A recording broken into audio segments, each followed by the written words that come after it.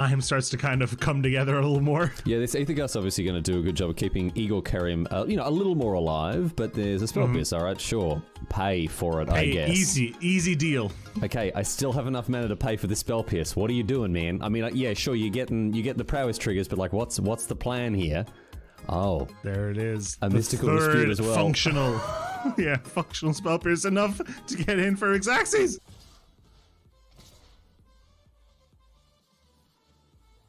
Settle the wreckage. I'm glad you asked.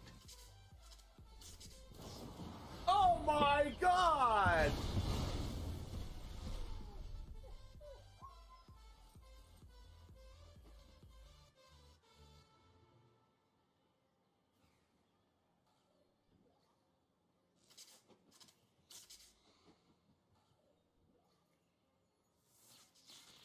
A 100-card historic brawl.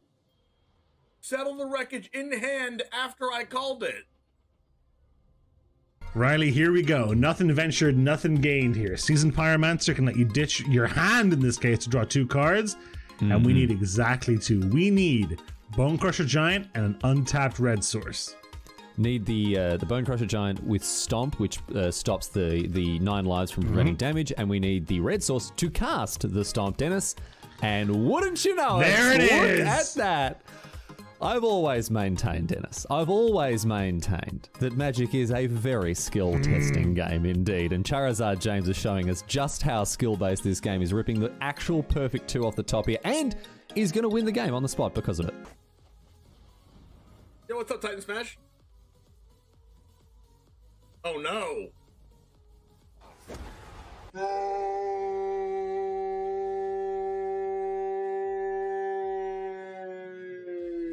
If this was the only way Tybalt's Trickery had ever been used, Riley, I think it would have been balanced the way Wizards intended it. I think this is actually Magic as R&D intended. Tybalt's Trickery. Getting rid of an eye twitch? Why are you scared of an eye twitch? Now you have to deal with the lolth. What was that? I'm terrified of an eye twitch, dude. Like, if only it had been something like a lolth, you know? Raise the alarm. We found their win con. We didn't know what it was, and now we know. I've now found their win con. I don't like it. You fool didn't play around Triple Tithe. Listen. My opponent had Sky Tether main deck and then boarded out of all the bad cards and boarded in good cards like Memory Lapse and Teferi. How am I supposed to win if I know that? Their tempo play of 2 soldiers are going to win them the game. Oh, it hurts. Oh, it hurts. It hurts. I can't look. I can't look.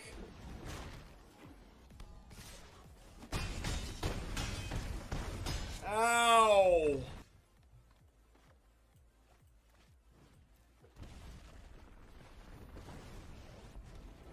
Man, Valkmir is a problem. Nope. Oh no! Wait, what just happened? Why was this 5 mana? Oh no! It came in tapped. Oh no! It came in tapped. Oh my god! Did we do it? Yes! I attack! Holy shit! I attack! I attack! I attack! Everyone's clenching right now. No! Oh, he lost! He lost! I attacked! No! No! What? Oh, he lost! Oh no! Oh man! What? Okay, I want them to kill this first. So I play this first. And I want these 2 to cast my other spells. No! Stop, opponent! Stop it! Please stop. Please stop. Please don't do it to me. Don't cast another land destruction spell. Please, oh my.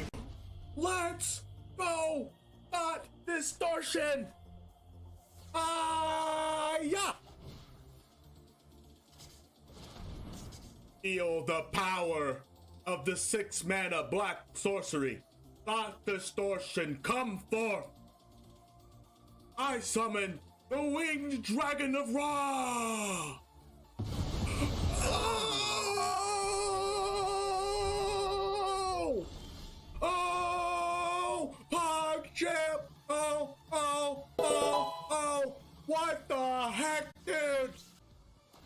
exaggerating.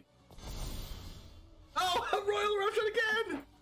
Oh my god! Kicker!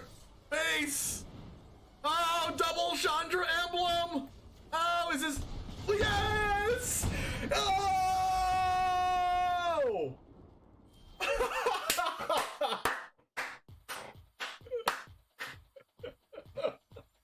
Oh!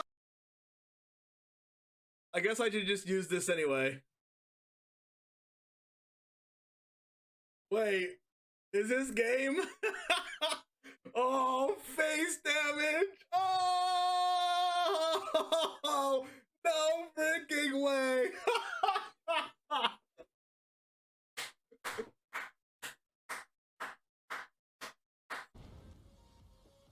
Alright, give me Scorpion. Off the top, right now. It's just too good to be true! It's just too good to be true! It's just too good to be true! What the heck, dude? Cheating! They have Fatal Push. I don't care. If they have Fatal Push, they're gonna use it now. Oh no, it goes back in the deck! No! Oh, if they have Fading Hope, I swear.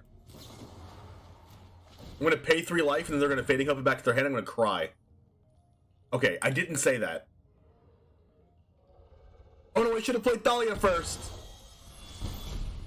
No, I should have played Dahlia first. No, don't do it. No, no. The second one got Approach.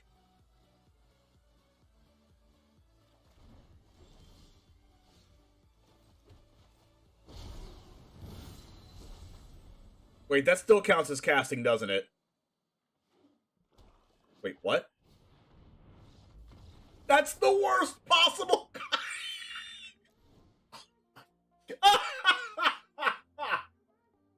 That doesn't work the right way. Riley, does your opponent ever make a play that doesn't seem to make sense on the surface, but then over time starts to kind of come together a little more? Yeah, this Aether Gust obviously going to do a good job of keeping Igor Kerim, you know, a little more alive, but there's a spell pierce, alright, sure. Pay for it, I guess. Easy deal. Okay, I still have enough mana to pay for this spell pierce. What are you doing, man? I mean, yeah, sure, you get the prowess triggers, but like, what's the plan here? Oh. There it is. A mystical dispute as well. Functional. Yeah, functional spell pierce enough to get in for Xaxes.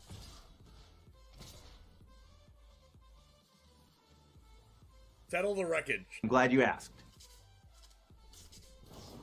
Oh my god!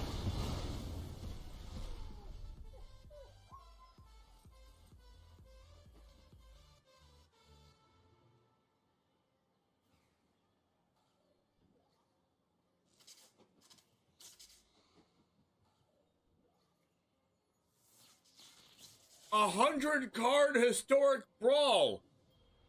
Settle the wreckage in hand after I called it. Riley, here we go. Nothing ventured, nothing gained here. Seasoned Pyromancer can let you ditch your hand in this case to draw 2 cards. And we need exactly 2. We need Bone Crusher Giant and an untapped red source. Need the Bone Crusher Giant with Stomp, which stops the 9 lives from preventing damage, and we need the red source to cast the Stomp, Dennis. And wouldn't you know there it is! Look at that!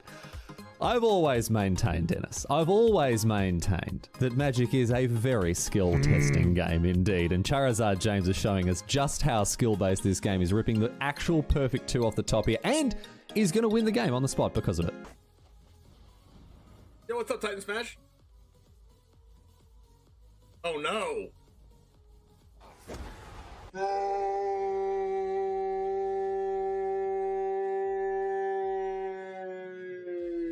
If this was the only way Tybalt's Trickery had ever been used, Riley, I think it would have been balanced the way Wizards intended it. I think this is actually Magic as R&D intended. Tybalt's Trickery. Getting rid of an eye twitch? Why are you scared of an eye twitch? Now you have to deal with the lol. What was that? I'm terrified of an eye twitch, dude. Like, if only it had been something like a lol, you know?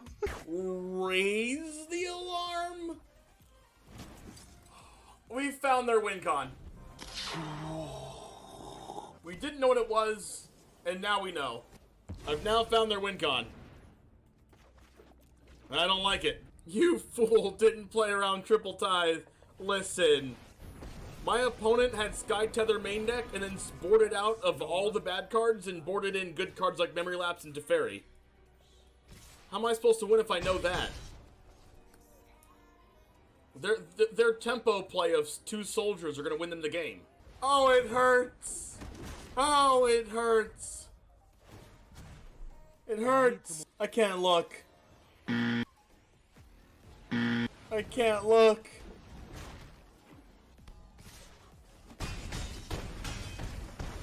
Ow.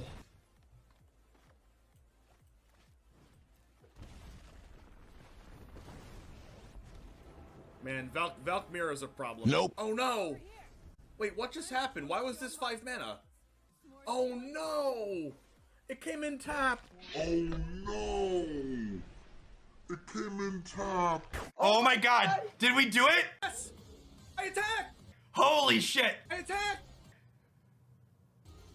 I attack! I attack! Everyone's clenching right now. No! Oh, he lost! He lost! I attacked! No! No! What? Oh, he lost! Oh, no! Oh, man! What? Okay, I want them to kill this first. So I play this first.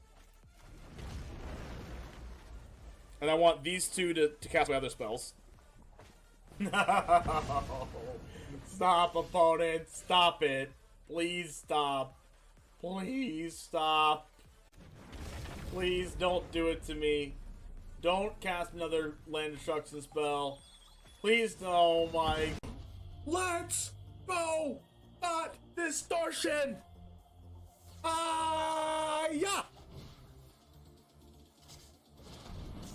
Feel the power of the 6 mana black sorcery. Thought distortion, come forth. I summon the winged dragon of Ra. Oh! Oh! PogChamp! Oh! Oh! Oh! Oh! What the heck, dude? I was exaggerating. Oh, Royal Eruption again! Oh my god! Kicker! Base! Oh, double Chandra emblem! Oh, is this... Yes! Oh!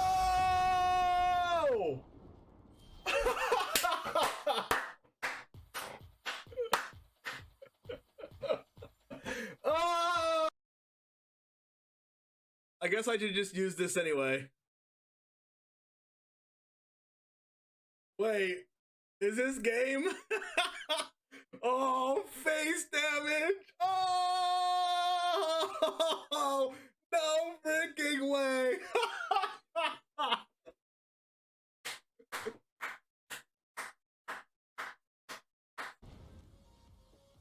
All right, give me Scorpion off the top right now. It's just too good to be true. It's just too good to be true. It's just too good to be true. What the heck, dude? Cheating. They have Fatal Push. I don't care. If they have Fatal Push, they're going to use it now. Oh, no, it goes back in the deck. No. Oh, if they have Fading Hope, I swear. I'm gonna pay 3 life and then they're gonna Fading Hope it back to their hand. I'm gonna cry. Okay, I didn't say that. Oh no, I should have played Dahlia first. No, I should have played Dahlia first. No, don't do it. No. No. The second one got Approach.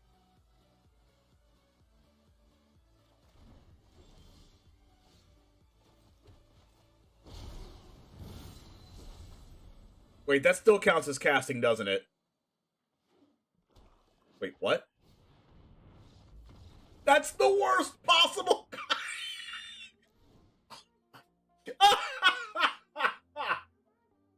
That doesn't work the right way.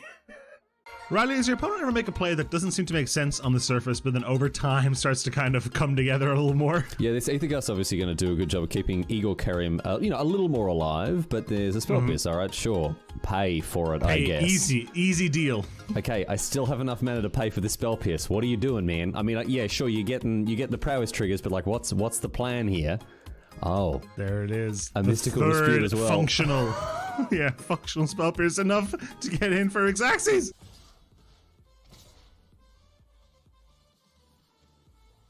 Settle the wreckage. I'm glad you asked. Oh my god!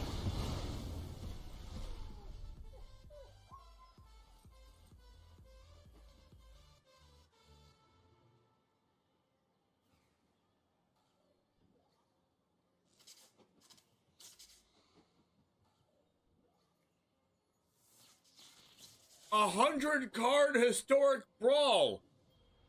Settle the wreckage in hand after I called it. Riley, here we go. Nothing ventured, nothing gained here. Seasoned Pyromancer can let you ditch your hand in this case to draw 2 cards, and we need exactly 2. We need Bone Crusher Giant and an untapped red source. Need the Bone Crusher Giant with Stomp, which stops the 9 lives from preventing damage, and we need the red source to cast the Stomp, Dennis. And wouldn't you know There it is! Look at that! I've always maintained, Dennis, I've always maintained that Magic is a very skill-testing game indeed, and Charizard James is showing us just how skill-based this game is, ripping the actual perfect 2 off the top here, and is going to win the game on the spot because of it. Yo, what's up, Titan Smash? Oh no!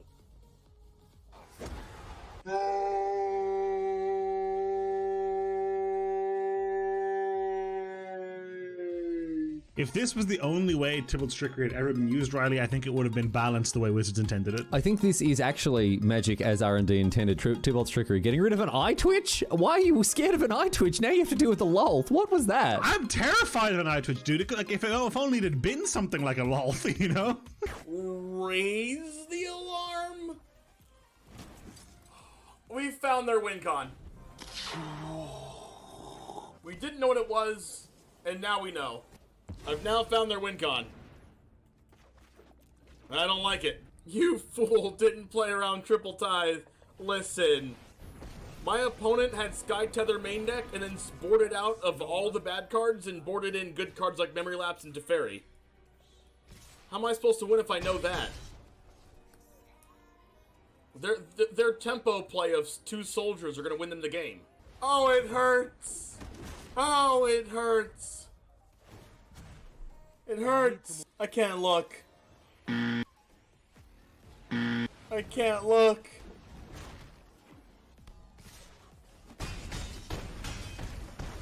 Ow.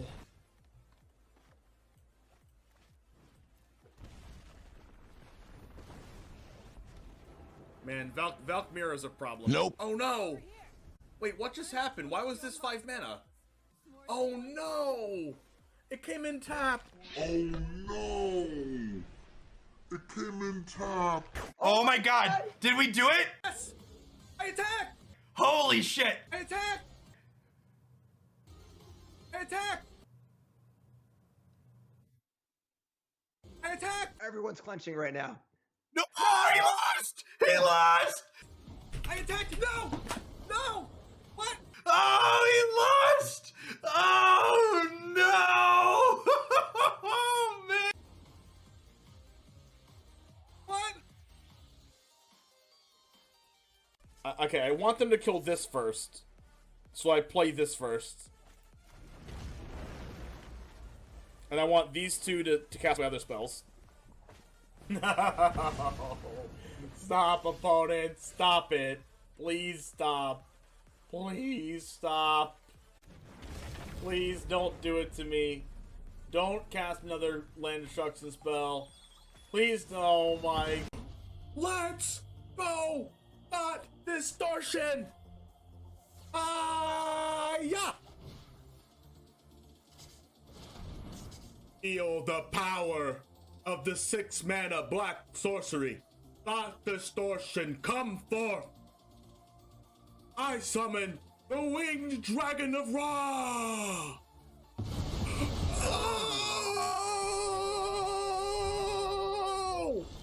Oh! PogChamp! Oh! Oh! Oh! Oh! What the heck, dude? I was exaggerating. Oh, Royal Eruption again! Oh my god! Kicker! Base! Oh, double Chandra emblem! Oh, is this... Yes! Oh!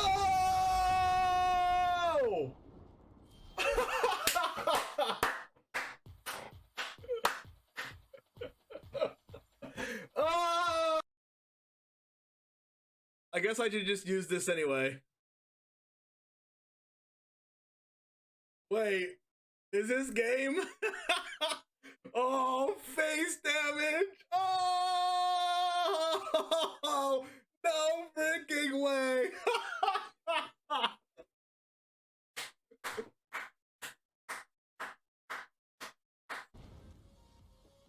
All right, give me Scorpion off the top right now.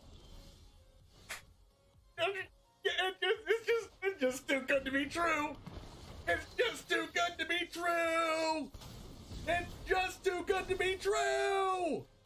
What the heck, dude? Cheating. They have Fatal Push. I don't care. If they have Fatal Push, they're going to use it now. Oh, no, it goes back in the deck. No. Oh, if they have Fading Hope, I swear. I'm gonna pay 3 life and then they're gonna Fading Hope it back to their hand. I'm gonna cry. Okay, I didn't say that. Oh no, I should have played Dahlia first. No, I should have played Dahlia first. No, don't do it. No! No! The second one got Approach.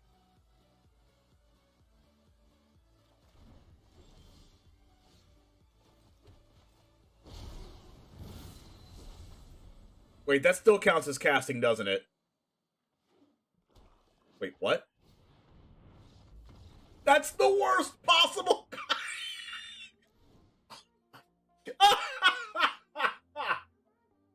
That doesn't work the right way. Riley, does your opponent ever make a play that doesn't seem to make sense on the surface, but then over time starts to kind of come together a little more? Yeah, this Aether Gust obviously going to do a good job of keeping Igor Kerim, a little more alive, but there's a Spell Pierce, alright, sure. Pay for it, I guess. Easy deal. Okay, I still have enough mana to pay for the Spell Pierce. What are you doing, man? I mean, yeah, sure, you get the prowess triggers, but like, what's the plan here? Oh. There it is. A Mystical Dispute as well. Functional. Yeah, functional Spell Pierce enough to get in for Xaxes.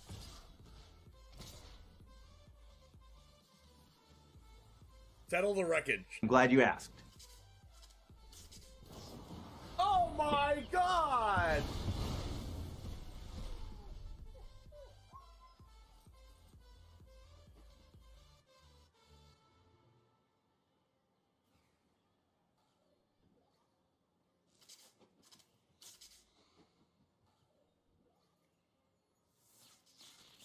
A 100-card historic brawl. Settle the wreckage in hand after I called it. Riley, here we go. Nothing ventured, nothing gained here. Seasoned Pyromancer can let you ditch your hand in this case to draw 2 cards, and we need exactly 2. We need Bone Crusher Giant and an untapped red source. Need the Bone Crusher Giant with Stomp, which stops the 9 lives from preventing damage, and we need the red source to cast the Stomp, Dennis. And wouldn't you know there it is! Look at that! I've always maintained, Dennis, I've always maintained that Magic is a very skill-testing game indeed, and Charizard James is showing us just how skill-based this game is, ripping the actual perfect 2 off the top here, and is going to win the game on the spot because of it. Yo, what's up, Titan Smash? Oh no!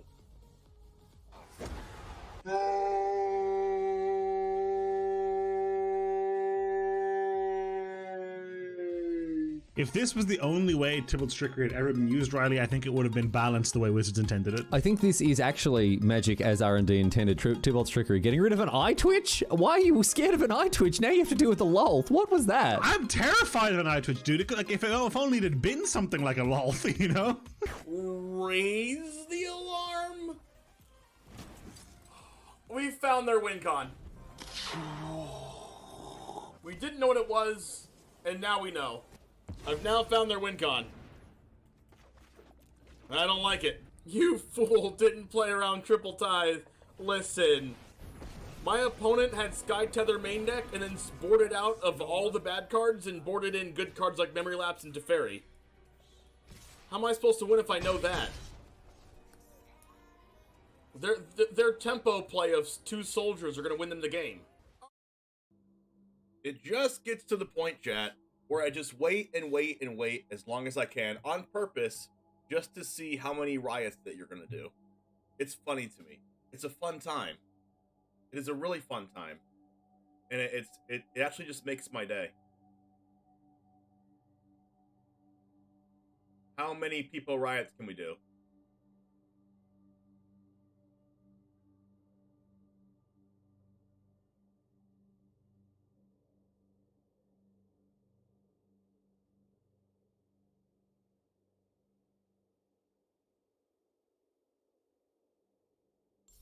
Today is going to be a little bit of a different day. We're going to do a deck, and then we are going to... Wait. Yeah, we're going to do a deck, and then we're going to actually play some Master Duel today with Anna Thornton, which is Annamt1992. I highly recommend following her on Twitch and Twitter if you'd like. If we can get a streamer shout-out for Annamt1992. We're going to be doing a Master Duel teaching session today, and it's going to be super fun. We're going to do that for a couple hours or however long... Probably a couple hours, until 5, and then we are also going to later on today. I'm going to be on Astral's Flame stream doing Commander with Astral's Flame and Harding 33. So it's going to be super fun. I have my Commander deck in front of me for later on tonight, but for the next, what time is it right now? For the next 4 hours, we're going to be doing a deck, and then we're going to be playing some Yu-Gi-Oh! Master Duel.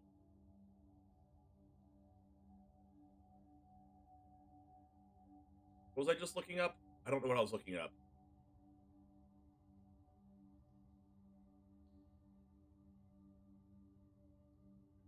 My time with my fiance was super fun, yeah.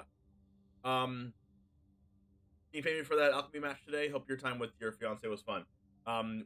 Was that for a deck, or is that for, like, channel points for a match?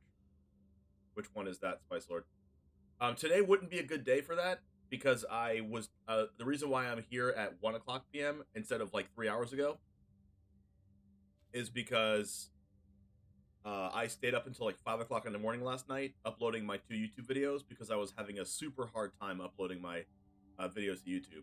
And it was actually, I could not figure it out. So it took me until 5 o'clock in the morning to figure it out, and that's why I woke up late.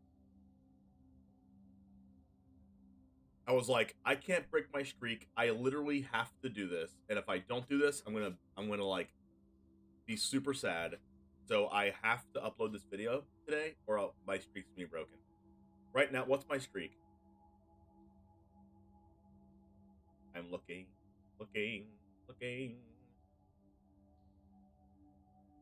My streak is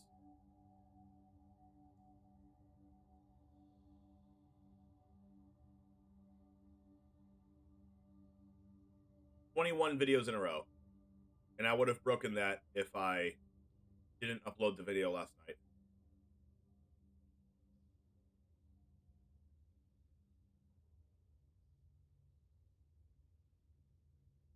You're snowed in? It's felt super good for me. I went to Disney Springs last night with my fiance for her birthday, and it was such a fun time. We went to this place called Morimoto, and it was awesome. We had some sushi. We had some bang bang shrimp. We had some ramen. What else do we have? We had a matcha tiramisu and mango ice cream. It was awesome too.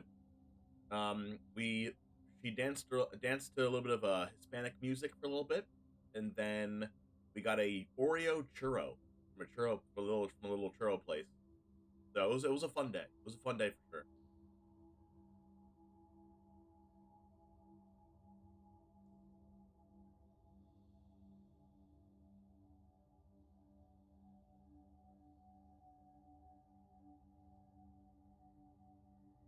Have you checked out the Haste Miku thing for MTG this morning, Hatsune? Yes, I think. Maybe?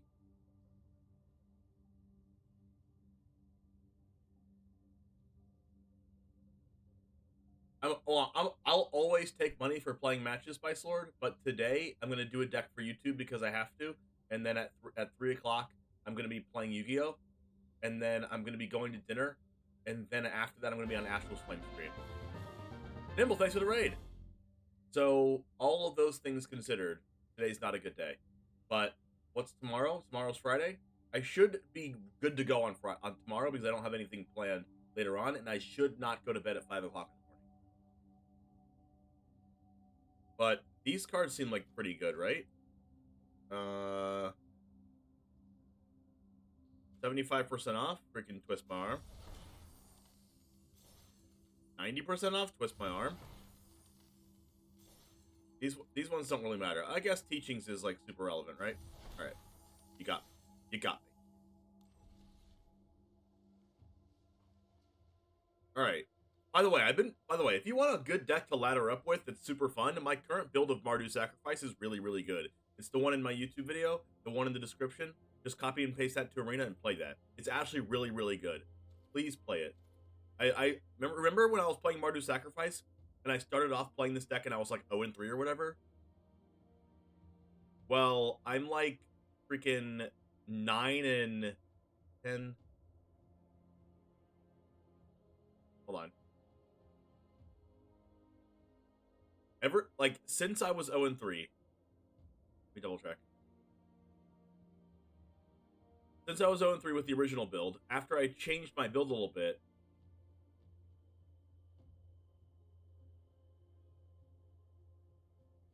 I am 9-3 with it, and I have a 75% win rate against other Orzhov decks.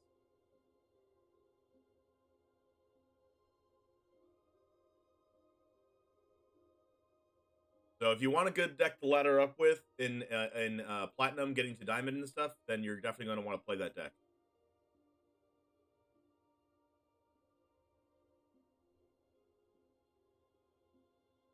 Streamer TG and had a handful of viewers. Stream Master Duel and is just Nuno. All I can say is huge thank you to Nuno.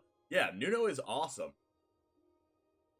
What I mean, honestly, when is Nuno ever awesome? Nuno Appreciation Day.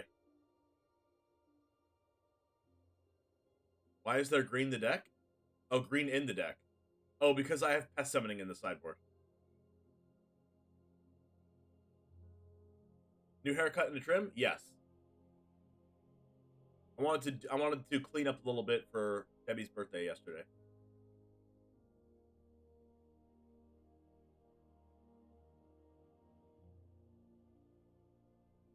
Now we're both 29-year-old farts.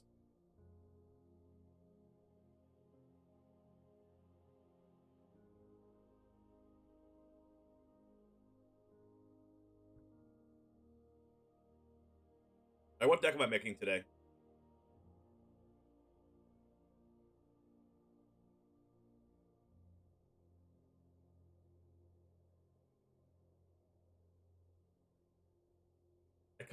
I really like freaking Welcoming Vampire. Card's like super good. Why don't we do like a deck we haven't done in forever? Like, why don't we just play like Mono Grain or something?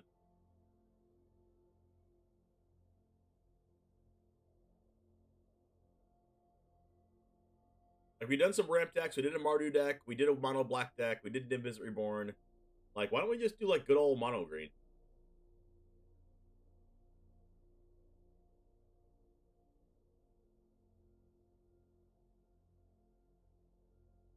Like, how does that beat Orzhov Control playing Vanishing Verse, though?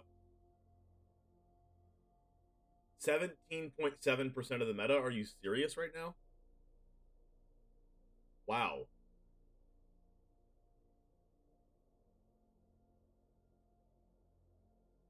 There's a lot of, like, Isika's Chariot, Goldspan Dragon decks going around, too, with, like, Teamer and Jund and stuff. And then is it dragons? We could build mono green in a way that beats the Orzhov deck somehow.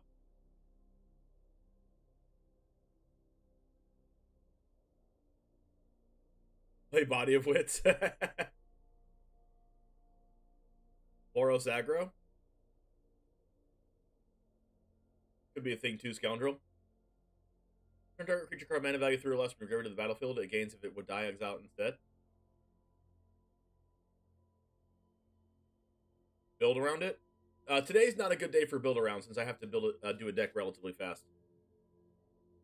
But you can post that if you don't have a deck submission yet this month, Nimblesloth, you're a sub, so you get a free one per month.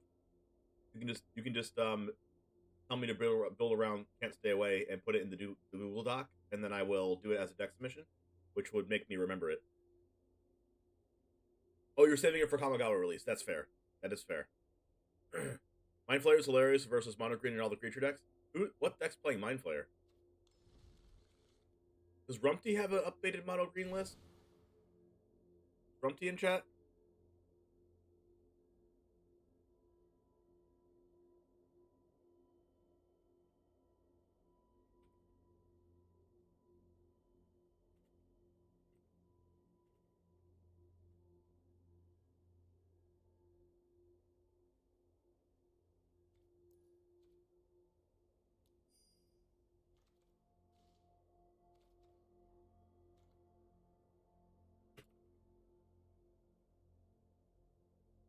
Mono Blue Control plays Mind Flayer in the sideboard. I have never played against Mono Blue Control.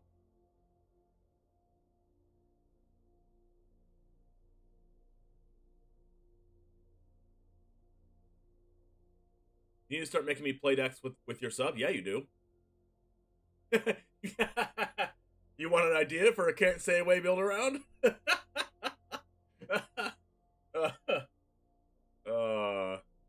That's funny. All right, that's a good one. That's a good one, Nimble. That's a good one.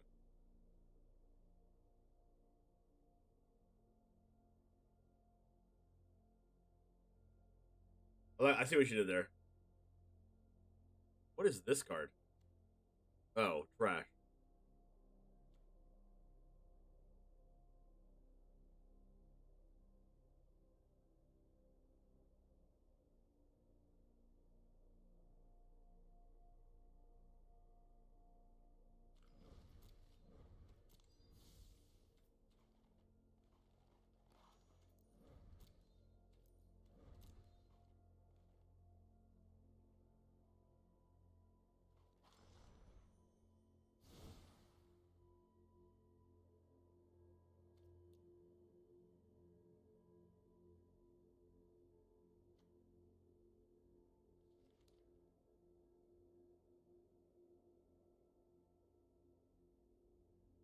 Just throw Fork Thar, 4 Apparition, and some green cards in a deck with 2 to 4 Snakeskinville and call it green-white aggro. But then you lose out on Blizzard Brawl, though, which is like the reason to be playing Snowlands and the reason to be playing Mono Green.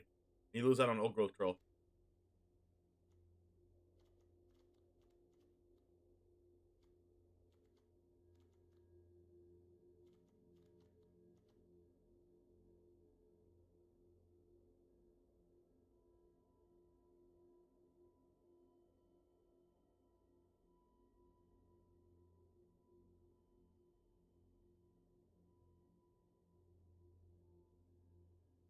Don't need Brawl, Cathar, and Apparition, but Brawl's 1 mana.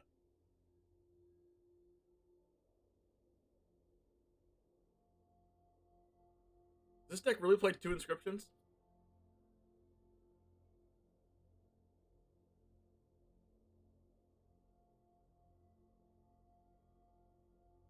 Brawl isn't a 1-card answer to Edgar plus Immisturm. That's also true.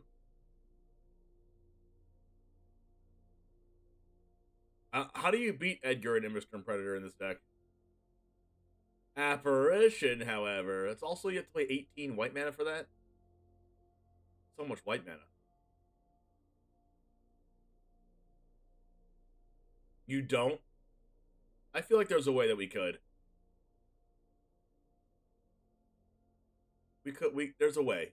We'll find a way. Together. Together there's a way. Ow. Let's double check. Let's double check the ways, chat. What are the ways in which we can beat an indestructible creature? Trample over it with huge amounts of damage.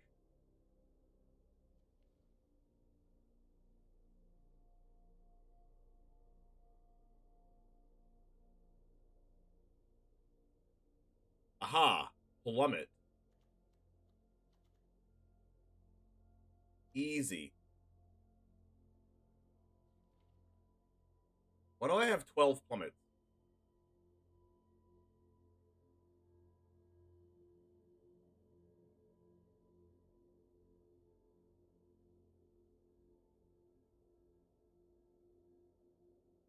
The only way to beat it is by going huge quickly. Or like removing every other creature and then like tingle trapping it or whatever.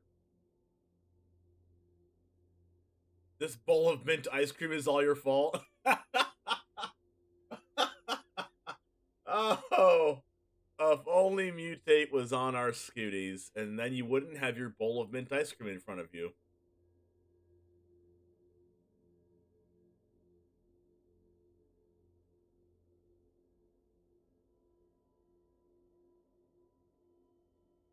Rumty said he hasn't played Standard since before Alchemy came out.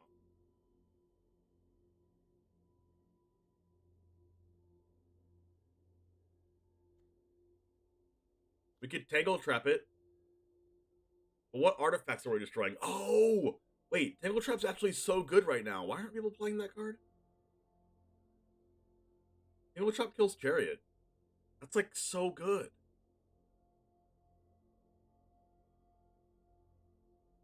Like so good. What is this card good against? Oh, control deck.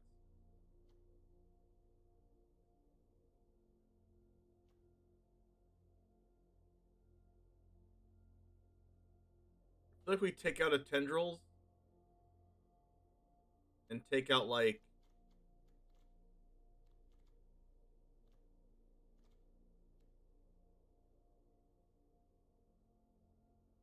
I feel like I should really play this card.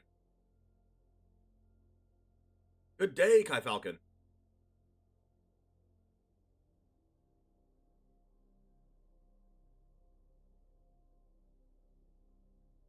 I feel like Tangle Trap's just really good. It kills Goldspan Dragon. Kills Chariot. It kills Immersturm Predator. Chariot's not difficult to answer if you're not mono green, but we are mono green.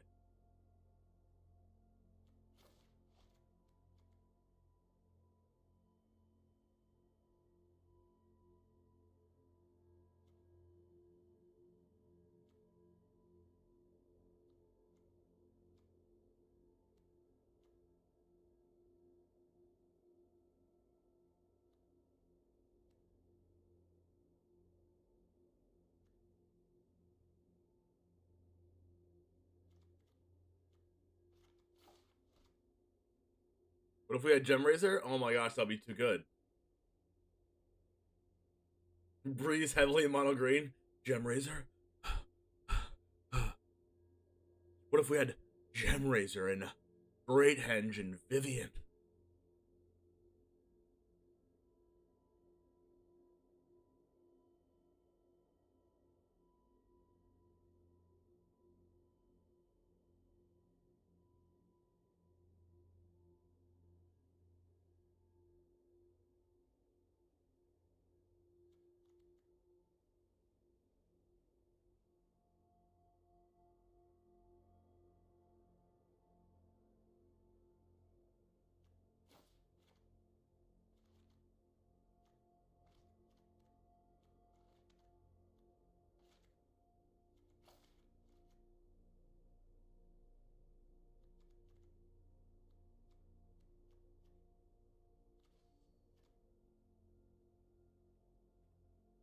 I feel like I need more trample.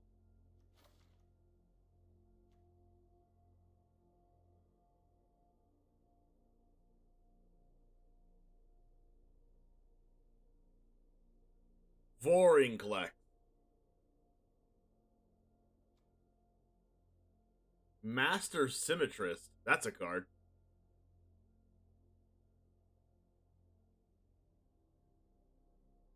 That's actually hilarious.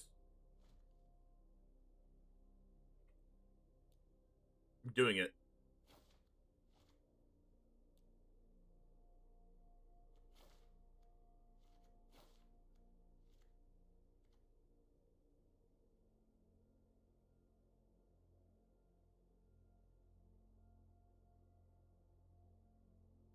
All right.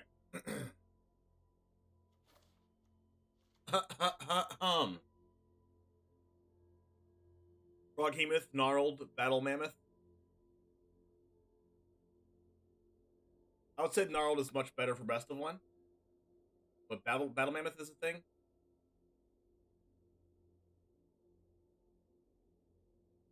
I don't know, I feel like Master Symmetrist giving all of our things trample, including our Ren tokens, is pretty good.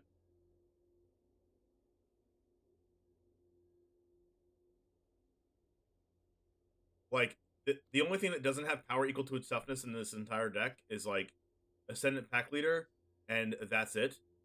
Everything else, the only way it'll be different, the power will be different in its toughness is if you use Blizzard Brawl on it. Everything else in the deck, besides Cemetery Prowler out of the sideboard, has the power equal to its toughness, so this card's OP.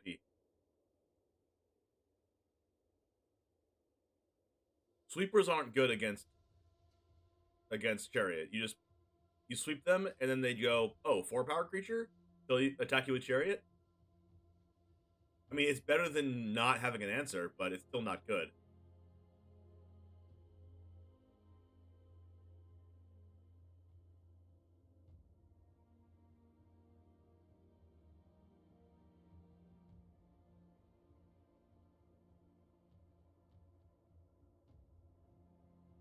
Toski? Yeah, but I don't think Toski ever gets through. With, like, all the Fading Hopes and crap.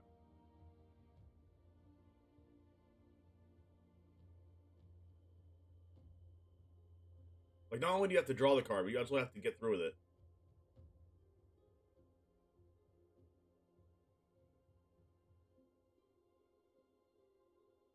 Well, not with it. You gotta get through with anything else. It's like a worse Tovolar, in a way.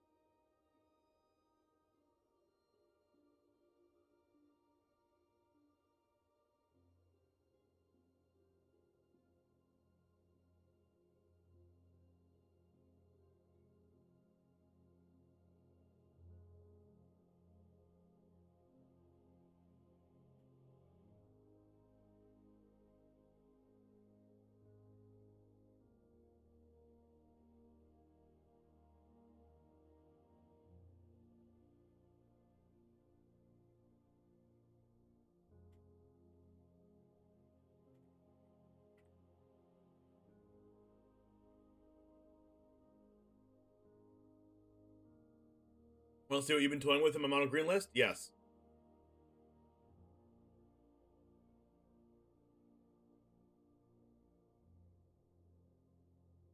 Oh, that's true, Nimblesloth. The spot answered to Chariot and then sweeping. It would be awesome to ping face with Finn. Oh, I know, right? But Finn's just not that good, right? Especially with all these other 2-drops that are just better.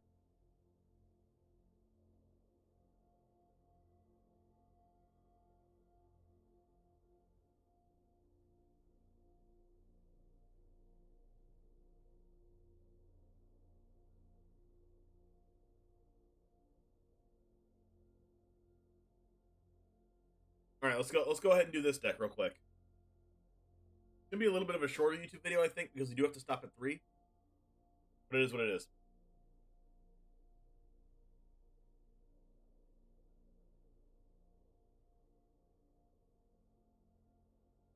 Yeah, I agree, Sloth. And then they have, like, Exile removal for Old Growth Troll and stuff. Just, like, super tough. You gotta draw that Snakeskin Veil.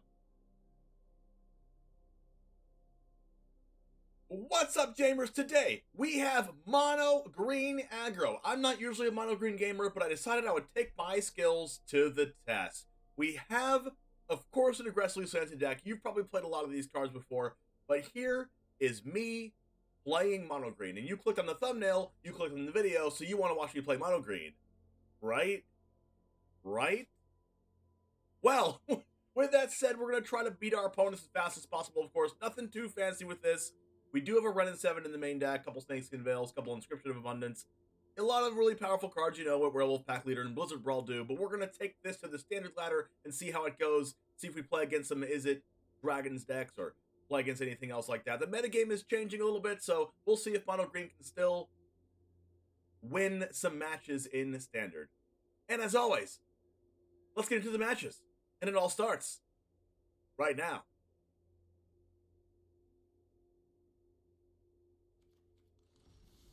The one Rumpty Jame, you're not wrong.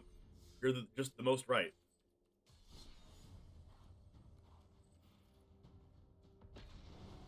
Give me the deck on Discord. Got it. So far, everything looks the same, besides like one little tiny change. 3 Red and 7 in main deck. 4 Swarm Chamblers. Orin Refuse. Okay, that actually seems pretty good with Masters of Interest. And Warren Klex. Oh.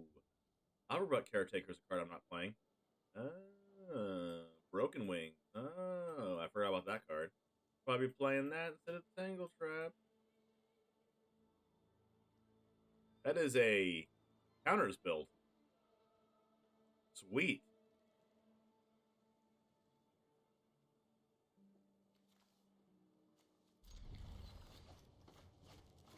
Well, this hand is just right up my alley. Oh, come on!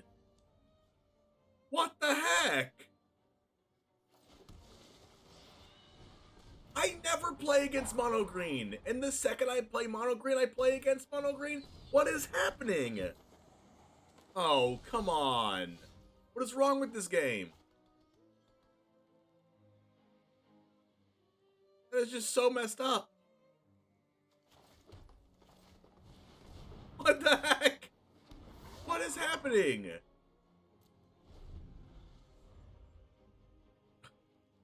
How? How does that happen? The best deck versus black-white is black-white? That's why you're supposed to play black-white. Wait, what? That's an Inscription of Snakeskin Veil if I've ever seen one.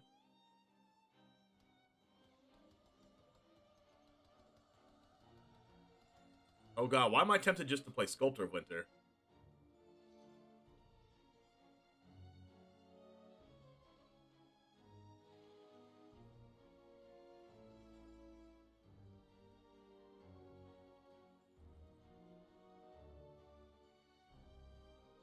Yike.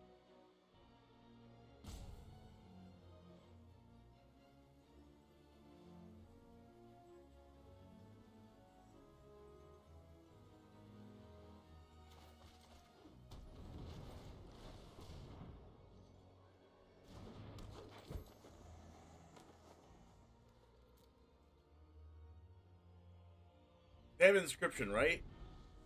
It's Inscription or Snakeskin Veil. It has to be either one of those, right? Maybe there's a Blizzard Brawl. Maybe there's a Ren. Unnatural Growth! Oh, we're so dead. Oh, we're so dead. How do we beat the Mirror playing that card? Oh, that's right. Kill everything they play.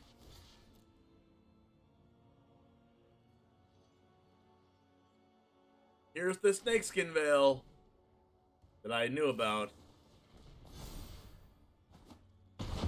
Well, I guess we're dead, chat.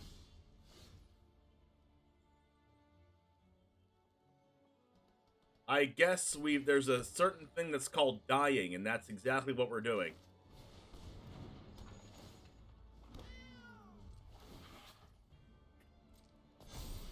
How do we get rid of that? Oh, that's right, we don't. Oh, come on.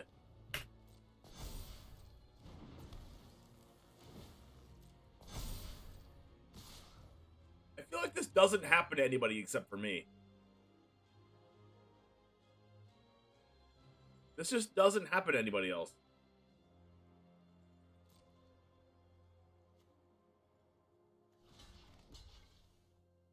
I don't remember that. I must have missed it, Sloth.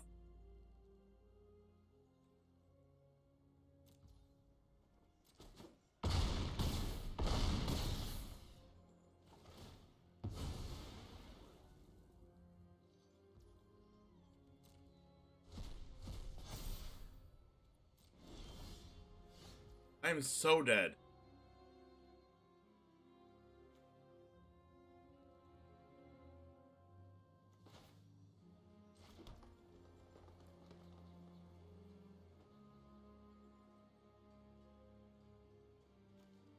Now, why did that Froghemoth have to get counters?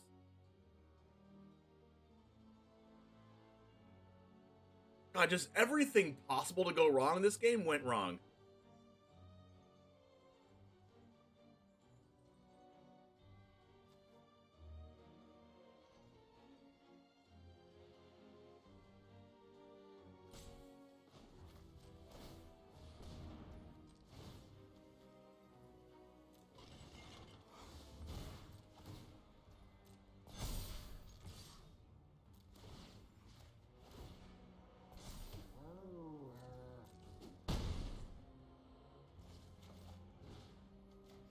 Why is that 12? Oh, come on!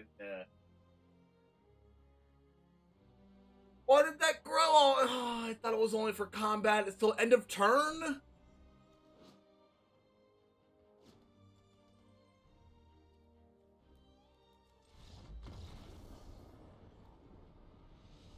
Talk about busted.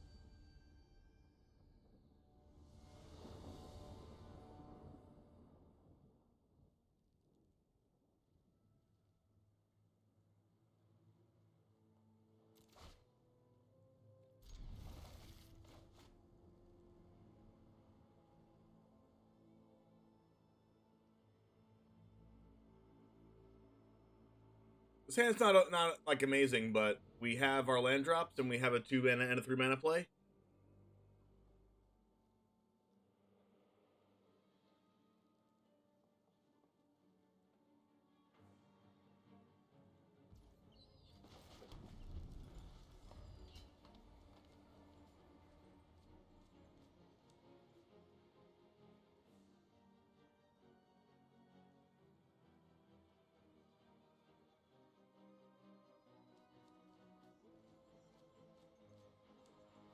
Elder Gargafrog? That's a good name. Elder Gargafrog, which is Froghemoth. Are green decks even playing Froghemoth anymore? Did I just get memed, chat? I'm pretty sure I just got memed. I haven't. Number one, I don't really play against mono green in standard anymore. Number 2, especially not playing Froghemoth and a natural growth.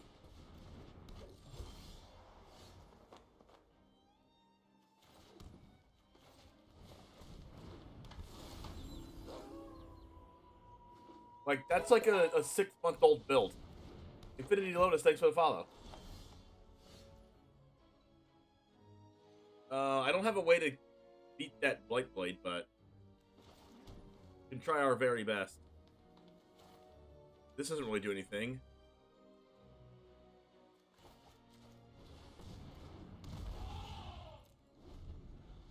That Blight Blade's annoying.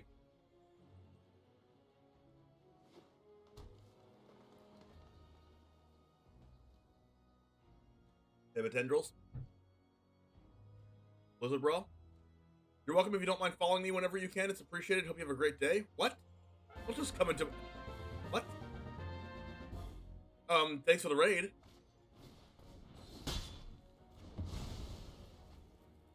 I don't think I've ever had someone with the audacity to just go into a stream and say, follow me.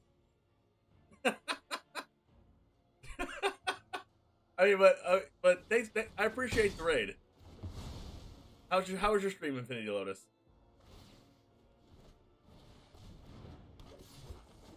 Chief Kurofoot, what's up? Thanks for following me last night, by the way. Speaking of that, looks like the downgraded Yu-Gi-Oh client in the last 12 hours. Yeah, it's the thing that we do. I guess I'd take this opportunity to kill the Blight Blade.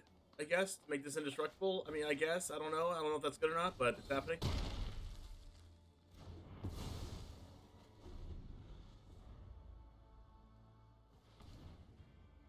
Oh, come on, Sculpt of Winter. Don't treat me like this. Come on, I only have lands. Come on. Not like that.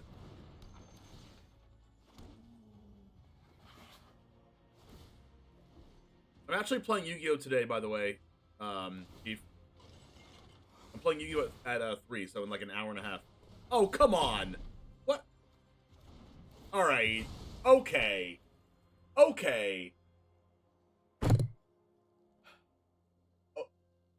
Okay, I'm gonna have a word with your manager, MTG Arena.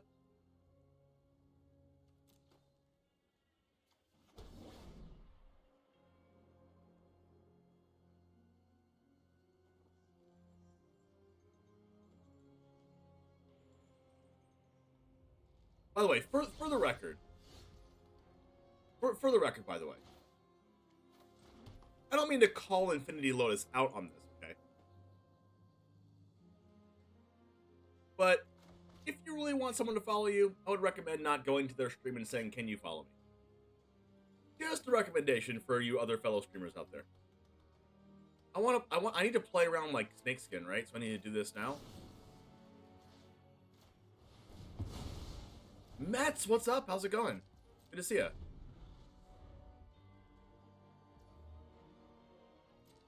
This is what happens when you play against Mono Green. You scoop.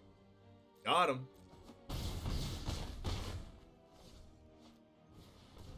Oh, would you look at that? Literally God tier draws. And I get something good. Alright, that constitutes as something good. Did you tell me to follow you last night? No, I didn't actually. I did not, I swear to you. I tell you word for word. You go, okay, let me follow you. Okay, after I spent 3 hours in your chat telling you about Yu-Gi-Oh! And being constructive and a good member of chat.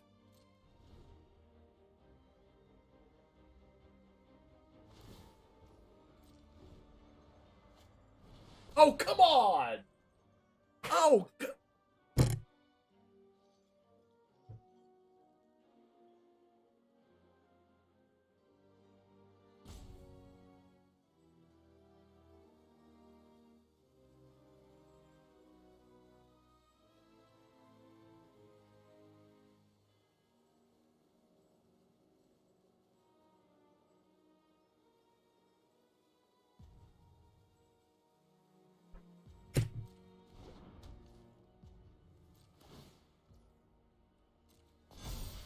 I think we should play some number of crows. Come on!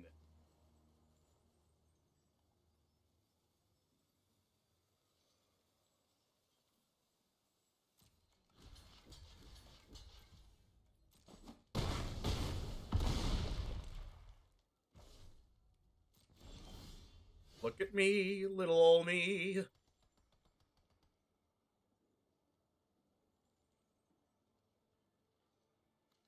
Just doing my thing, you know what I mean?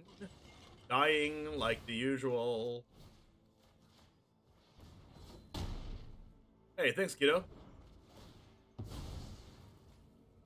They literally had nothing besides like 2 sculptors and 2 casts, and then draw absolute god tier off the top.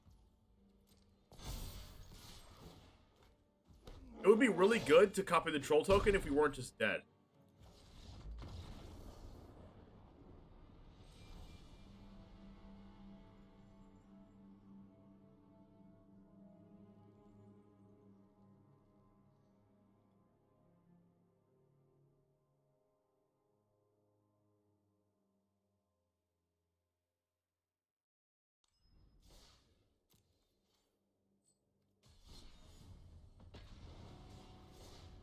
Yeah, they had that too, but they had also had 3 Blizzard Brawls. You're right, Scoop. Good lord. Keto Investor. Hello, Raiders. Why should we gamers follow your Lotus? Honest question.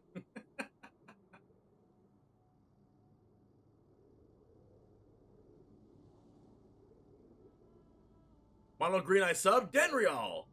Thank you for the sub. Isn't that what I say at freaking Publix? Thank you for the sub, but it's after I pay for it. Why haven't we added growth to the deck? Because I don't actually think it's good. It's good in exactly mono green, but every deck is playing like freaking Vanishing Verse and Rite of Oblivion and every single other card possible to deal with it.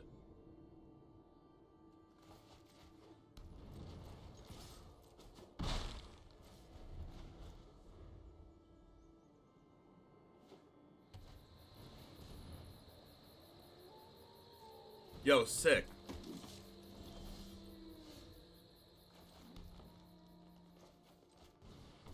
Thalia. The real question is, why don't we have Alvarek Caretaker? I don't know.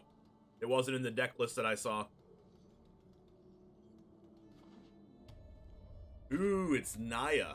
Naya with Shajiri Shelter, which means they're playing Goldspan Dragon.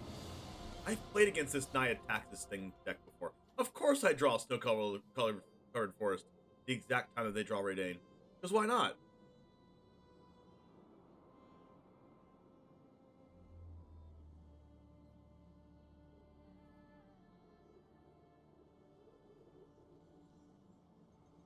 I'm just gonna attack.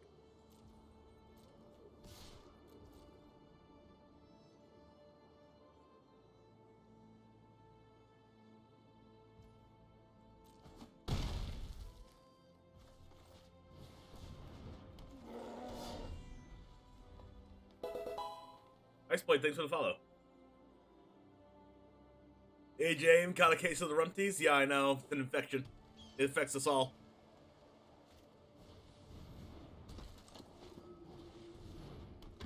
Luminarch ass crackerant.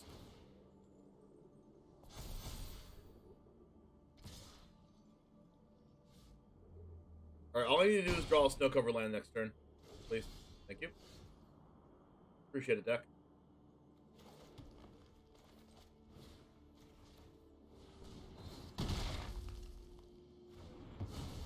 When the deck loves you, chat.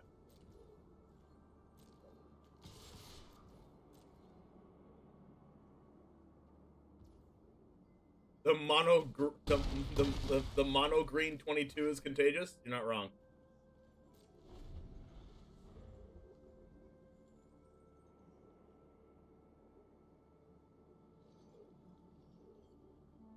It's only a matter of time until they go Skyclave Apparition, Skyclave Apparition.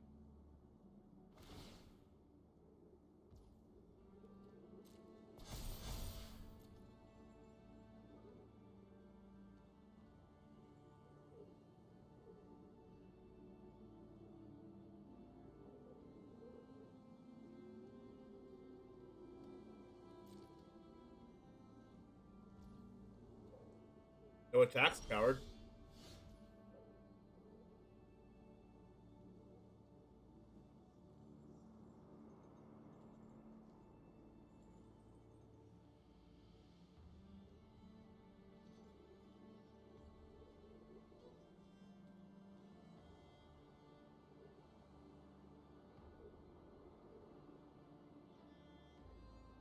They probably have like a removal spell or two.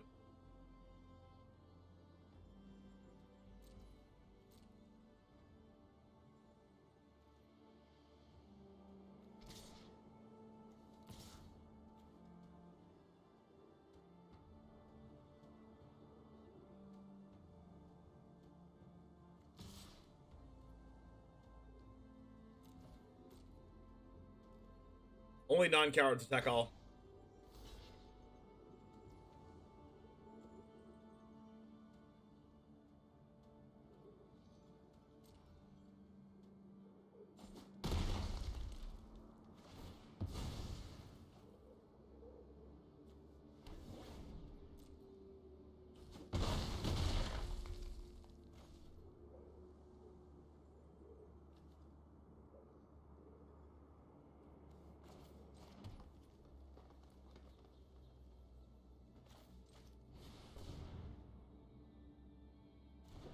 Chariot does pump the wolf, but it didn't matter since they have to block with aspirin anyway.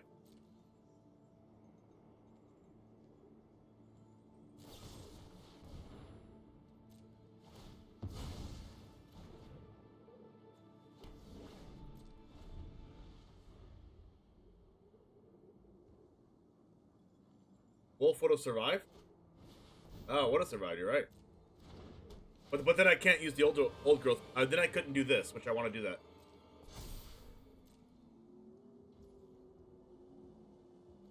There's reasons for my actions.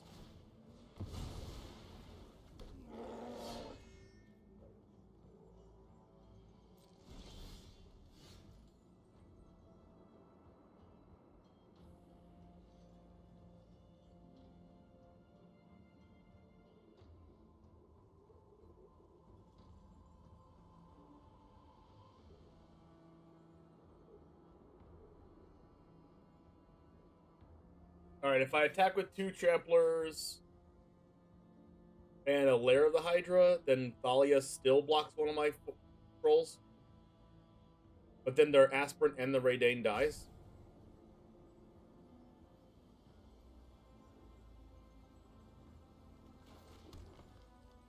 Just kidding.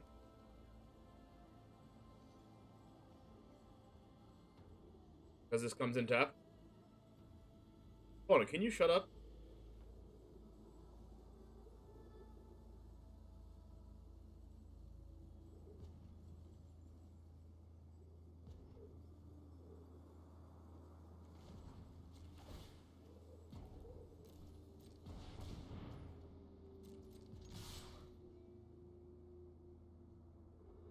If they block Thalia to Lair of the Hydra, they lose.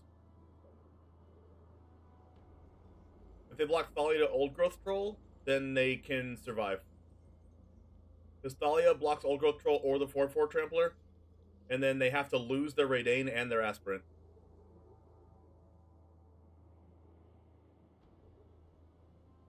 Here we go. Hello? Here we go. Hello? Figure out them blocks, opponent. Oh, here we go. Interesting. Master of blockers. Good game. Hello? You're thinking? Thinking? Here you go.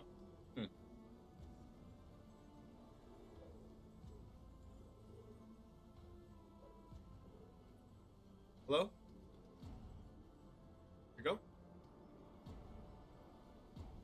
They started this, not me. Nice. Nice thinking.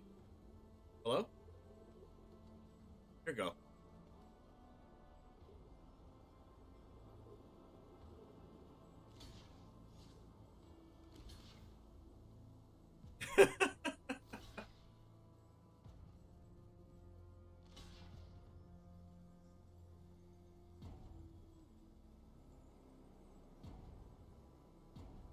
Yo, sick blocks.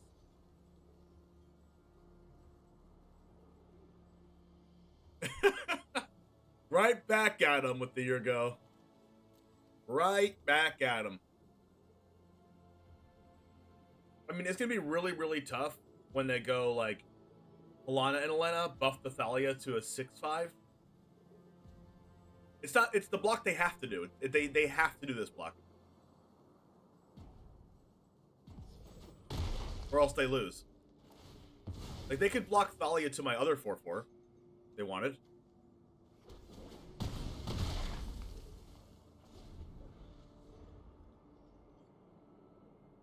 But now they have to put another trump blocker on the board.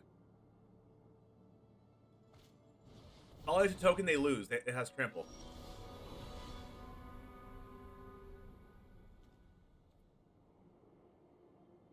Thinking.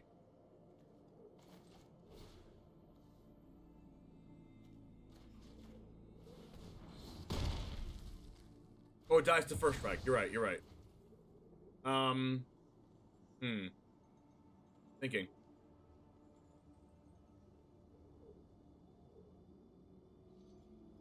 Thinking.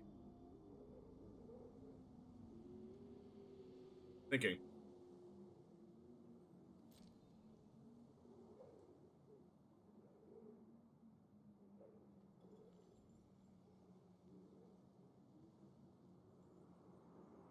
What is the stop that they have? Yeah, it's toxic. They started it.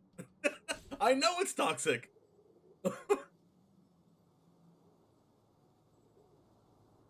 I'm literally just proving to them how toxic it is.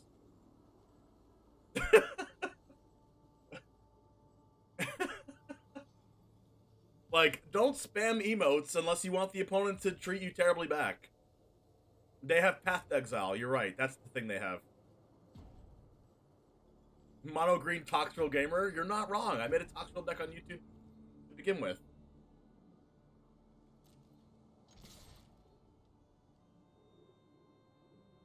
There's no Britney Spears, it can't be toxic? I mean, wow, I've never seen this more true statement in my life. God, I need to tweet about that. God, just follow me on Twitter if you're watching this from YouTube. To follow all the dankest tweets, like just me typing your go.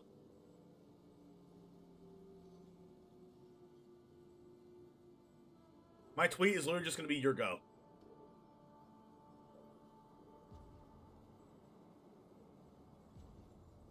And then ropes. This is only game 1, so we got 2 more games of this. Just kidding, 1 more game because they're going to get destroyed in game 2. Yeah. Your go, opponent.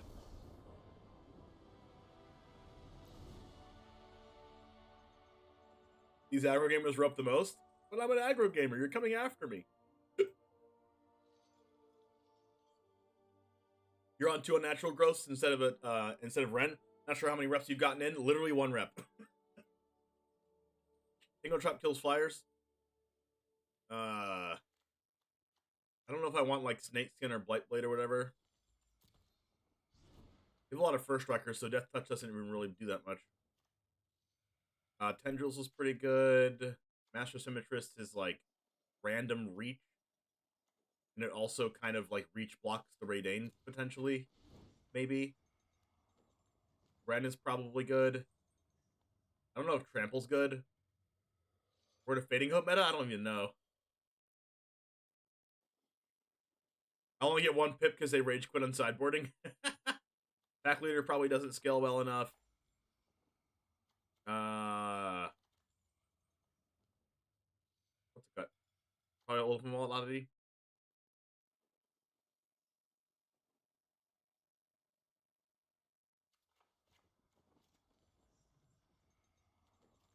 Kind of like everything else.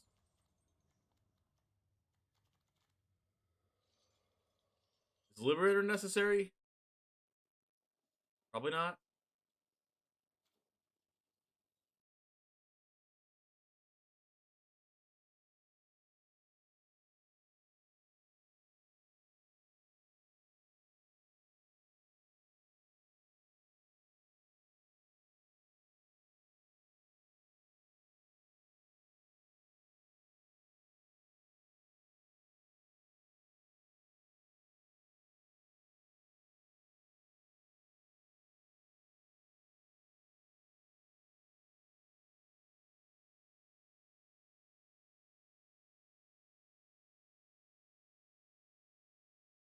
I only leave mute off so I can play with the pets. True, true. When you mute it, you can't play with the pets. I see a bunch of removal and Catharan apparitions. Yeah, that's why. Oh, oh, oh, oh! It just feels so good. Oh, oh yes, oh yes, oh. The moment when you realize, oh, that they just didn't want to play another game against you. Ooh. Ooh. It just feels so good. Oh, yeah. Oh, yeah. How are the YouTube dollars going? That's a great freaking question.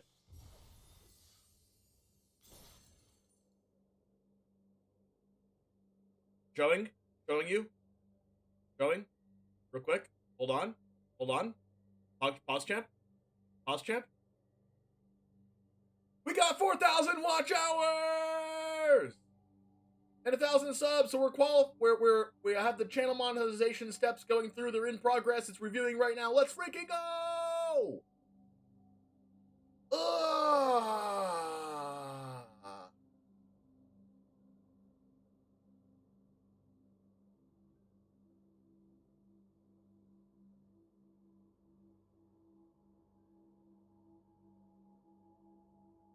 We're not officially monetized yet, but we have the monetization application in, and if everything goes correctly, we don't have any strikes against our account or any copyright strikes or anything, so it should be okay. But we're not monetized yet. It's gonna say, I'm pretty sure it says like, well, we're gonna email you after it's done or whatever. It's gonna take a few days. Blah blah blah blah blah blah blah blah blah. Frogger's in the chat.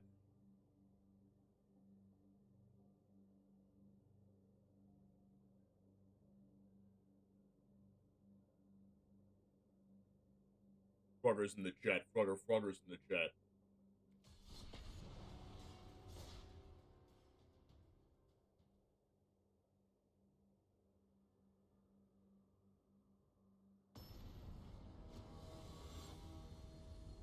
Did I stay up till 5 o'clock in the morning last night to make sure my streak didn't end at 20 YouTube videos in a row?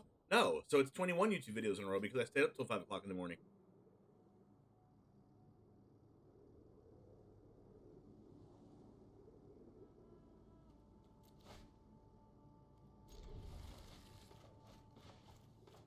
Wow, can I get a hand like this every game?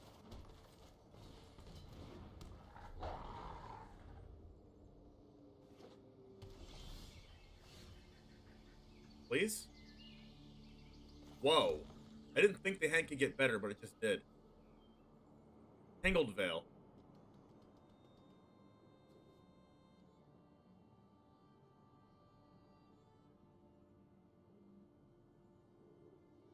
I'm probably supposed to play Sculptor so I can play Chariot next turn.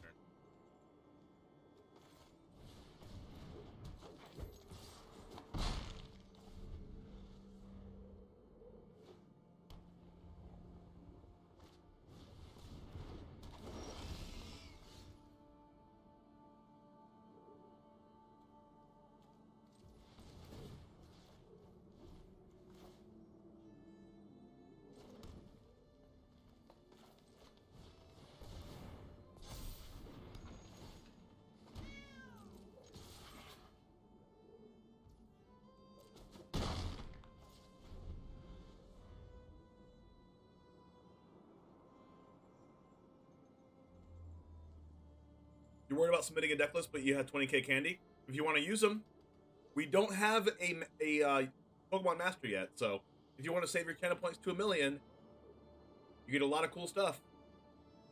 You either get to be a mod in the channel, you get to, or you get to be a VIP in the channel, your choice, and you get a deck submission every single month, regardless of if you're subbed or not, free, and you get a special spot in the Discord. And obviously royalty bragging points.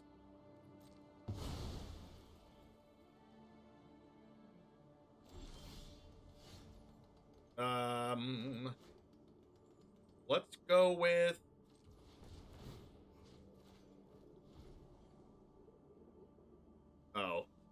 there's definitely like a sweeper in my future, right? That's why they got rid of Chariot.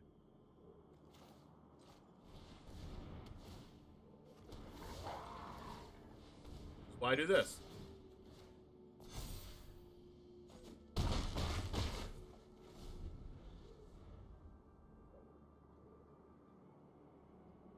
Like, I could have just played the troll, but I feel like getting Ranger class down is better.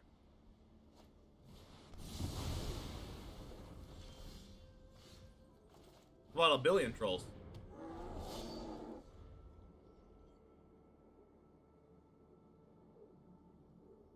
I think Nuno might actually be the first Pokemon Master.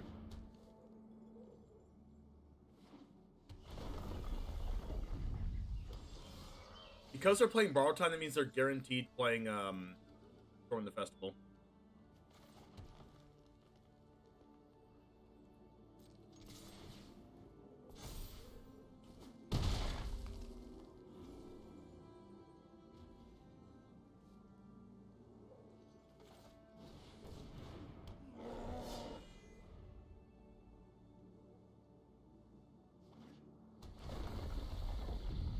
Here we go.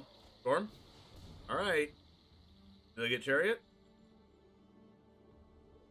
It's funny, we literally played this deck for our YouTube channel a couple of videos ago. You got a Chariot and your Sharn. Main deck your Sharn. Alright, don't think we can attack through all of that. Unless we get a Blizzard Brawl off the top. It's not a Brawl. Huh.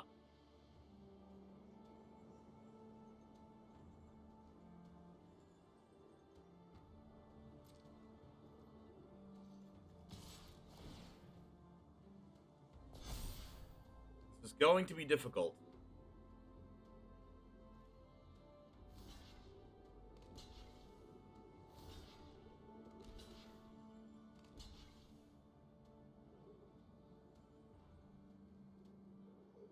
Do I kill three? Do I kill three creatures, or do I kill your Sharn?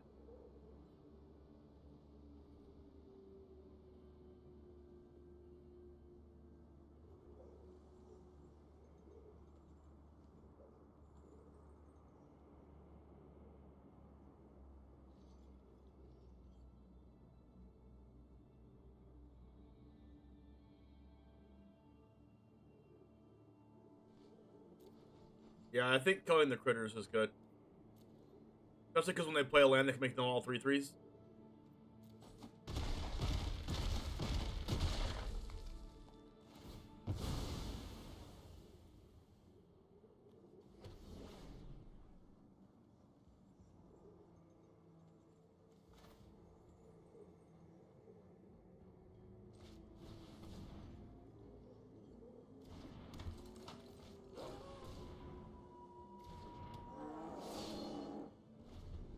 Does your Charm prevent stacking the troll land? No, this specifically says sacrifice non-land.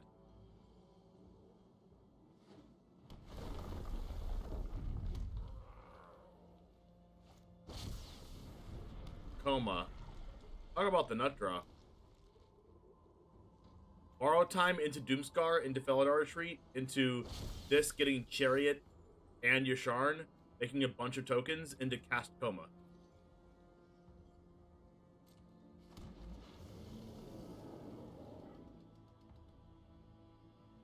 Your Sharn does prevent Coma sacking, but I don't think we can attack through this.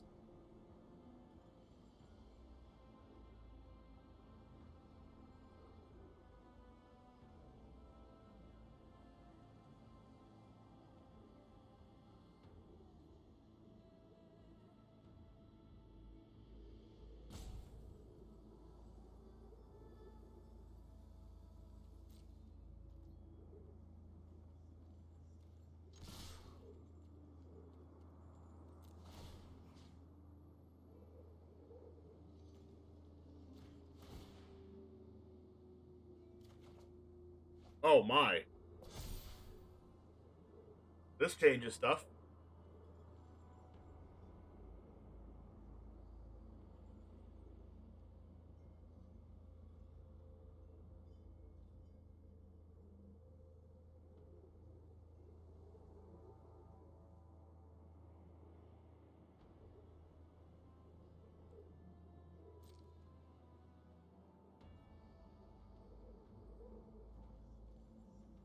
Are we gonna get him?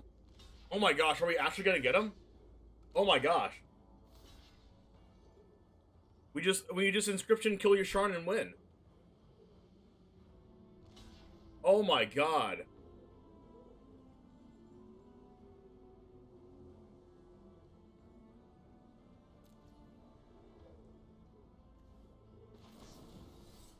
Kick. Counters. Life. Fight. It doesn't even really matter what I pick here, right? Counters. Life. Fight.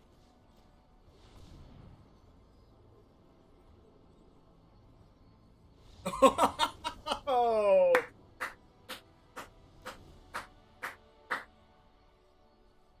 Ooh. Whose nut draw beats whose now? Oh, yeah. Oh, my goodness gracious.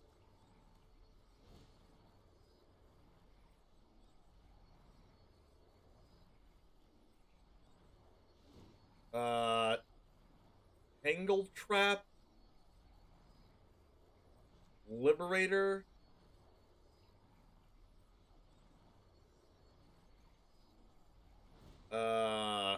Oddity, I guess.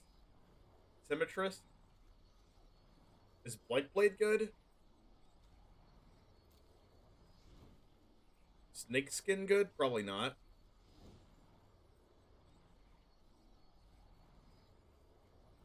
I think we just want to kill them as fast as possible. Maybe Tangle Trap isn't good.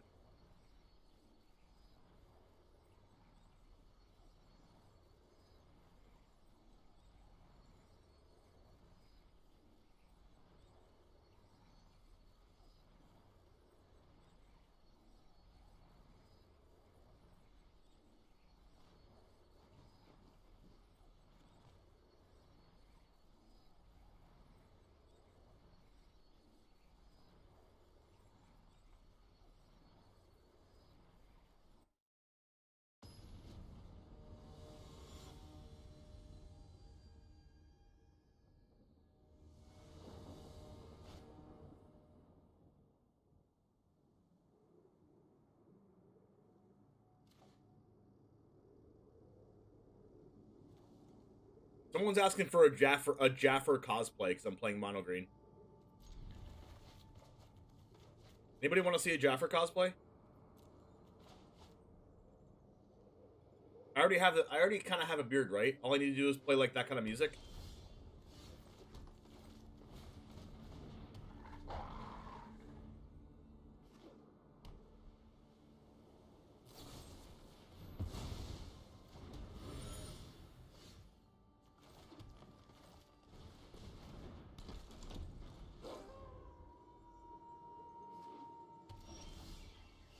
All right.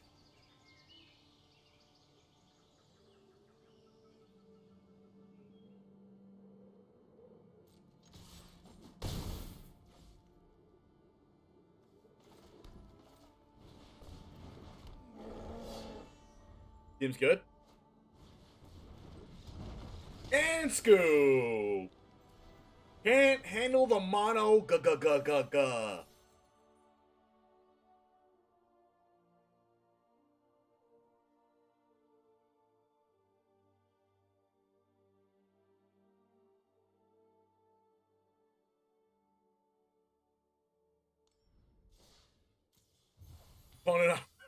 Opponent's obviously playing the wrong Storm deck. It's Storm the Festival, not Storm with instant and sorceries out of your graveyard, opponent. They did get trolled. We're the troll deck.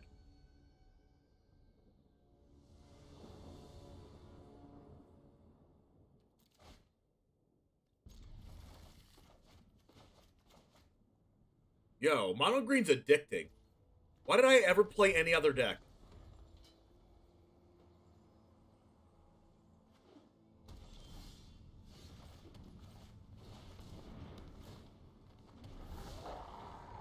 It's not easy, just channel your inner emo teen. When I was a teen, I had a 40-pound backpack. as a huge nerd. Sorry about that card.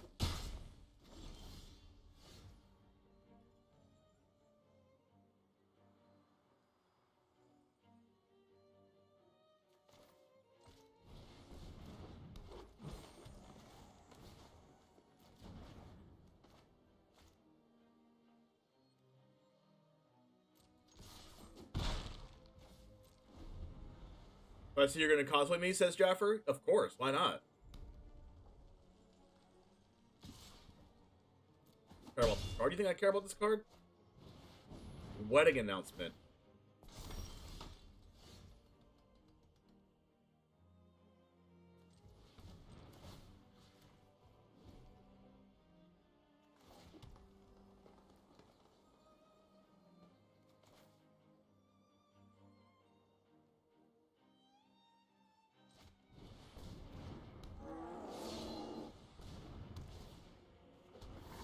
Do you care about a silly old wedding announcement, opponent? Do you care?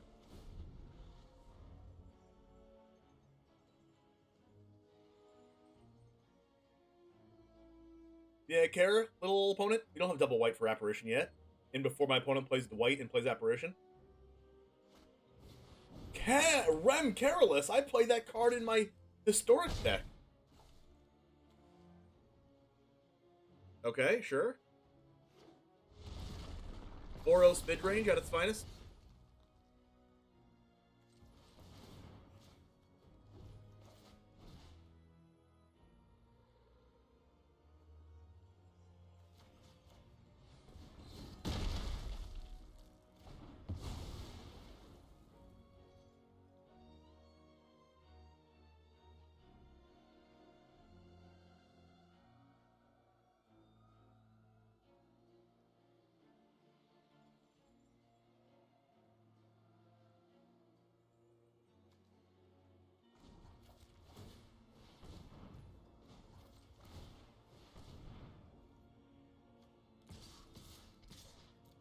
We'll kill them.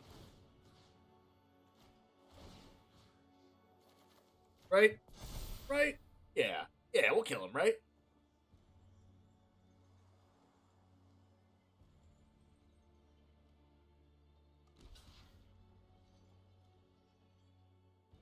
They're going to take 8, they're going to go to 8, and then we're going to do 8 more damage.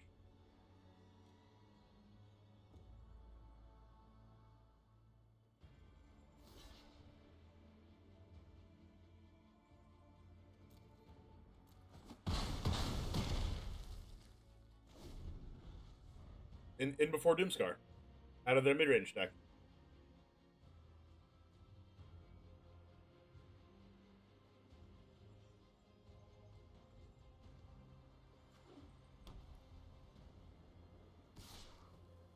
Oh, come on. I wasn't actually serious. There's no way. No way they keep that back.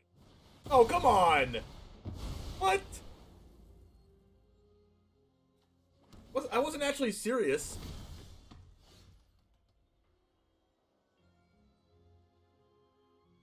The heck?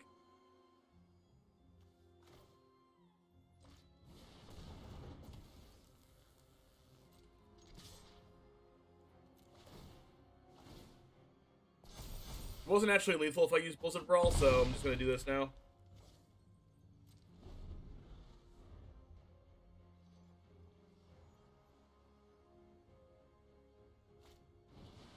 Go down? Okay, this means I win, right? Unless they have a removal spell off of this. Nope. See? Concession time? Yeah!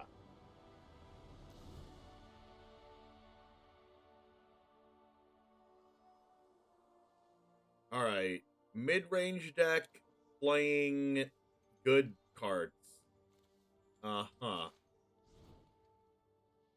Yeah. Probably Valorous Stance is coming in.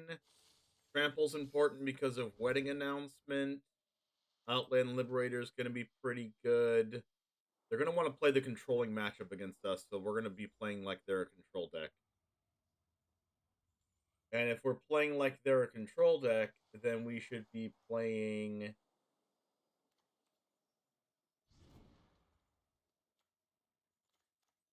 none of these cards in our sideboard.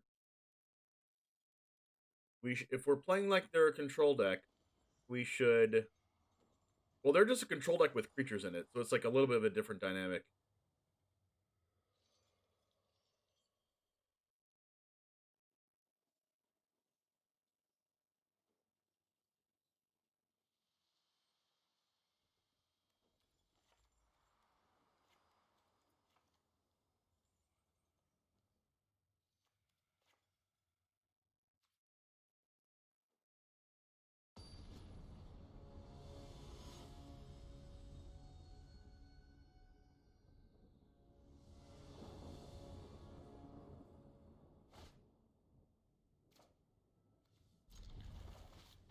All right, here we go. Let's freaking go.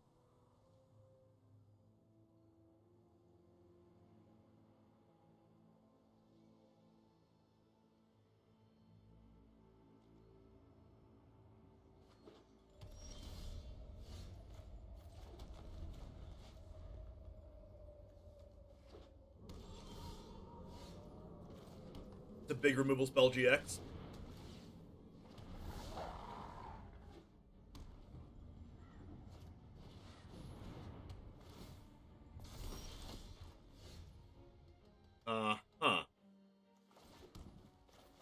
Yep.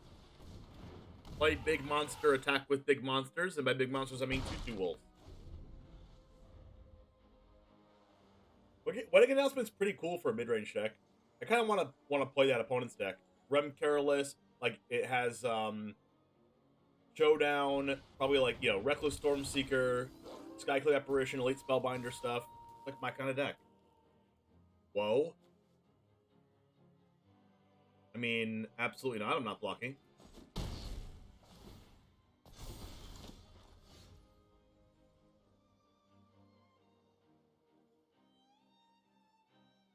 What could they have that I care about giving? That I care about it getting haste? Like Legion Angel or something?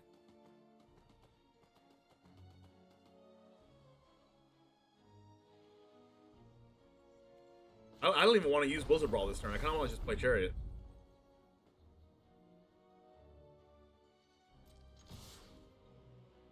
Took it all, huh? Took it all, huh? Wouldn't be surprised if there was a Skyclave Apparition targeting my Chariot in the future. Angel Fire. That's a card I wasn't expecting. Alright, I'm glad I held the Blizzard Brawl then.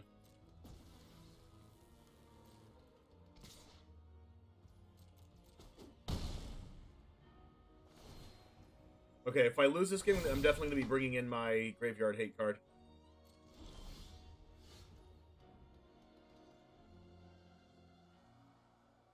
But there's this really cool scenario where we go like this. Buff the Mammoth. And then this really cool card called Blizzard Brawl. It's probably like super good. That just kills it.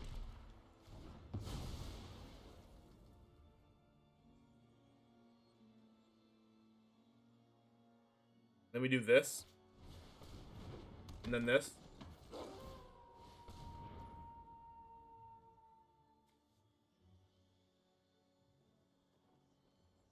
Am I playing Chariot? Probably.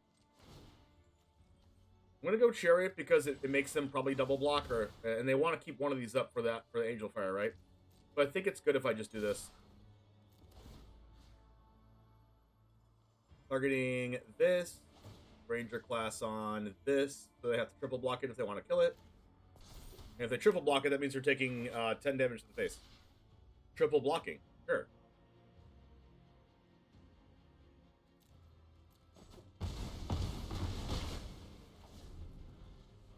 And then we have the Werewolf Pack Leader for trample next turn.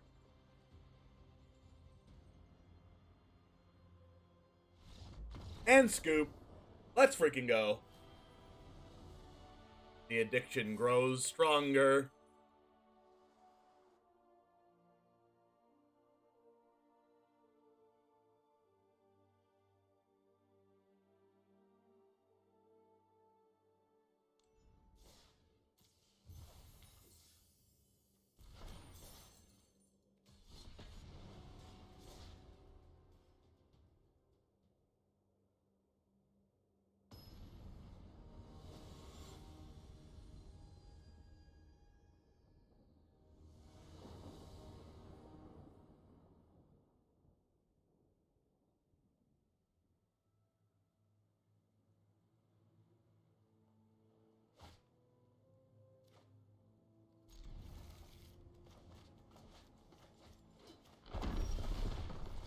Good draw.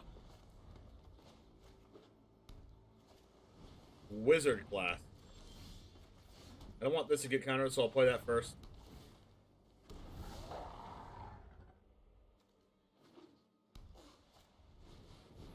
Matilda. Oh, come on. Protection from... Okay. Flying lifelink, power and toughness, blah, blah, blah. Alright, so I didn't draw a land.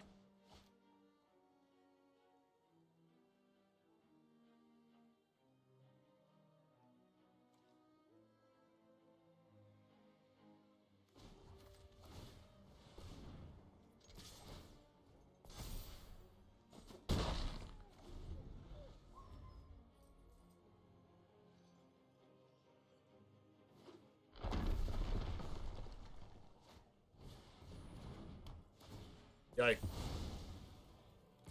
Give me a land, please. Alright, I might be dead.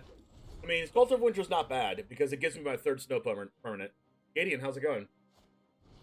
Oh, come on. They target my Ranger class, though, right? Really? Alright, so I need to draw land. I need to draw an untapped snow land right now. Literally right now. Thank you.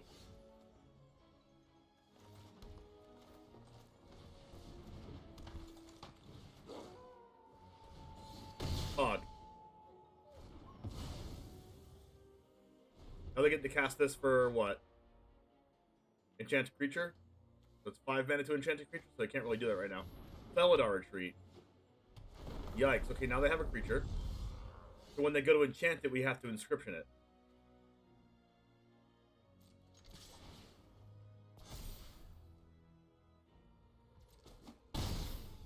Pass?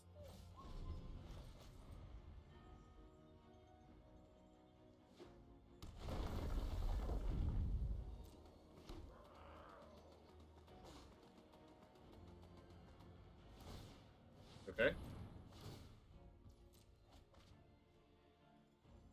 Well, no, I can't.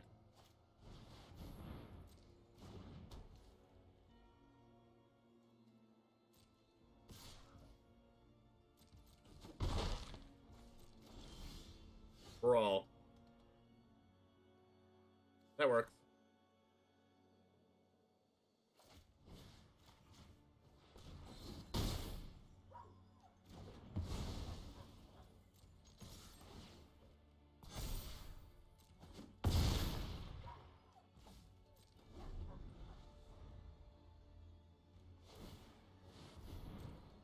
Sure. They're just not going to use that?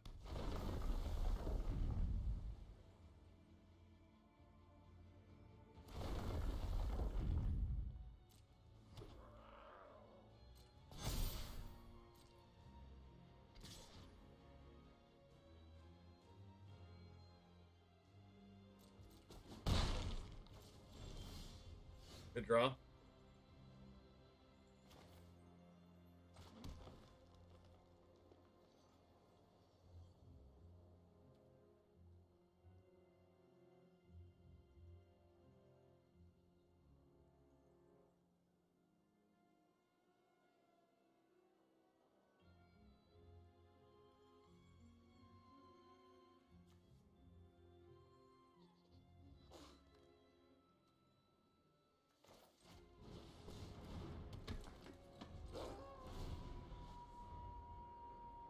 It's actually getting a little bit scary. Like, they're not using this, so it makes my inscription so much worse because they're not using it. And every time I play a land, they get to buff their stuff. And I can't do anything to this because... Hey, thanks for the gift subs, Spike Lord. I appreciate that. Spice Lord. Alright, so now they're doing it finally.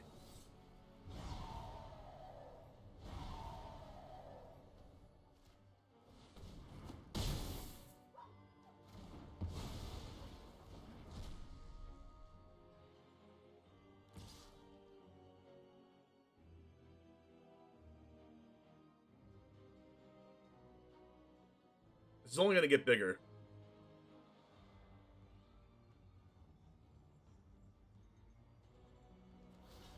Take the trade.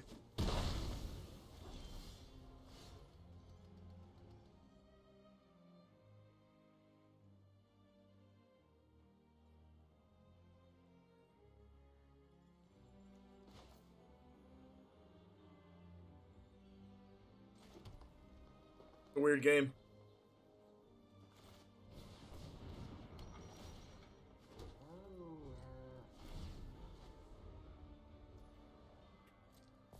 Like, they could just play a huge draw spell and kill me. Circle.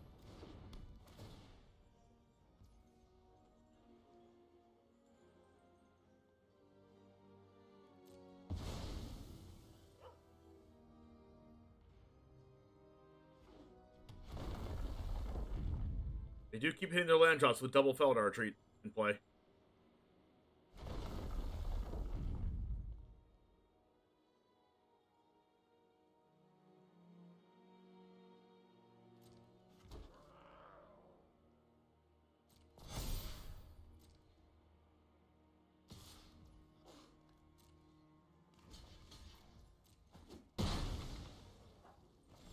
I did not see that Nimble Sloth.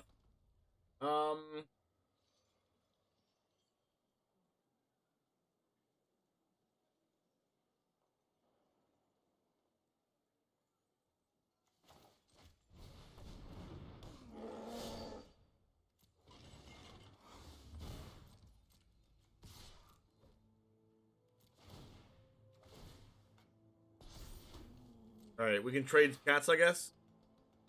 I trade my cat car for your single cat.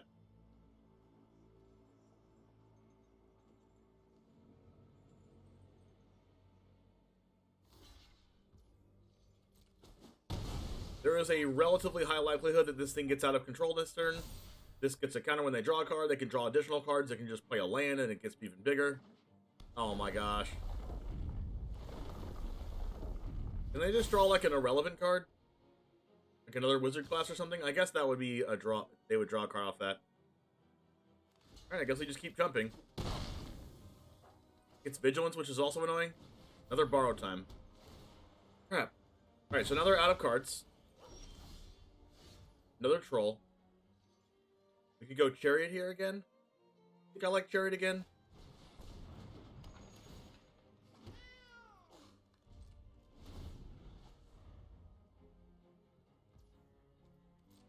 We're gonna need another Blizzard Brawl. Wedding announcement. Of course they drew that.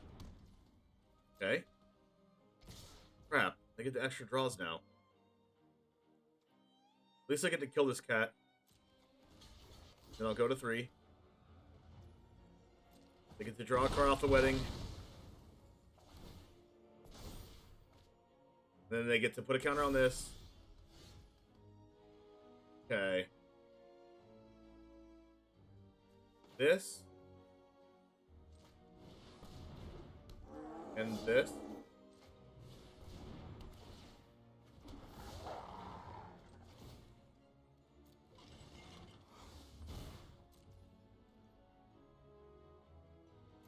Then we make more cats.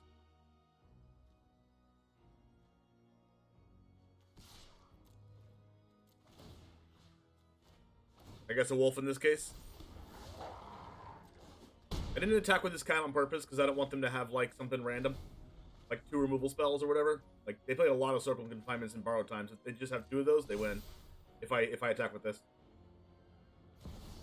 Hallowed Haunting. Oh, it's a Hallowed Haunting deck. No wonder they're playing so many enchantments.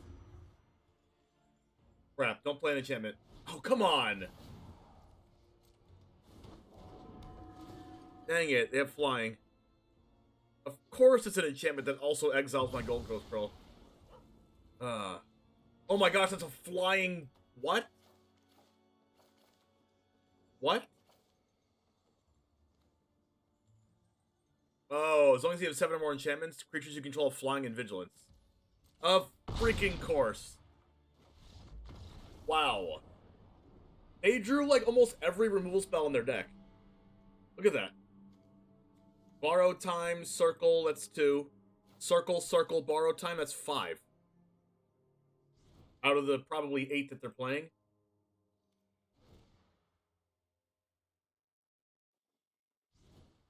Liberator. Snakeskin. Oddity was honestly just trash there.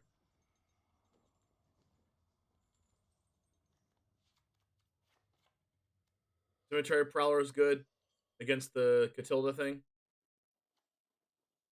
Single Trap's okay. It kills Catilda and maybe like Raidane if they're playing it, but other than that, it's pretty bad.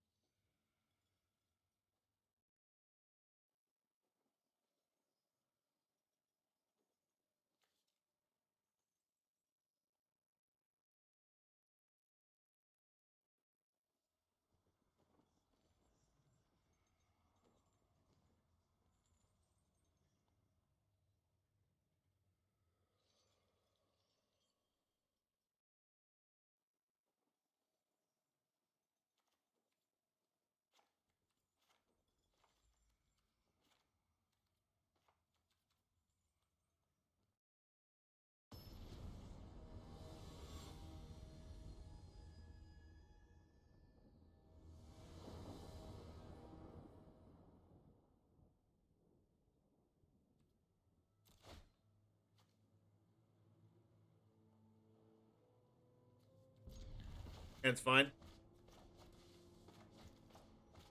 We have this to exile Catilda. We have this to stop their enchantments. We have this as a practice play.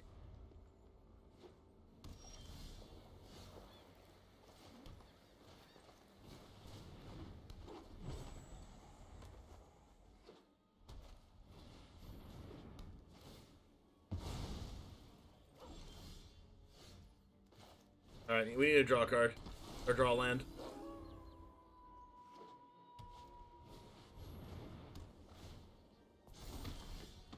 Crap.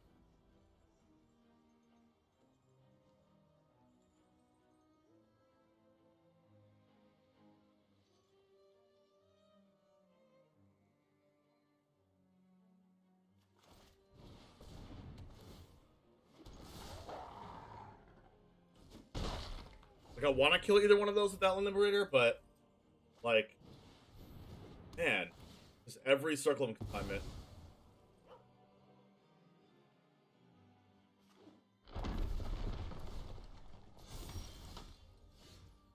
Good draw.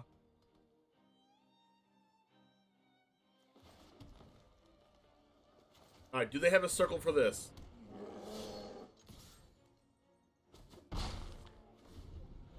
Or borrow time. Oh my gosh! Well, I've never seen so many removal spells in a deck.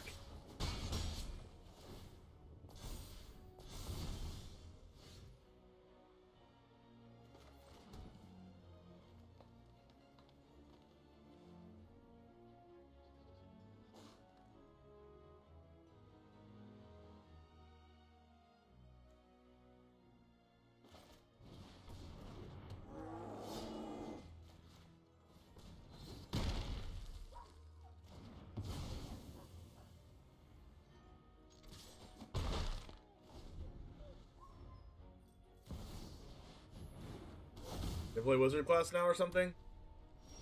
Oh, they finally didn't have one. Wow.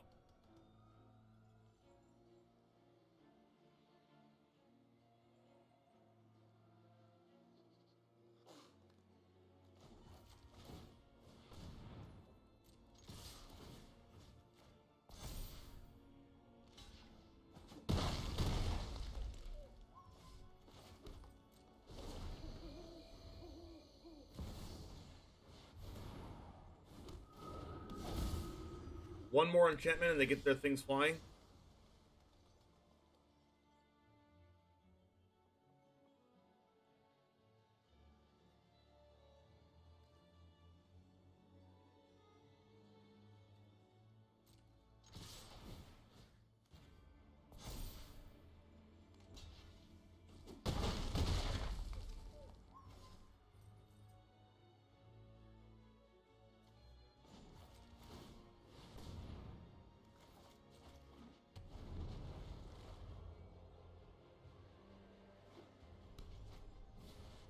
There it is.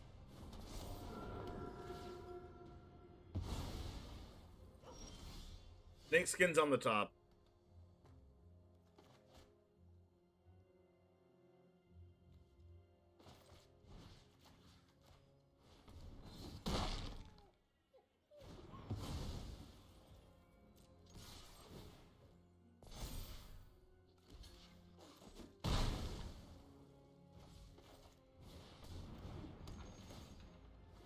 Alright, what do they have now? Every enchantment they play, they make 2 flying creatures. Doomscar. Do they have an enchantment? Because if not, I win, I think.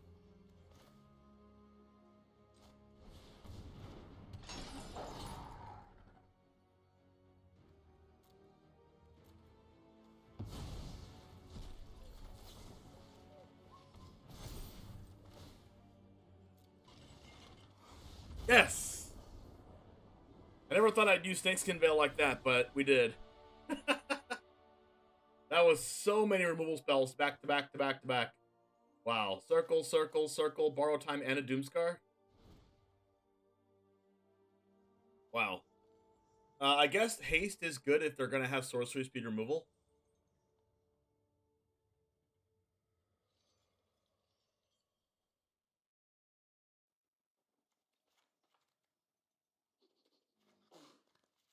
I guess we do something like that.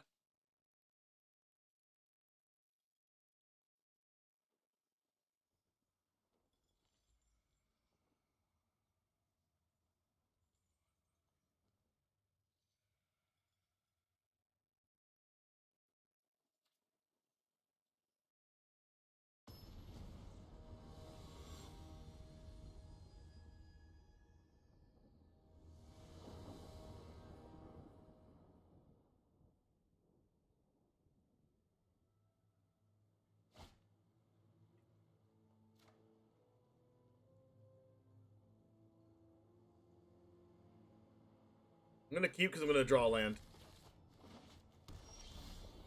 There's a land. We're playing this and hopefully they don't borrow time us. Or not borrow time, the other thing. Alright, that was good. So we go land, attack, and then if they go borrow time or whatever removal spell, we have Snakeskin Veil for it. Judge. Oh, I did not expect that card. Where's our Tangle Trap now? Yikes.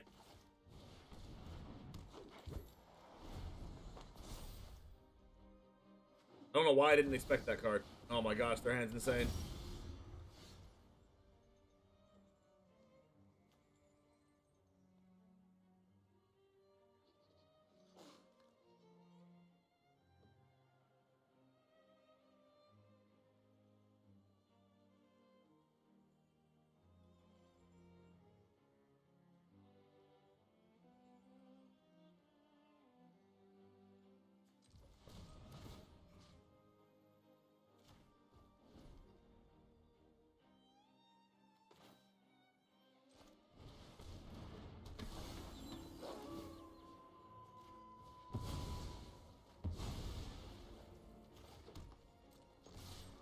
I accidentally attacked. Oh my gosh. I was trying to pass my turn and I attacked.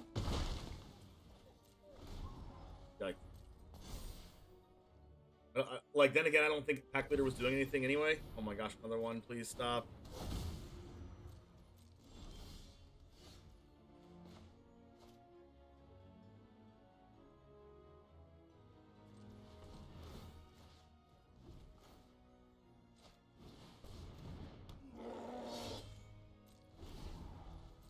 I'm not thinking attack.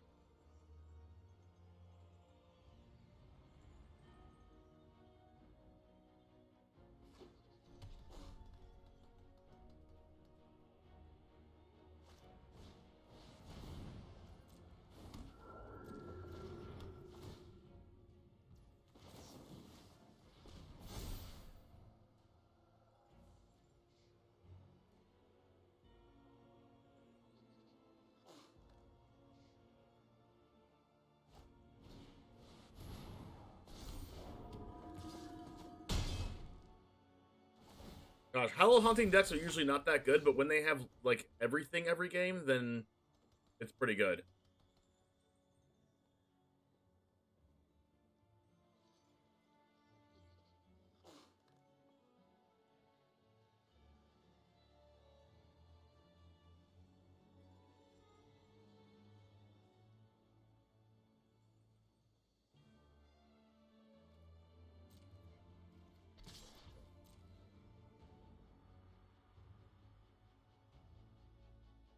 Attacking here because if they block it, then I can put it on my snowland and get a bunch of stuff out of it.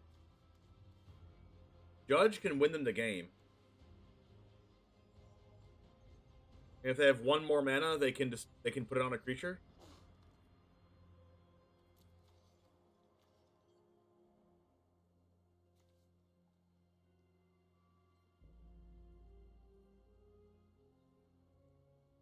But how do I win if I don't kill the judge? All right, kill the judge.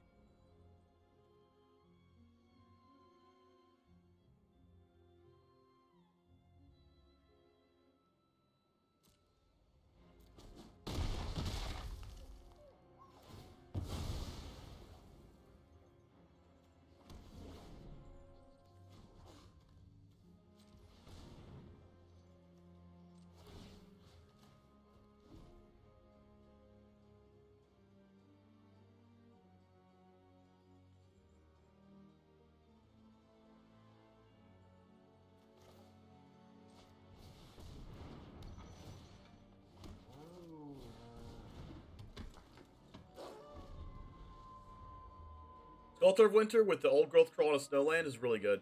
Really, really good. A lot of mana.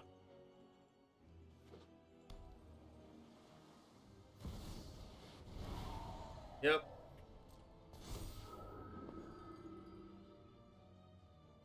I need to draw Outland Liberator like immediately.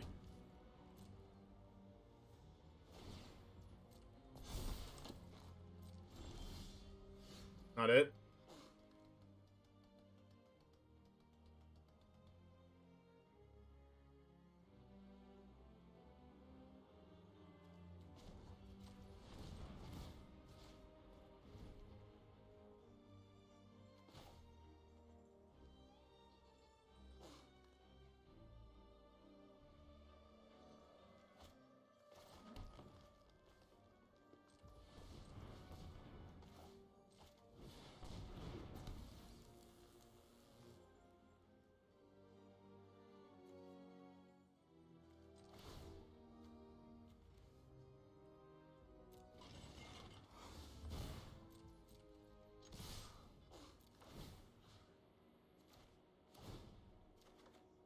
Here it is!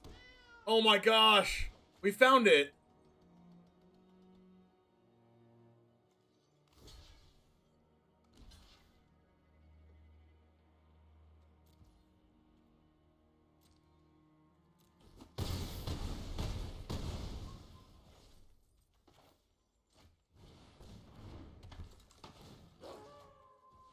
Wow. Wow.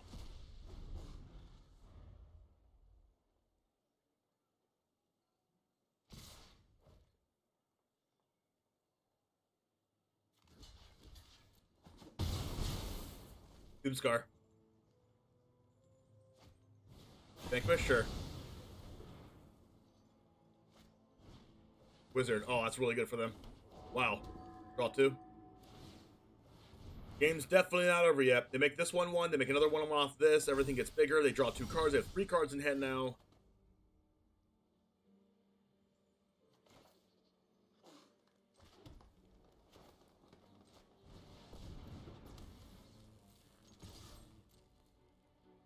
The good news is, if I draw an untapped land, I can use Oddity's other ability to transform it.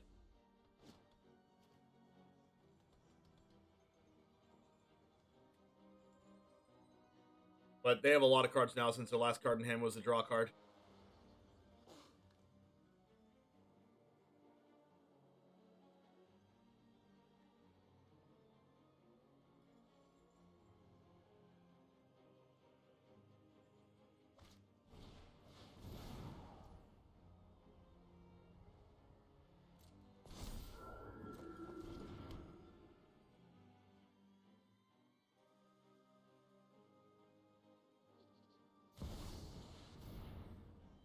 Another judge.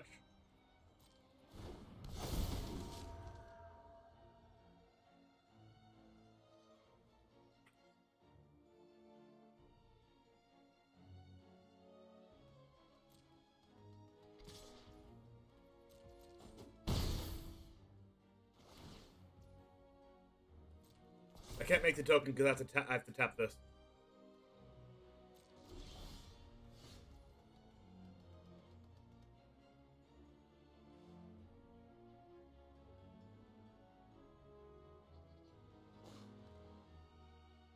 I don't see a way out here.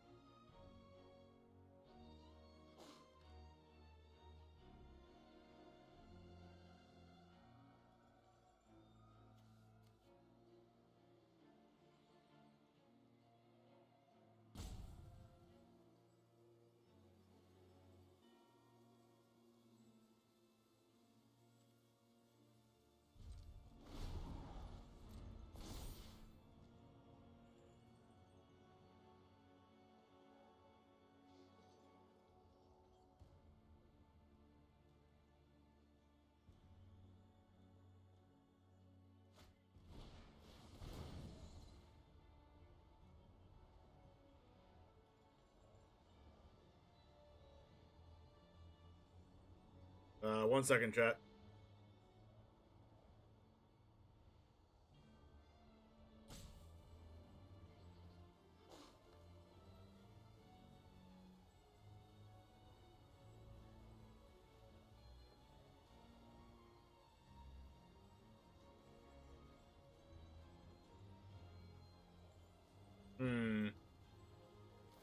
Circle, what is that going to target?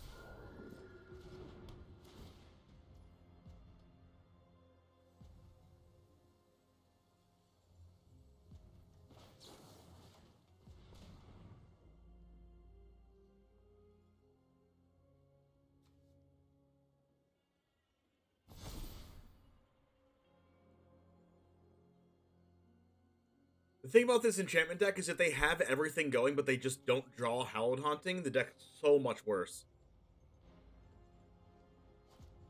So it's like almost like a Hallowed Haunting or bust deck. See, like this, like they just win the game when this happens. But like if they don't have that, they just lose.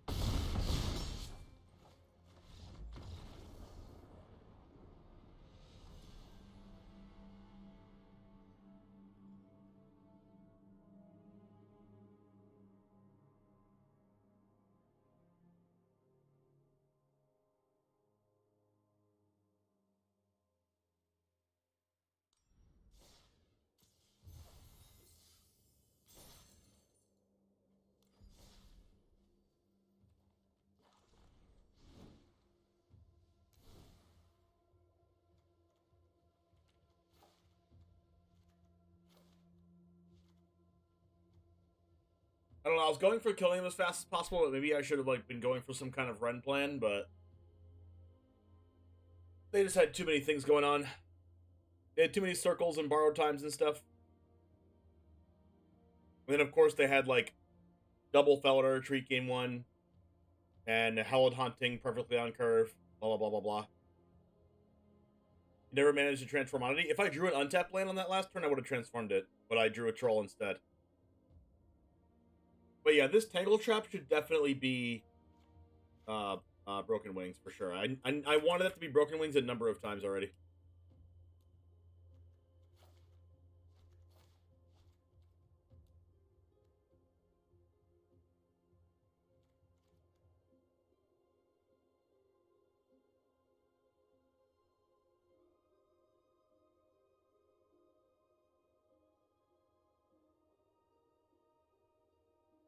Alright, Chambers, here's Mono Green for you. I made one quick change from the video. Instead of Tangle Trap, I'm playing Broken Wings because there was a number of times that I wanted to kill enchantments, as you saw during the enchantment matchup that you already saw. But other than that, I really like how this deck is constructed. It really just feels kind of like cheating when you go like 1, 2, 3, back to back to back. So if you want to be a little bit of addicted to Mono Green, kind of like I am already, I think, then feel free to try this. Give us a like and a subscribe if you like the content. And also check me out on Twitch if you'd like. If you made it this far, thank you for coming all of this way. Twitch.tv/TheOneJam. You can catch me doing all of this live. I'll see you there. And as always, I'll see you in the next one. Right over here. Peace.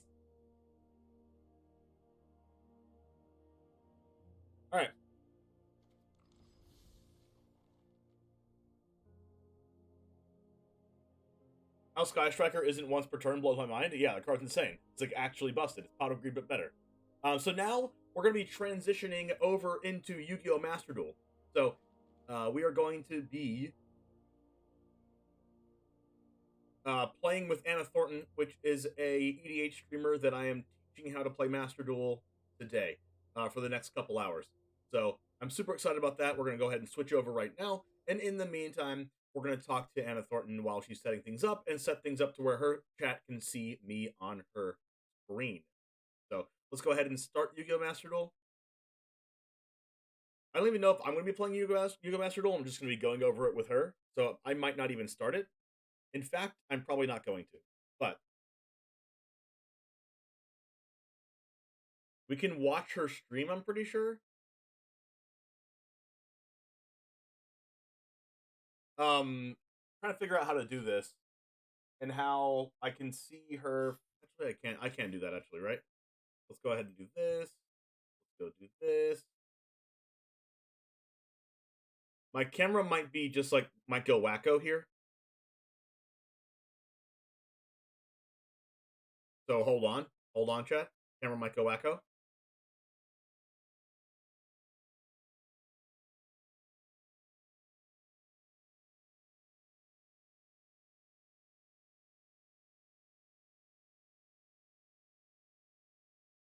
You know what I can do?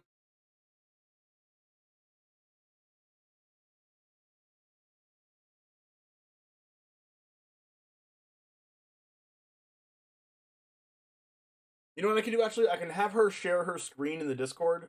I can have her share her screen in Master Duel, and then I can stream the shared screen of her so you guys can see what I'm teaching her. So I'm going to do that. I'm going to talk to her right now, actually. It is about that time.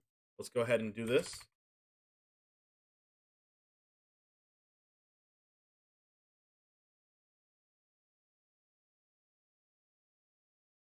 See if we can get her on the phone. Phone a friend.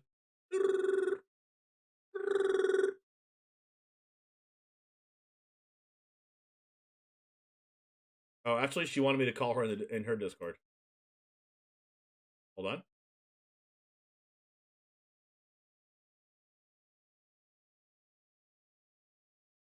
Hold on.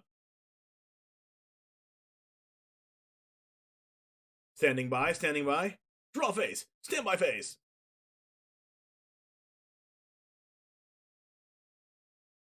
Oh my gosh, that reminds me. I was watching Day 9 the other day play Yu-Gi-Oh! For the first time. It was the most hilarious thing I've ever seen. He was like comparing Magic the Gathering card names to Yu-Gi-Oh! Card names. And he was like, do we have something epic like Nissa who shakes the world? Or, and a card would come up like, DDD Doom King Abyss Ragnarok. And it would just do that for a bunch of names for Yu-Gi-Oh! And Magic. And it was like the funniest thing I've ever seen.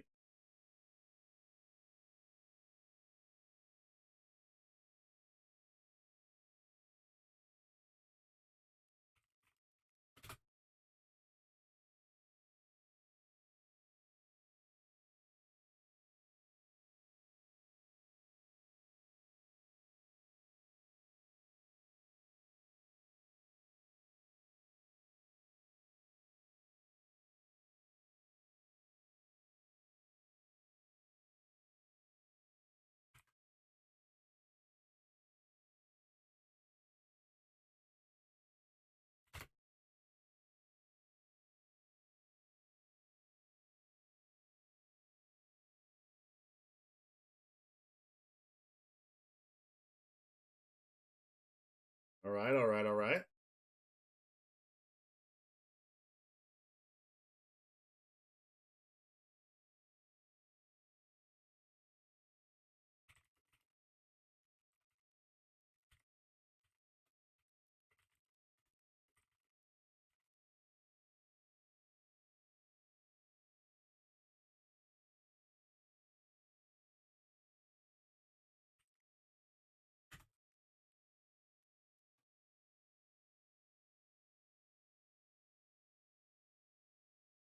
We're gonna have some epic Yu-Gi-Oh! Music, but then again, it's probably copyright.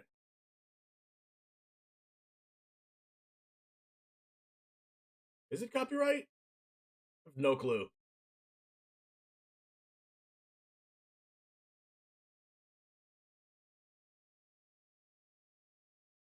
Trying to grind the ladder on Master Duel, the joys of Drytron matchups? Yeah, Drytron is it's a mess. It is just a mess.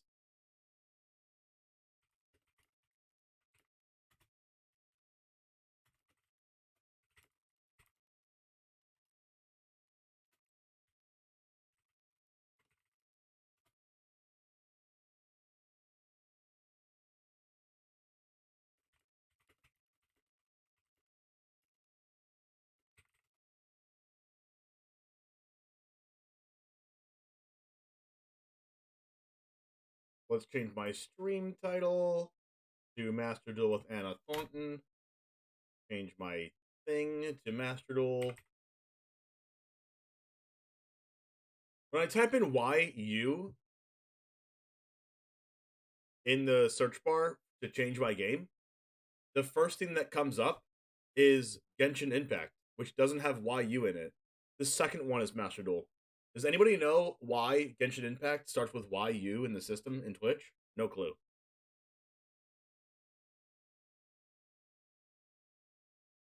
Ojamas? Nah. Nah, fam.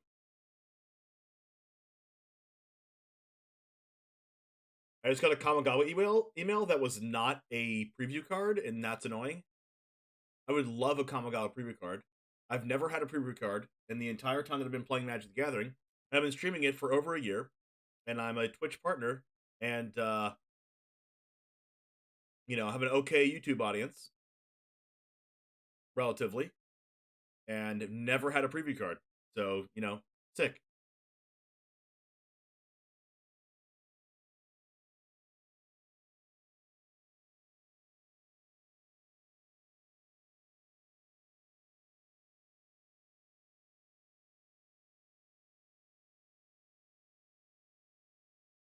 Oh, the producer's name has YU. Oh, got it. Makes sense.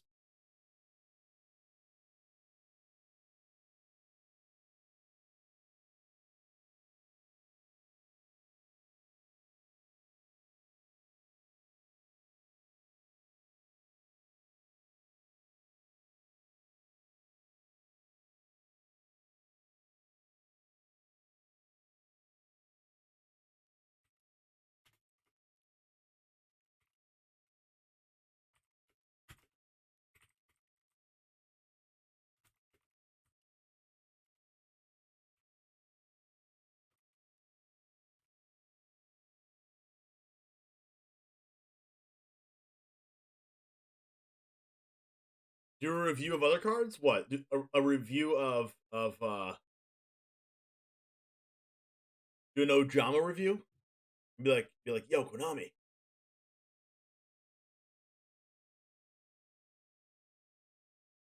Can you hear me? Yes, I can hear you. Let's go! Yo, I'm so excited. Yo, me too. Yo. All right, so did you click the OBS Ninja thing? Not yet. So first off, I have audio from Discord is coming through my TV instead of my microphone right now, so I need to switch that up Oh, got it. somehow.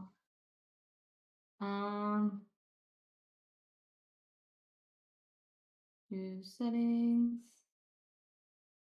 voice, outputs, peace. Do you mind like saying testing real quick? Testing 10, 9, 8, Oh, 7. awesome. It's working. Thank you. All right, so volume's working. I got my music going. I have the Yu-Gi-Oh game up.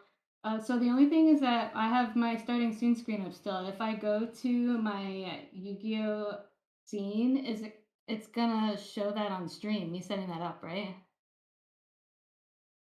No, actually. If you're on your starting soon screen right now, and you want to set up your Yu-Gi-Oh screen while the starting soon screen's on, is that what you're saying? Yeah. It depends on how you have your scene set up, but what you can do. Wait, are you using OBS? Are you using like regular OBS, or are you using OBS? The other one. Streamlabs? Yeah. Yeah, I'm using Streamlabs. Okay, so one of the options that you can do is if there's a studio mode on there somewhere. I don't know exactly where it is because I use regular OBS. Okay. Well, I'm switching from my starting soon screen in a minute anyway, so I feel like it would take me about that much time to figure out how to do it. So I'll just switch over to that screen and go live, and then we can figure out how to do it. Okay, that works. In the meantime, can you share your screen in this Discord so I can show your screen to my audience while I'm live right now? Yeah, so I just hit the share your screen.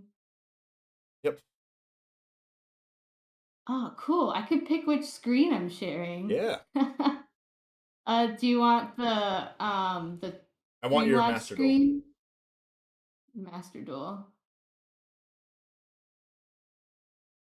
Have you ever played before? So I played for like just a few minutes. Did you like start playing the tutorials or whatever? Yeah. Okay. So do you know anything about Yu-Gi-Oh before the tutorials, before you started playing? Yeah, so I grew up watching the show and collecting the cards. So I understand how card games like work. Okay, I don't know if I'm sharing the right thing. Let me double check. It's having a little There we go. loading symbol here. Oh, there we go. I see it now. Yeah, so I know how to like I understand the concept of how to play. I'm gonna switch over. And this is my first time streaming it, so I might have a hiccup or two. I'm not sure. Now let me go ahead Cool. and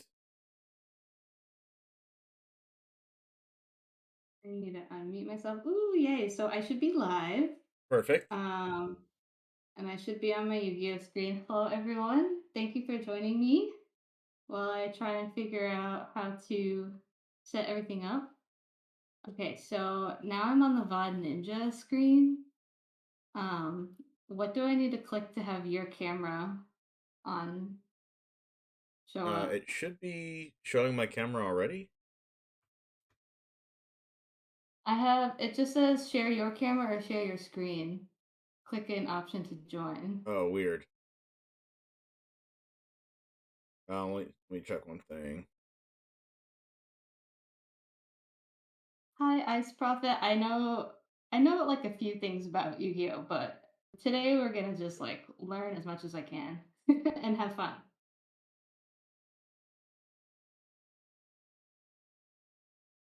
Okay, actually what I can do is I can set up my phone camera to like if I do this to like look at me. What? Oh no! Did I break it? Oh, I didn't. No. No breaking allowed. I'm trying to set up my phone camera to where I can like look at me. I think that should work. Weird. Okay. 1 second. I'm using my camera that I would use for Commander. Gotcha. Just waiting for it to connect to my computer. Of course. Take your time. It's a cozy stream, no stress. Cozy.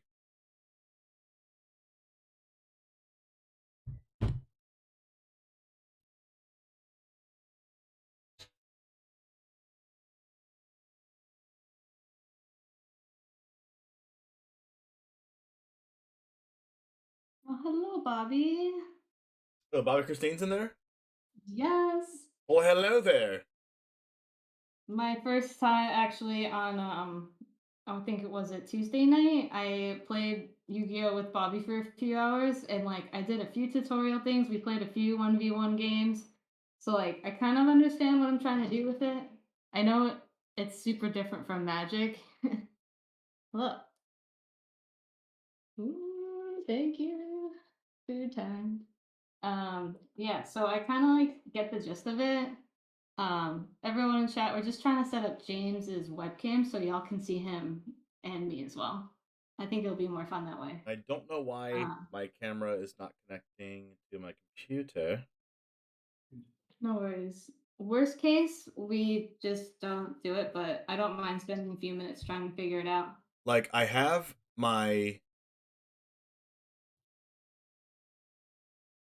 I should have my... check something real quick.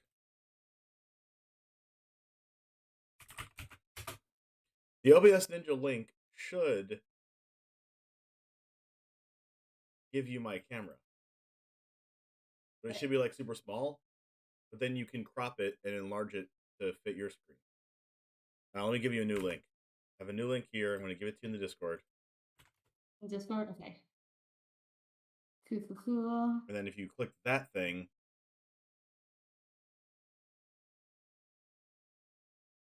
Wait, no, it's not. I gave you the wrong link. Sorry. No worries.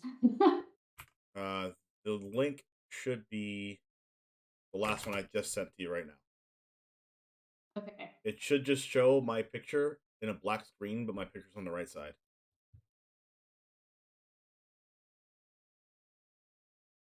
All right, click the link.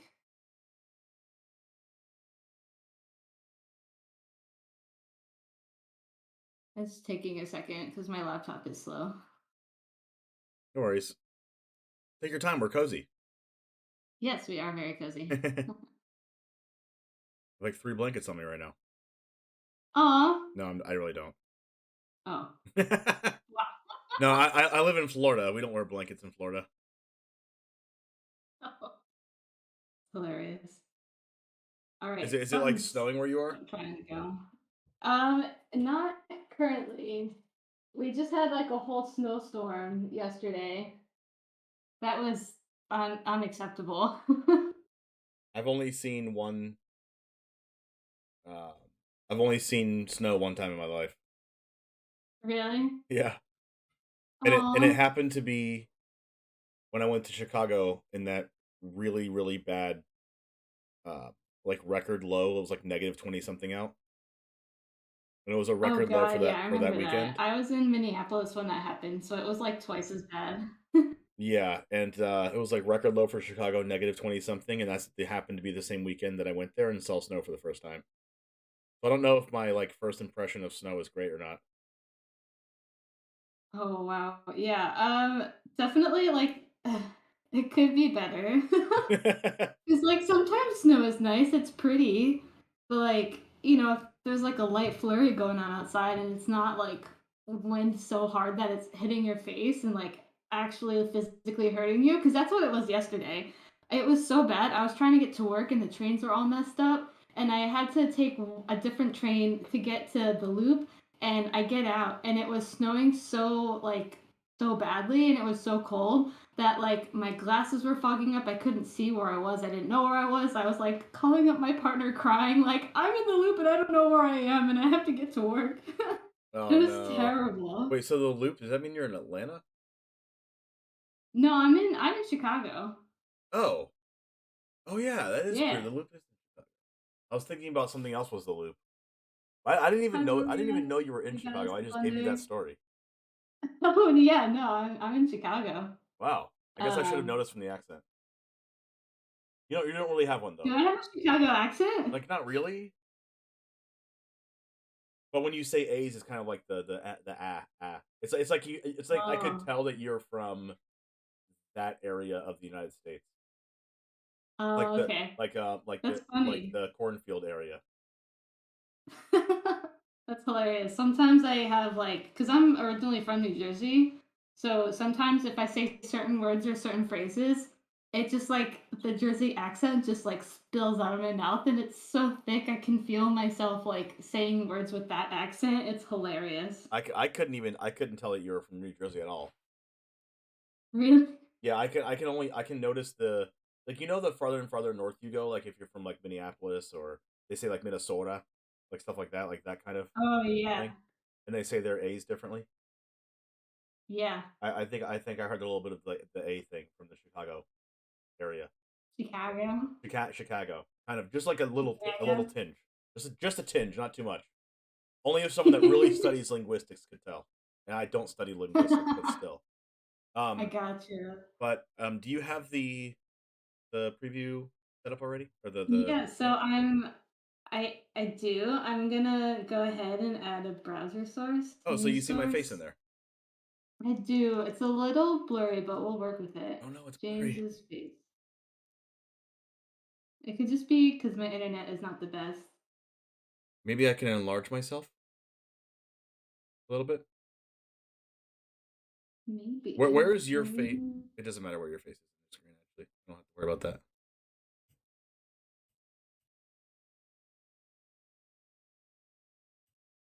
Think that's good.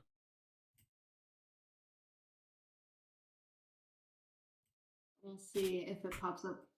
I added the thing as a browser source, so it should be popping up soon.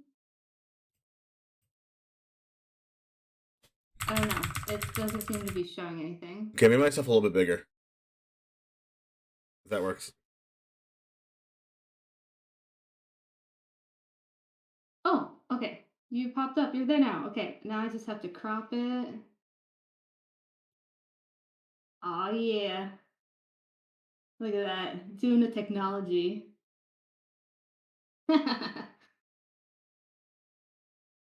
Yeah, there we go. I'll put you right over here below me. Aw. Yay, we did it! Right now I'm going to your stream. Yay! Annamt1992. Thank you, Pat, for sticking around while I did that.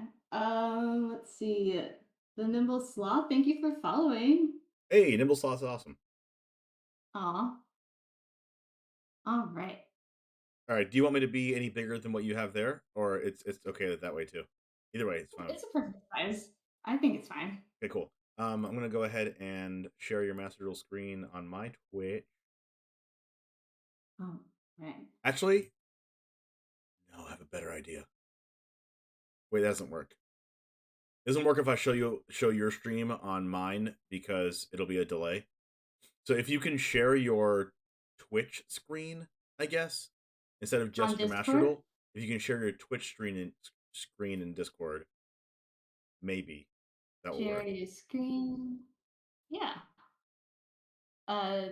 Twitch, Google Chrome.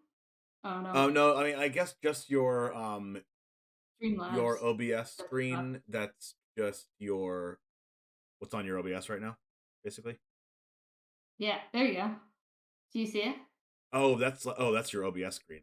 I meant your I want to be able to have my stream watch. Oh, I mean, I guess that's okay.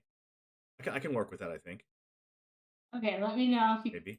if you can't work with it. Maybe I can work with it. It might be blurry. Burak, is it cold where you are right now? Is it cold where I am? I mean, it gets like. Is it cold where you are? You're asking me or someone in chat? Oh, both, I guess. It got like into the 30s a couple nights, but usually it's 50s ish. Okay. Right, so I can't see your screen. Oh yeah, now I can. Oh, interesting. Oh, you minimized it. Got it. Oh, so whenever you minimize your screen, it doesn't show anymore. Oh no. Okay. That's not gonna work. Yeah, it's not gonna work. Should I? Let me see if I can just share my Yu-Gi-Oh screen on Discord. Okay. Yeah, I guess your Yu-Gi-Oh screen is better. Pause champ, guys. Pause champ. Hold. There you go.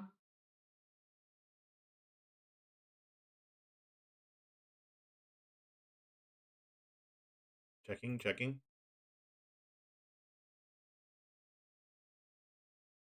Should be okay. Hold on. Gotcha. Holding. Hey, Chicago, Texas said come get your weather. Oh no, I hope everyone in Texas is doing okay. I heard y'all are getting really cold down there. Fulfill Gem. I just downloaded Master Duel on Switch. Oh, it's on Switch? I'm pretty sure it just came out on phones the other day too. Yeah, I downloaded it. Came out last night on iOS, and I already downloaded Yeah. it. So I'm like ready to go. All right, I'm cropping real quick. Cropping. Yeah, of course. We have a No one fine sheet tells of you that when you ice. become a streamer, you can become a master cropper. Yo, master cropper. I do all the cropping.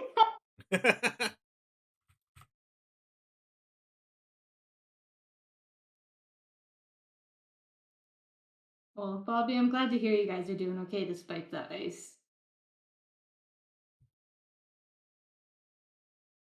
All right, so I guess you just won't be showing up on my stream, but I can still just show me and you just talking and me going over what your plays are and stuff.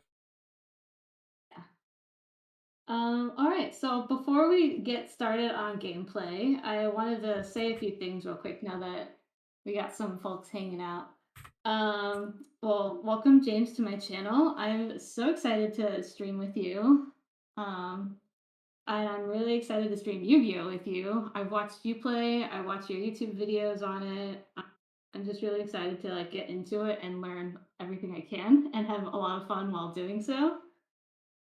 Yeah, So same. thank you so much for being here. Been waiting to play Master Duel with someone else, so Yes. I'm happy that I get to use my Yu-Gi-Oh expertise and teach someone. Yes. Me too. Plus, I'm glad that it's you too, because you're like literally one of the nicest people that I've ever met. Like, actually. Aw, you're nice.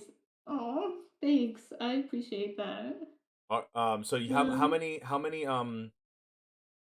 tutorials have you been through? 2? I think 2. I've done like the very beginning tutorial, like before you even like log in and like get your starter deck. Oh. And then I got my starter deck. And then I played a few 1v1s with Bobby using my dragons. And then I crafted a few cards, so I like know how to like dismantle a card and craft a card. I There's a deck that she sent me that I eventually want to build. It's like a Dark Magician Girl deck, and it has some dragons in it, but it also has a Nightmare Unicorn in it. Ooh, that card's so good. like I absolutely need that deck and that card. I mean, you can. The cool thing about Nightmare Unicorn is it's really good no matter what deck you're playing it in. You can play it in literally every deck. That's incredible to hear. I can't wait to put it in every deck I play. I mean, it's a really good card. It's a competitively very good card. I loved hearing that so much because I love unicorns. Probably the only competitive unicorn, though. Yeah, sadly. I heard someone did tell me that there was a Pendulum unicorn that was so good that it got banned. Yes, actually, it was called Kirin, Kirin. Aw. It's actually called Magispector Kirin.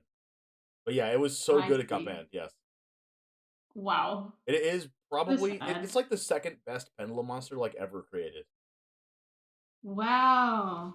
Okay. That's good to know. It was actually just a toxic level of good. Wow. Yeah, that's basically like if your opponent had a Fading Hope that they could play every turn, but you also could never counter the Fading Hope. Wow. Like That sounds lit. It sounds lit. So basically, it's like if Lear was a Fading Hope, but then the Fading Hope also bounced Lear back to hand, so it's like a permanent Hullbreaker horror that you can just play every turn. I see. Yeah, but you also just couldn't deal with it. Like imagine if Lear had Hexproof, and there was always a Fading Hope in their graveyard every time. Oh, Guaranteed. Wow. That's broken. But it was also Hexproof though. Wow. But also indestructible, because the card also said that it can't be destroyed by battle or card effects, or by card effects. You have to destroy it by battle, or you have to that's it. So you can't target it and you can't destroy it. Damn. Yeah. That's lit. yeah.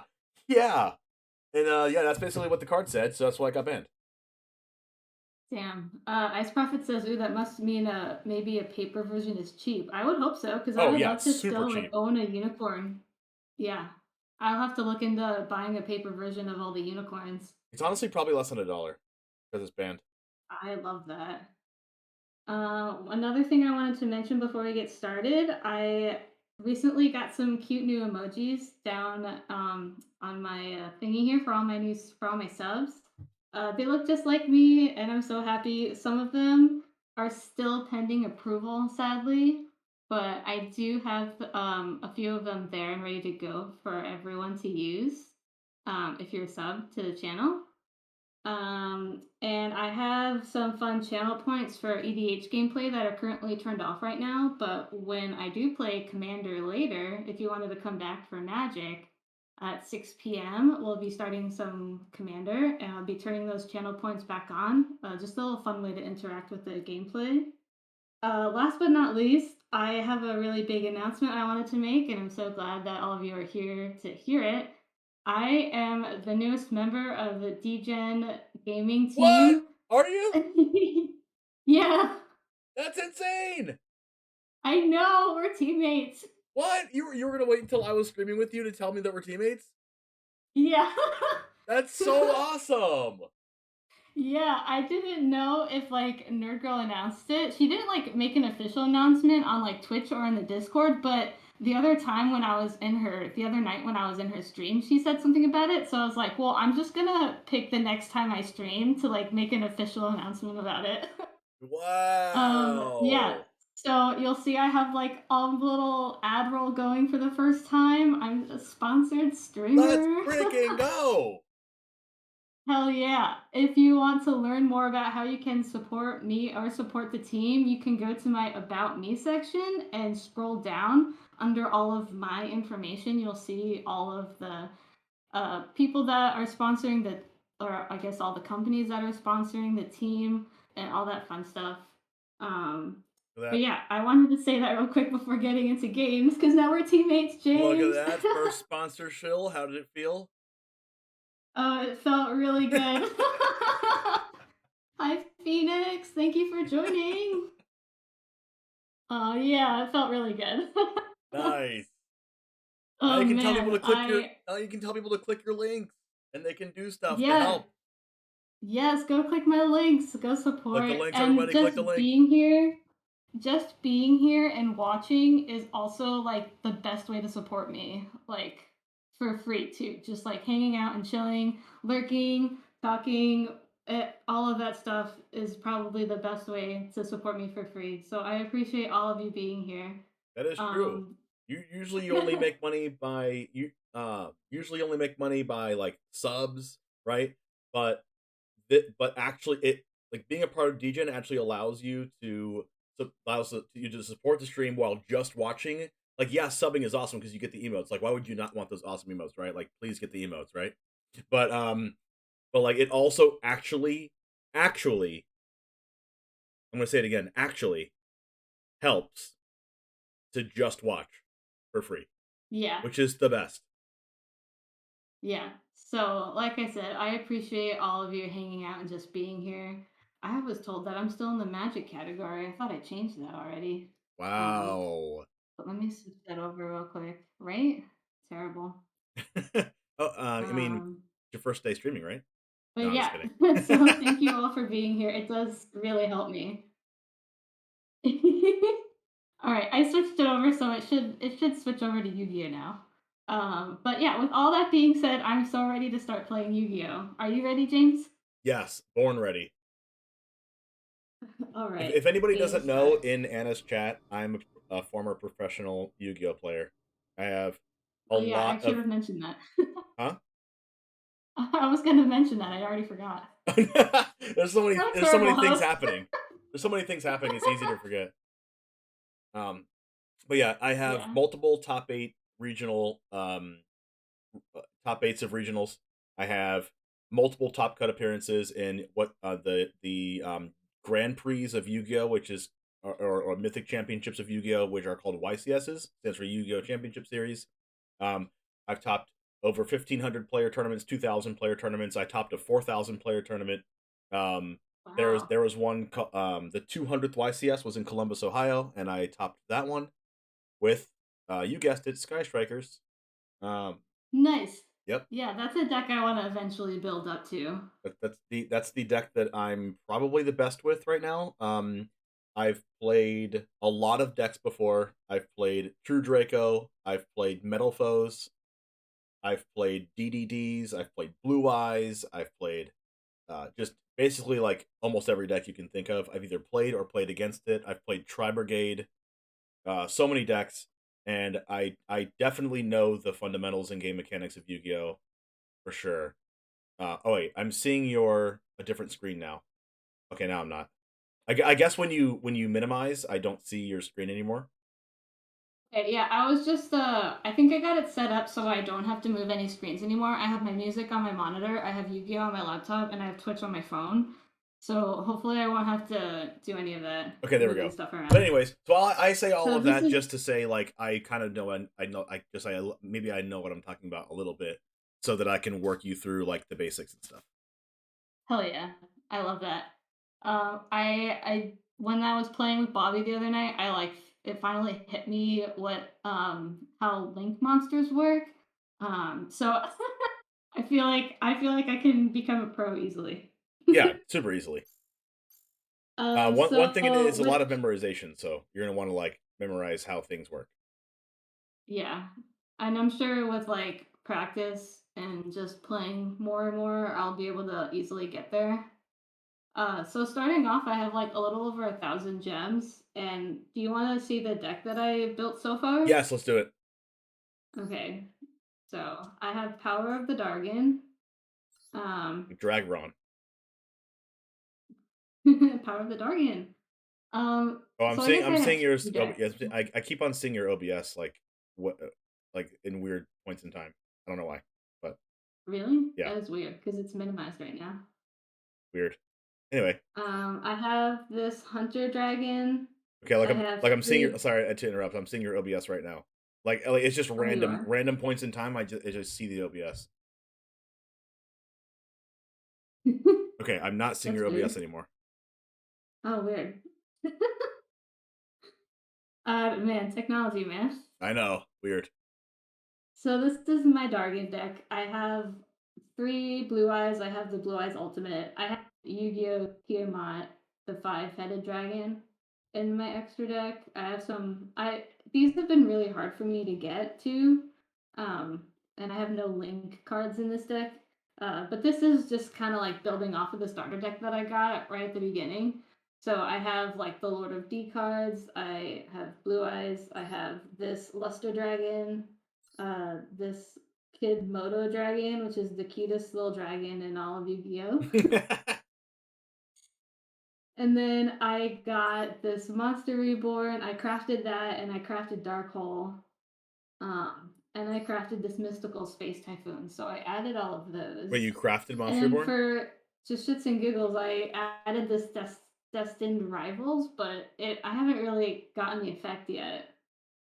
You said you crafted Monster Reborn or no? But yeah. What? You said you crafted Monster Reborn or no? I did craft it, and then I was told that you get it for free for one Yeah. of the tutorials, so I did a big whoopsie. That's a whoopsie. Yeah. It's Zero. Hello. Thank you for being here. So Yeah, it was kind of silly, but I didn't know. I yeah, should've there's done no all way the for you to games know first. going in. Yeah. All right, so what do you so that's- want to learn the most? What do you want to learn how to like make your dragon deck better? Do you want to learn how like what's fun about what's fun about Yu-Gi-Oh? How to have the most fun? Do you want to learn the core game mechanics? Like what do you want to learn? Well, kind of a little bit of everything, honestly. Like, I feel like I don't know enough about Yu-Gi-Oh! And the card base to really be like, well, this is what my deck needs to get better. Because, like, I know how to build decks, and I know deck building because of Magic. So when I look at my Dragon deck, I'm like, I feel like there's something missing or some kind of synergy that could be better, but I just don't know what it is yet because I'm still new to Yu-Gi-Oh! And the card base. So Okay. I don't even know. Like one of the tutorials that I started doing last night was something about like flip cards and like why and like the effects of them, Yep. and like I don't know anything about that, and I don't know anything about pendulum cards. Okay, so you And do want to start off by doing that? You want to learn pendulums, you want to learn links, synchros, exceed summoning, you want to learn how to like all the mechanics that you need to learn? yeah, pretty much. Okay, there so we would go to I'm pretty sure it's in solo. Okay. I could be wrong. Here it is. You completed the tutorial, so go to like dual strategy. Dual strategy. Play. So I love the animations and graphics in this already, and like blown away. So if you can see this is what I've completed with Bobby the other night. I started practicing the flip stuff, but I was using my dragon deck, and so I started off doing these tutorials not just like I was just playing to win the game and not playing the way they wanted to teach me how to use the certain cards. So I stopped because I was like, well, I'm not going to learn how to do flip cards if I'm just playing my dragon deck. Yeah, you're right. Okay, so well, first off, we're probably gonna be able to finish this. I have until 5, which is 4 your time. Is it 2:39 for you right now? Yes. Okay, so I have until 4 your time. That's when I'm Okay, going to that's dinner, fine. and then I'm going to be doing something else with Astro's Flame later on today. Degen, let's go! Yes. I'm playing some Commander tonight with Degen. With I Oh, said Degen, but I meant Astral. Um, I love that. so what we're gonna do is we're gonna go to practice that one up there that you haven't done yet. And which one is The that one, or is second it in one. Duel? Let's double check. Um, Loading. I don't remember. This is okay. We're gonna perform Duel. exceed summonings. So let's go ahead and click play. What it's gonna explain this to you in the game, but exceed summoning literally in paper is just overlaying 2 monsters on top of each other with the same level, and then you Same can level. put a black card from your extra deck on top of them, and that's just what it is. Okay, so I'm seeing your OBS again. This is so weird. At random times that it's loading, it just goes to your OBS. That is really weird. Okay. It is a little bit slow because it's on your laptop, I guess. Yeah, and it's the same with Arena too. Like, it definitely can stream it, but it gets a little slow, and that's just the computer that I'm using, True. unfortunately. All right. So what are exceed summonings? You probably you don't have to read all of this because I can just tell you in a way simpler way than what this is saying. Yeah. Then we can get into some more complicated things later. But you see on that number 39 Utopia where it says 2 level 4 monsters and then it has 4 stars on it. Yes. The 2 level 4s is a requirement. So all you have to do is have 2 level 4 monsters on the board and then overlay them both on top of each other. You don't physically overlay them in the game, but what you do in the game is you click your extra deck on the bottom left. You see that little other deck? Yeah. It's called an extra deck. So you click on that, and then it gives you an option of like things you can do, things you can make, and then you just click Utopia and click Special Summon. And we're gonna be acting this out as we go, but and then you're gonna confirm the 2 level 4 monsters on your board, and then it's gonna plop the Utopia on top of it. So basically, you're just going for a more powerful card here than the cards that you already have on the board. Okay. So we're gonna you can just skip this. Those 2 cards there, like you have a Goblinberg in hand, which is just a level 4 monster. If you read the effect, it has the effect that you can summon another monster out of your hand with the effect if you read it. All the orange cards like this, the orangey brown cards, are effect monsters, which have an effect. If they're like light yellow, then they don't have an effect. Oh, okay. So both of these have effects. This Genbaranite, this is when its face of attack is targeted for an attack. You can change it to defense. That's not going to matter here. It's just an effect of the card. That doesn't matter in this situation. You can learn that at a different time. So right now, if you read Goblinberg's effect real quick. When this card is normal summoned, you can special summon 1 level 4 or lower monster from your hand. Oh, so that's how I'm gonna do both of these in the same turn. Right, and After if that you saves the like, I card know from you know effect. like original rules of Yu-Gi-Oh, right? Like you can only normal summon once per turn, things like that. Right. So what we're gonna do is we're gonna normal summon Goblinberg, and then it's gonna change the defense and summon the Genbaranite out of the hand, and then all of a sudden, boom, you have 2 level 4 monsters. Activate the effect, yes. Select monster, select. Someone's asking who's the friend. Oh, the friend is the one James. Zero, yes, this is James, the one James. He's a former Yu-Gi-Oh champion, I guess. Well, I've We got could third. say. I've gotten third place. I don't have a championship yet, but yes. Oh no! Unfortunate. Yes, that's the keyword. So what we're gonna do is Working on it. it's lighting up to special summon. So we're gonna choose this number 39 Utopia that we saw in the example. You can technically summon either one of them, but if you look on the Excalibur there, if you click on it, on the left-hand side, it says in the description of the Excalibur, it says 2 level 4 warrior type monsters. If you read the difference between Utopia and Excalibur, Utopia says 2 level 4 monsters. That's any 2 level 4 monsters on the board, on your board. Heroic Champion Excalibur says 2 level 4 warriors. It just so happens that the 2 monsters that you currently have on board are warriors, so you can make either one of them. Okay, Spice Lord, hey, thank you for the follow. Okay, yeah, that makes sense. They're just one's more broad and one's more specific. Right, exactly. But they both have different effects. Like Heroic Champion Excalibur says you can usually use Exceed monsters effects by detaching the Exceed materials, which are going to be those monsters on the board. When you overlay them into an Exceed monster, those monsters on your board are no longer on the board anymore, but they become Exceed materials underneath the Exceed monster. Does that make sense? Yes. So you can usually use Exceed monsters' abilities by detaching these cards. So Excalibur says you can detach 2 materials, so you'll detach the Genbara Knight and detach the Goblin Bird to use its ability to gain double its attack. So we'll go to 4,000 attack. So in this example, you can just play Excalibur. Okay.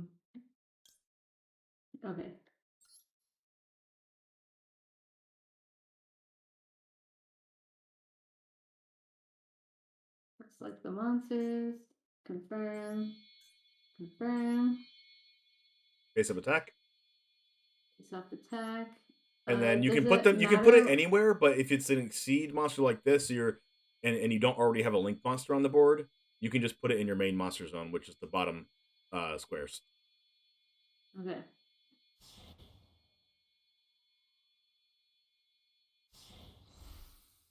I love these animations. They're so fun. Yeah, they really are really good animation. Cough, cough, arena. I'm successful. All right, so saying please attack with a monster, but we're going to do something spicy here. We're just going to use Excalibur's effect just to have you get familiar with using effects of Exceed monsters. So click the Excalibur. Yep. Do I effect activation? Mm-hmm. All right. Select materials to be detached. Do I select both of them? Well, read Excalibur real quick. Once per turn, you can detach 2 materials from this card. Yep. Okay. And since you only have 2, you'll just detach both. So I select both. Oh, there we go. Now you didn't have to do this, but I'm just familiarizing you with the action of using Exceed monsters effects. I see. Okay. We'll go to battle. Oh, I also really like the final blow animation. Yeah, it's really cool. This is so fun. Bam. Boom. Yeah, sorry everyone watching for the lag. It's totally my laptop, but it seems to be just fine. Victory. Let's go. Wow, I don't know how to stop your OBS from showing up, but it is annoying. Oh no, I'm so sorry. Yeah, it's like most of the time it shows Master Duel, but then other times it just flashes your OBS at me. Oh no. No, weird. I'm not even clicking it. That's so weird. Okay, so now you know how to Exceed summon, the very basic. Right. Now there's Exceed monsters that say 2 level 3 monsters. There's ones that say 2 level 3 Earth monsters. There's ones that say 2 level 10 monsters or whatever. But you just follow the summon requirement that it says on the card, and it happened that you had 2 level 4 monsters, and then you have an Exceed monster in your extra deck that says 2 level 4 monsters on it. So that's as simple as you can get. Okay. So let's go to the next practice. Cool. All right.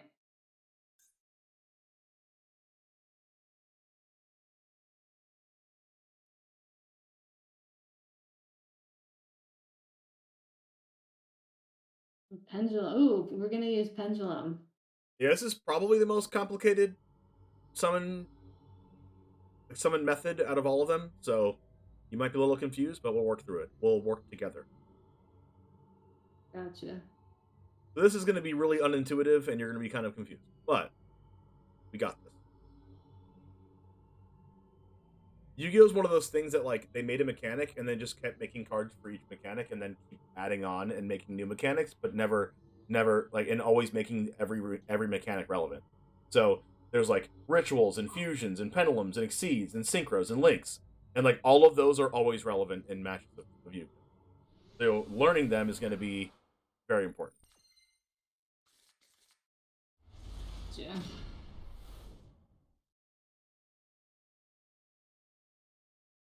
All right. What are pendulum summons? This pendulum summoning method allows you to special summon multiple monsters all at once. Yep. Works with special numbers, which is important for pendulum summoning. They also have effects that can be used when they are treated as special cards. Yep, like you see the top box there, where it is circle around with red. That is an effect that you can only use while it's in the what's called quote unquote pendulum scale, which is the leftmost and rightmost spell and trap card zones, and they can only be face up. So their pendulum scale, which is shown as the number on the left and right sides of the card, 1's an 8 and 1's a 2. You can only pendulum summon in between those, not including the number. So if it's 8 and 2, you can only pendulum summon 3 and 7.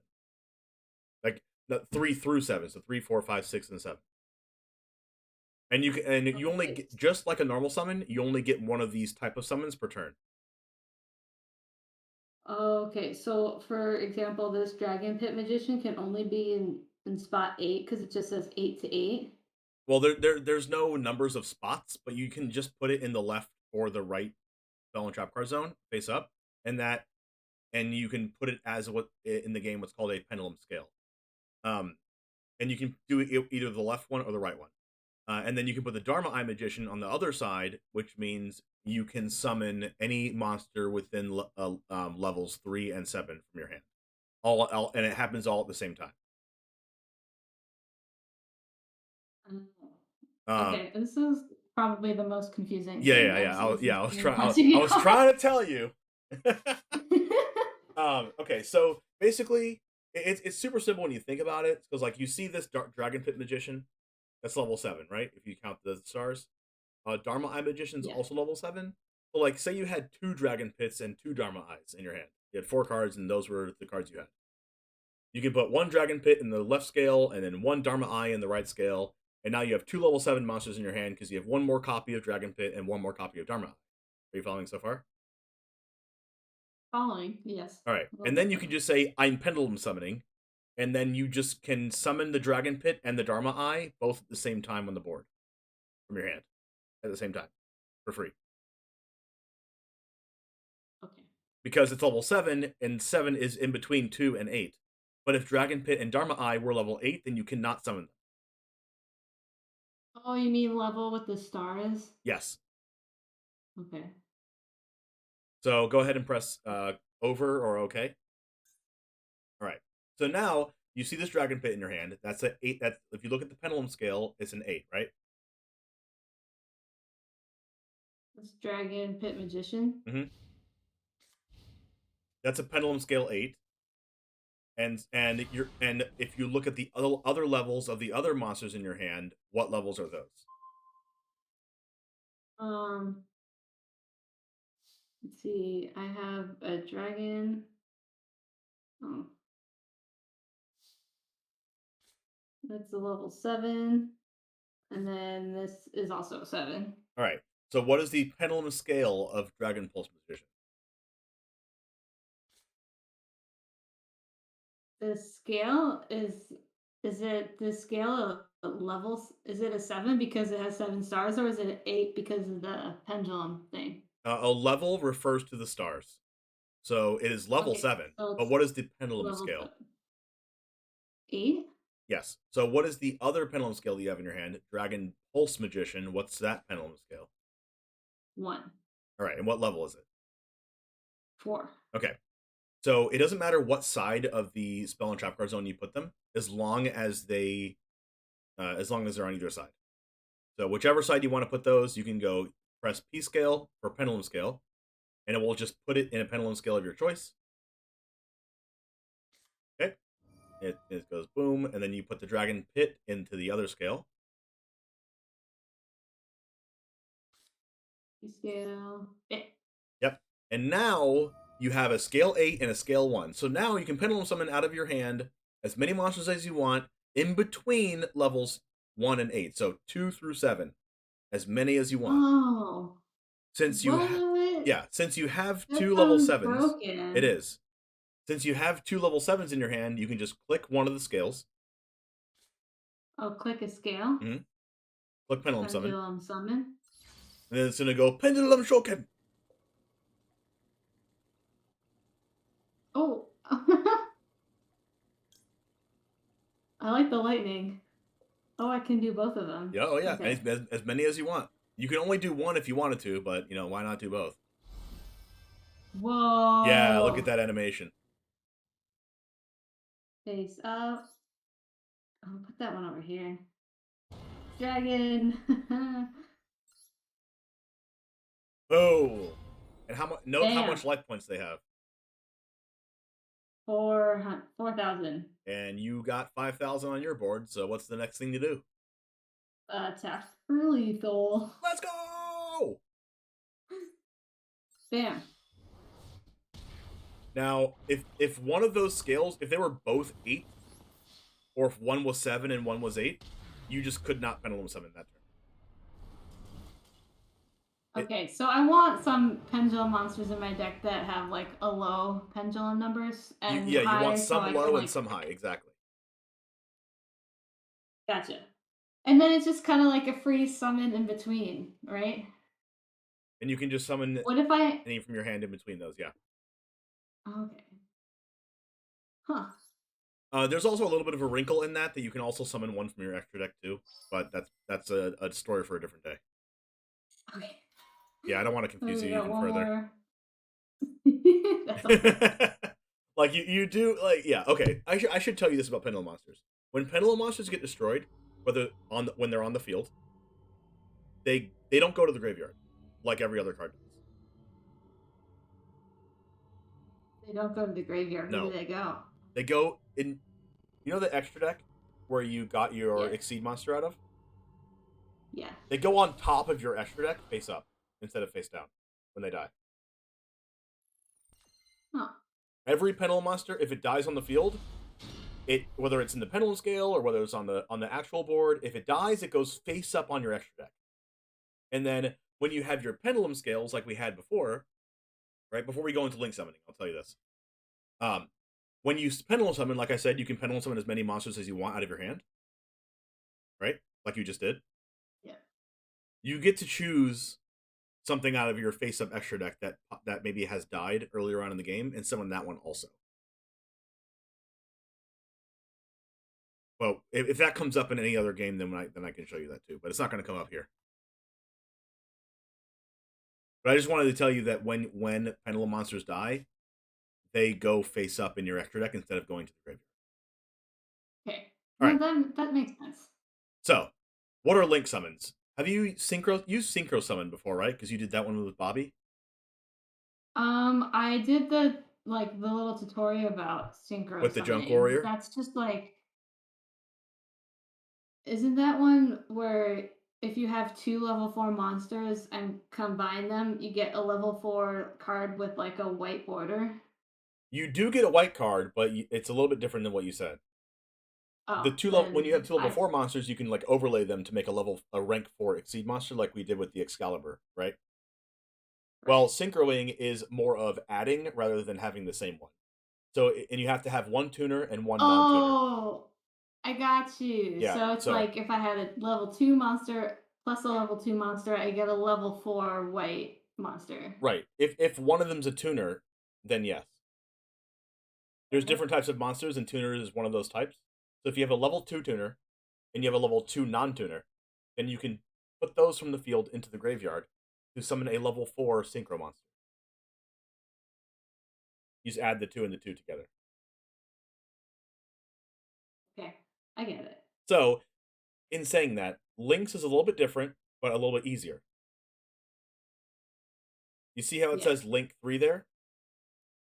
Yes. And the summoning requirement says 2 plus effect monsters? Yes. So that means you can use 2 or more effect monsters, and they have to be effect monsters, so they have to be orange. They can't be like the yellow color to make this. And they have to be Link 3. Okay? Every single monster that you play, whether it's an Exceed, a Pendulum, a Synchro, whatever it is, it counts as 1 Link material for a Link summon. Follow so far? Yes. All right.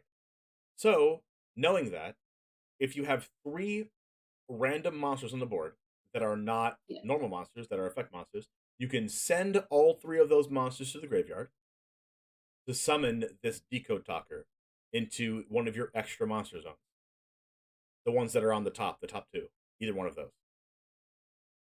Links are the only ones that have to go into the extra monster zone if there's not an arrow pointing to a different place on the board. You see those arrows? The top, bottom left, and bottom right? Yeah, and then there'll be an effect on the card, and it just affects the cards that it's pointing to, right? Sometimes. Sometimes it does, sometimes it doesn't. But specifically with this Decode Talker, it does have an effect that applies based on how many things it's pointing to. But for links, you have to summon them into your extra monster zone if it's your first link summon. Now, if you want to summon... The extra monster zone are the 2 that are in the middle, right? Right. Okay. But you can choose one, and then your opponent has the other one. Okay. Unless they chose one already, then you have to do the other one. So, okay, that makes sense. The only thing that the arrows really matter for, other than the abilities of the monsters, is the other area that you can summon another Link monster afterwards. So if you summon Decode Talker, and then you want to summon a random other Link monster, then your other Link monster has to go in an arrow of Decode Talker. Gotcha. That makes sense. Okay. So also another thing I need to tell you about Links is that you see how it says Link 3 there once again? Yes. If you have a Link 2 monster, it can count as 2 Link materials for a Link summon because it says 2 there. It's a Link 2. Oh, so a Link 2 monster and one other monster combined to become a Link 3 monster? Right. Math. Right. Yu-Gi-Oh! Math. Right.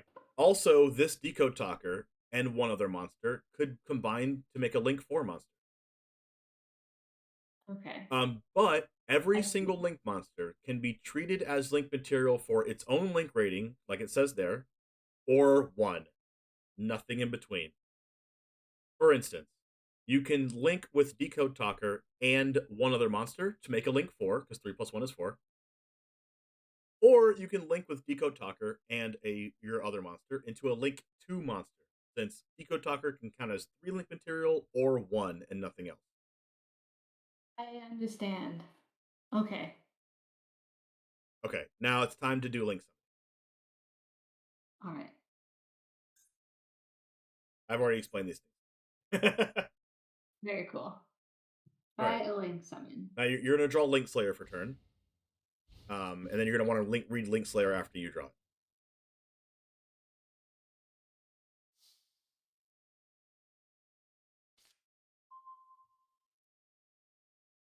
All right, let me click on it.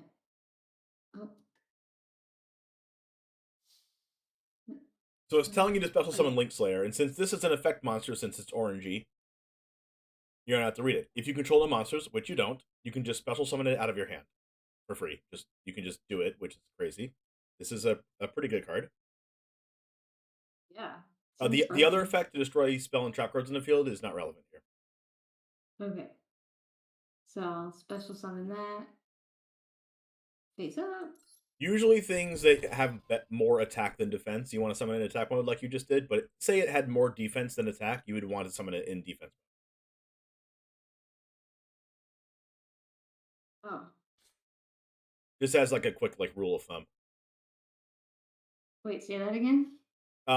Depending on if something has more attack than their defense or more defense than their attack, you want to summon it in that position if you're special summoning. So like, since this thing's like a little weenie monster, it's like 1200 attack and 800 defense, you're going to want to summon this in defense. But this says if you control a Cyberse monster, you can special summon it from your hand. And since Link Slayer is a Cyberse monster, you can special summon it. So go ahead and do that. Do I want to special summon this in defense mode? Yeah, since it's like really low stats. Like just in case like your opponent has something crazy that stops your play here, you don't like die because your thing is in attack mode, you know? Oh, okay. Yeah. We can go over other battle mechanics later. I'm pretty sure you already did though with Bobby. You went over like if your opponent attacks one of your monsters with an attack higher than your attack, then you take the difference in life points. Yeah, so we kind of went over like quote unquote trample damage, and that only happens when your creature is in attack mode. But if your creature is in defense mode, then your creature absorbs all the damage Right. and nothing tramples over to you. Right. There's also an actual keyword in this game called piercing, and that actually lets you Piercing. have actual trample over defense monsters. So if a card with 1200 attack had piercing and it attacked over your 800 defense backup secretary, you would actually still take the 400. But that's just like a keyword in Yu-Gi-Oh. Okay. But regardless, base level Yu-Gi-Oh, if they attack over something with 800 defense and they have more than you will not take any life points. If backup secretary was in attack mode and they attacked over it with something higher, then you will take life points. And that's the reason to summon it in defense like that. Okay, I get you. All right, so now you have 2 or more monsters on your field, like it's saying there. So this will allow you to make a Link 2. Which the only option you have, I'm pretty sure, in your extra deck is Honeybot. I have a few Link 2s. I have Honeybot, Binary Blader. Well, Binary Blader has to, if you read the requirement to make Binary Blader, what is the requirement there? 2 normal monsters. And you don't have normal monsters. You have effect monsters. Oh, I have effect monsters. I see. So Honeybot, 2 Cyberse monsters. 10 points, 2 projects. Oh, this sounds pretty cool. So I click on Honeybot and then I click Special Summon. Yep. Select. And then you get to pick each one individually to send to the graveyard. And notice you don't have to have a specific level with these or whatever. Right. They just have to be the certain requirement for Honeybot, yeah. Or yeah, okay.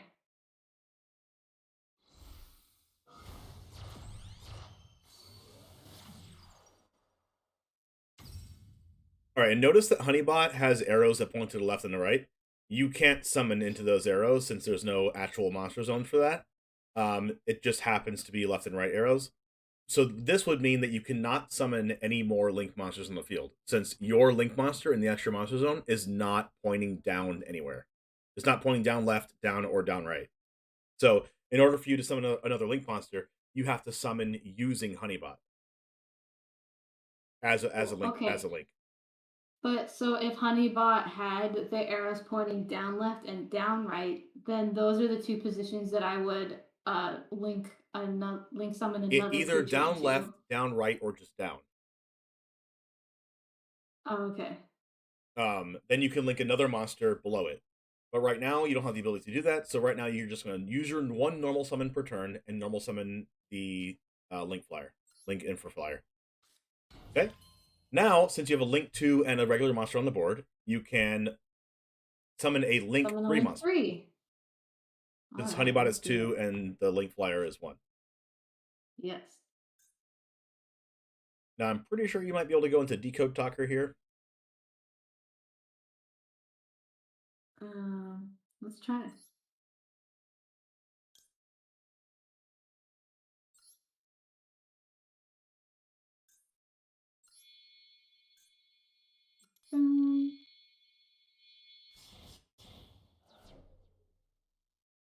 Select the position. I'll do that one.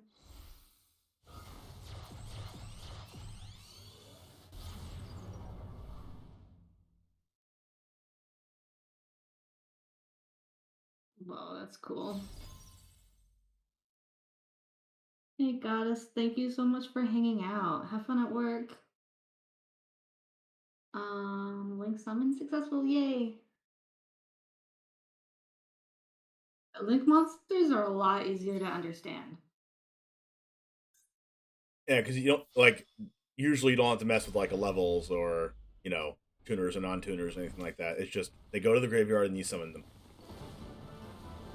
Gotcha. There you go. All right. Complete. Practice one. All right, now we're gonna duel. All right. Yes. So, okay. So this is the one where I stopped because I'm supposed to pick a loner deck, right? You can change decks, and then we're gonna go with the starting deck.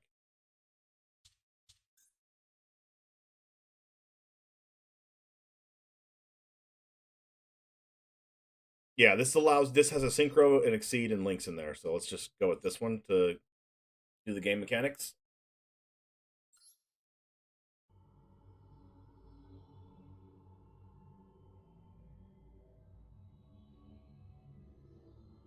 I'm ready.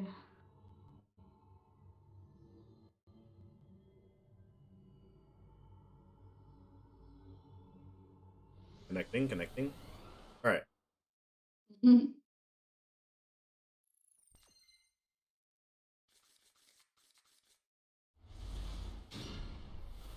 One thing you're gonna have to get used to if you you're gonna have to flood your mind with reading cards if you want to start out playing Yu-Gi-Oh.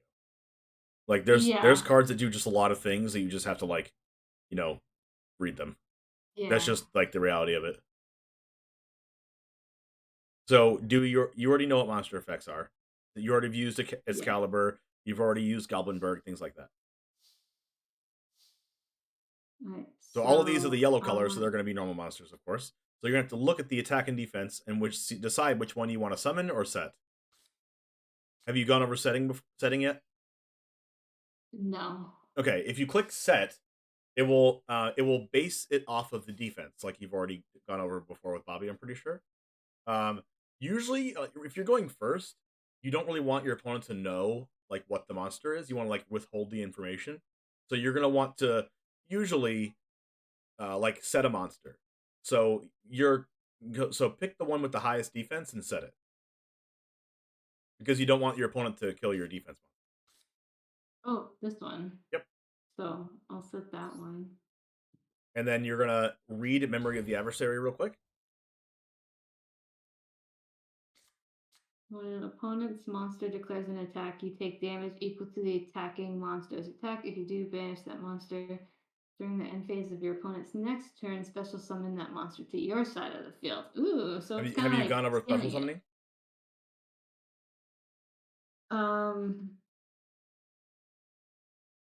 Does it special summon like Blue Eyes is a special summon, right? Well, Blue Eyes you can normal summon or special summon it, depending. But Blue Eyes is level 8, so in order to normal summon Blue Eyes White Dragon, you have to tribute 2 monsters on your side of the field to normal summon it. But you can also special summon Blue Eyes White Dragon through a different ability like Lord of D. Or Flute of Summoning Dragon or whatever. But a special summon is you can conduct any number of special summons throughout your turn. Unlimited amount. However many times you want a special summon, you can do it. But you only get 1 normal summon. You have, in conducting a normal summon or set, you have to normal summon it face up or set it like we just did with that card that you just set. With special summons, you can choose whether you summon them in face-up attack position or face-down defense position, just like you did for Link Slayer and Backup Secretary in the last match. Remember that? Yes. Okay. So with trap cards, you have to set them before you can activate them. Now you can activate them at instant speed. But they have to be set first for a whole turn before you use them. Okay. So we're gonna set this one. If we hold it in our hand, we have to wait an additional turn to use it. So we just set it in our hand, set it out first, and then. So the trap we're gonna set. Yep. And then if you look at your monster really quick, it has 2,100 defense. So if your monster, for instance, if your opponent summons a monster that has like over 2,100 defense, then you're going to want to use Memory of an Adversary on it to banish it, take the damage, and then on the next turn you get to summon their monster. But if they summon a monster with like 1,800 attack or something and attack into this, then it will flip up, and then they will take the difference in life points. Oh, okay. That makes sense. So right now we're just going to pass our turn. Okay. Since we can only normal summon once per turn, we don't have anything else to do.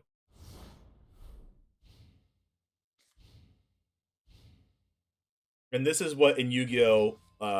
Is called a T set. When you go set, pass. Okay, so let's see. Magical Undertaker says flip. You can target one level 4 or lower spellcaster monster in your graveyard, special summon that target. So you can only conduct a flip summon if the card was already face down first. The fact that they normal summon Magical Undertaker instead of setting it first means that they cannot use this effect. Oh, interesting. Right. So look at the book that they have set behind it. It's the Book of Spellcasters, I think it's called. I can't. Your screen went to OBS. Okay. Book of Secret Arts. The spellcaster type monster equipped with this card increases its attack and defense by 300. So this is just a equip spell. When the monster leaves the field, the equip spell gets destroyed and goes to the graveyard. Okay, that makes So sense. because the 700 attack monster is attacking your 2,100 defense monster, they're going to take 1,400 damage to the face right now. Your monster will flip and they will take the damage. So you don't have to use memory. Like, you don't really want to use memory adversary here. Okay. Ooh, nice. Now they have a set card, so who knows what that could be. So you have to that's kind of like knowing that your opponent has an instant speed card in their hand, and you have to play around that.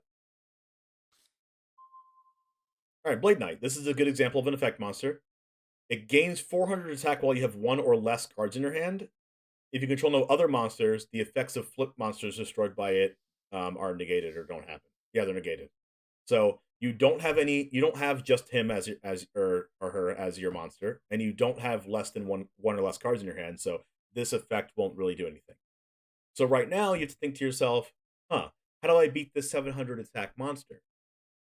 So look at the monsters in your hand and see what you want to do. So it's unfortunate because 3 of my monsters have no defense points at all. What though? Which seems kind of weird. Well, that one has 200, this one has 0, and this one has 0 defense. Well, but unlike in Magic, if it has 0 defense, it doesn't automatically die. right, that's true. Well, but so it's the defense only matters if it's in defense mode. Like the World Chalice monster you have on the board is. If it's in attack mode, the defense just doesn't matter at all. Oh, okay. So the good play here is to summon Beckoned by the World Chalice, the Earth one, the Earth level 4. Okay. Can I just Oh, that's not summon the it, one. right? That's the fire one. There it is. This one? Okay. Since it has the most So attack points, it's 1,800. I gotcha. So I normal summon it? Yep. Since you don't have any effects that can special summon it, normal summoning is your only option. So now you normal summon it, and then what you do is just go to battle phase. Since the other World Chalice monster has 0 attack, you don't want to switch it to attack mode anyway. So you just go back by the World Chalice, click attack, and then they should take 1,100.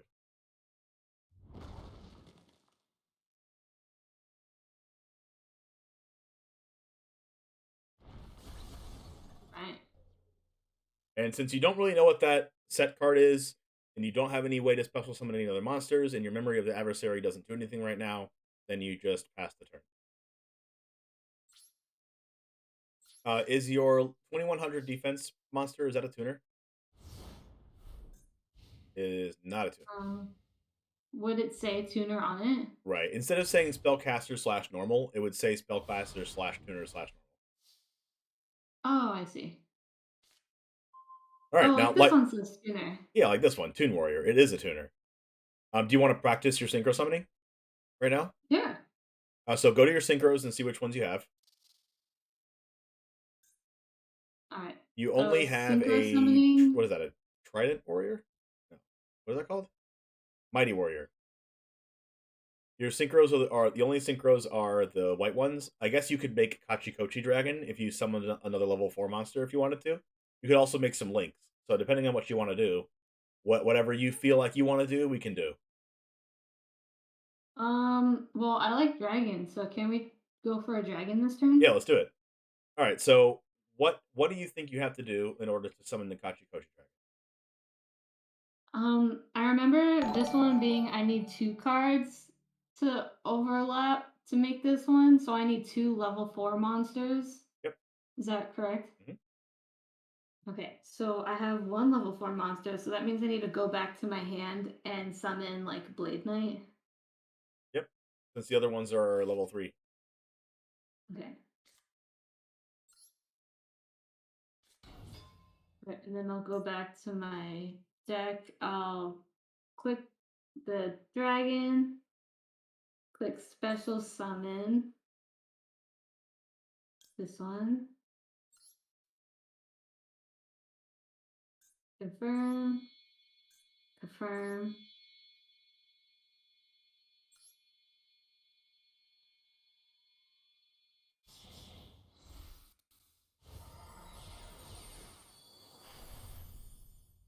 Oh yeah. Oh yeah.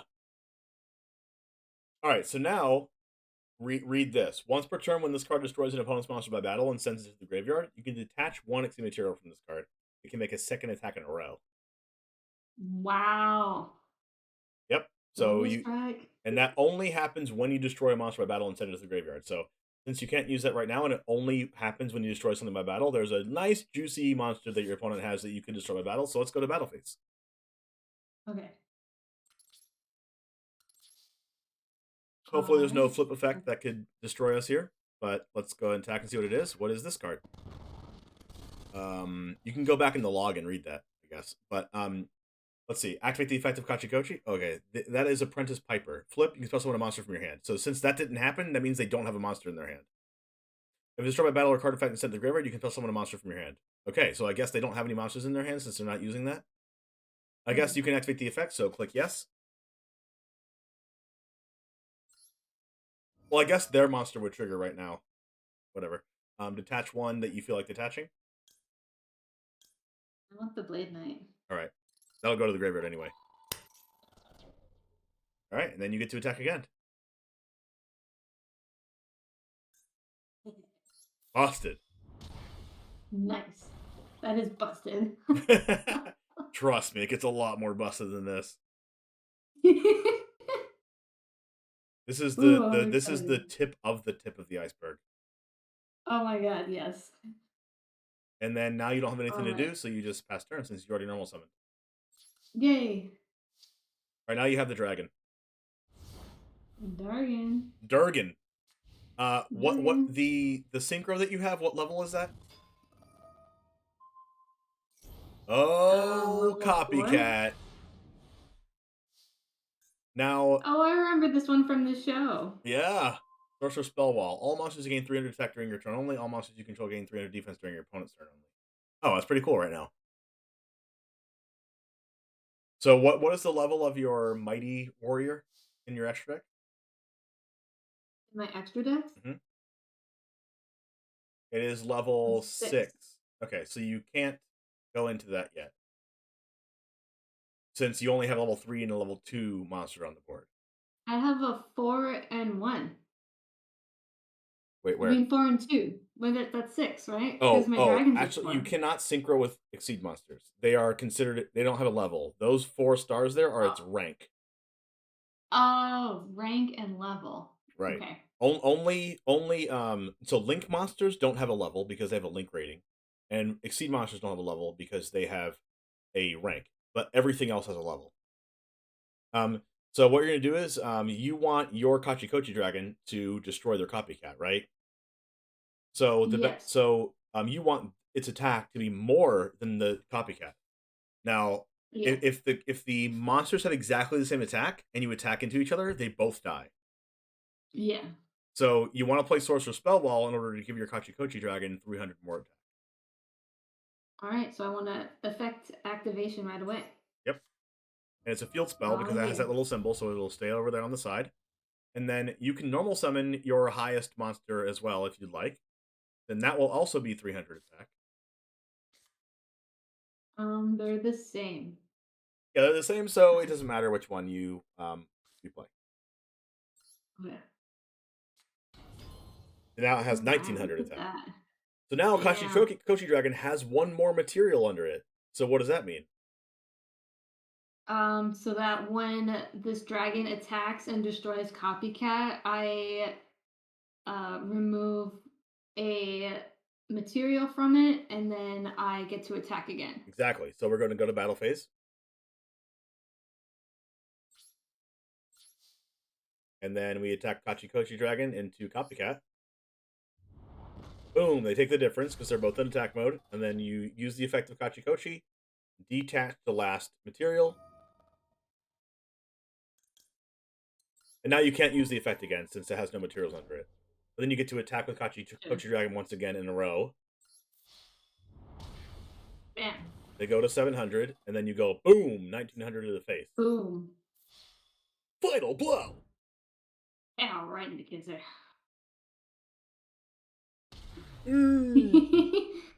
Woo! Nice. We destroyed them. You're catching on to the mechanics pretty quickly, by the way.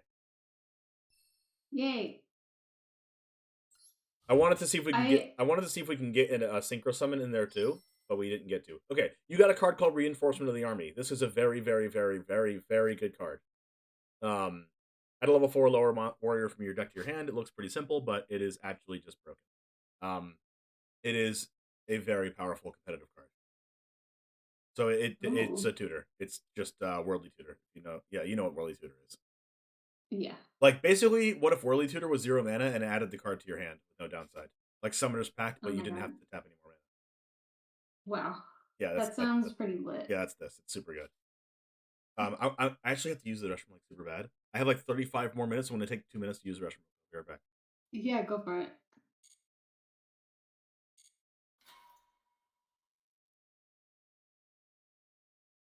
All right. Well,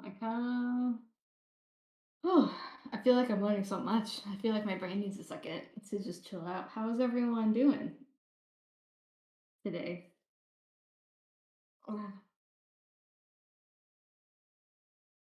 Is everyone ready for some magic later? In about 2.5 hours, I'm going to be switching over to Commander. So that's going to be a lot of fun. I'm excited. I'm probably going to play my Unicorn deck again. I'm excited. There's a few upgrades I need to make to it, but I don't know. I don't have the cards. They're too expensive. I love this deck. I'm really excited to play later. We'll have some fun people coming to hang out.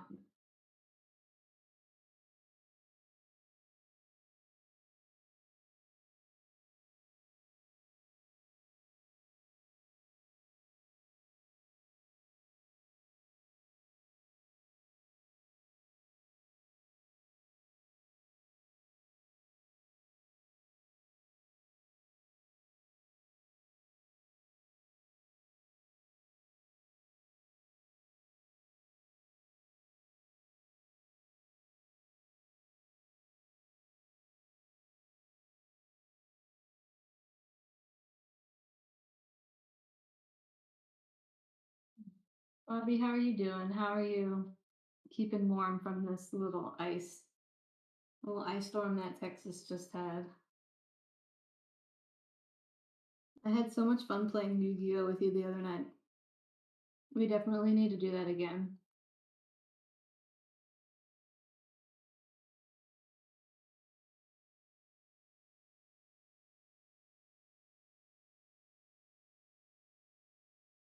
All right, I'm back. He's back. Yay! Welcome back. Okay, So Yay. pretty simple so far. Little fun. You get to kill your opponents. Got to learn how to do some summoning stuff. Yeah, I feel like the more I played, I feel like my knowledge of Yu-Gi-Oh is growing exponentially.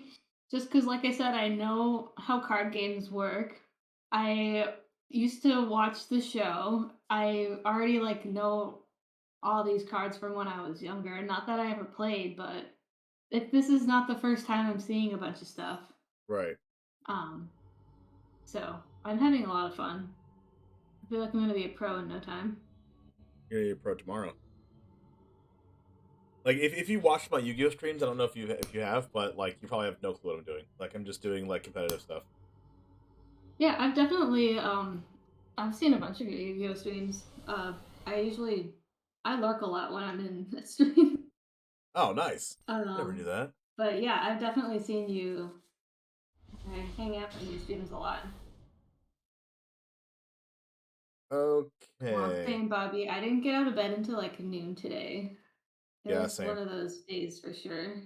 Well, I went to bed at 5 o'clock in the morning last night because I Oh couldn't figure out no. how to upload my YouTube video, my last YouTube video, and I just couldn't figure it out just all freaking day. And I finally figured it out super late at night, but I needed to make another YouTube video for the next day, also. Oh wow. So yeah, that's what I was doing yesterday till 5 a.m. Oh no. All right, so this is all this is saying here is to use your spell cards to like, create card advantage, but you don't have to worry about that. That's not relevant here. Okay. All right, so Unexpected Die is a very special card. You can only use it if you control no monsters, and if you have one, you just can't use it. So before you have any monsters, you want to be able to utilize this. So, you also that's an important card in your hand. Ballista Squad is really good too. It's not really good, but it's good like in these type of games where you can tribute a monster, then target a card your opponent controls and destroy it. So it's kind of like pretty bad. Do you know what Rite of Oblivion does in Magic? Rite of Oblivion? No, but it kind of sounds familiar. It's an Orzhov sorcery that says a sacrifice a non-land permanent to exile another non-land permanent, and it has flashback. Oh, okay.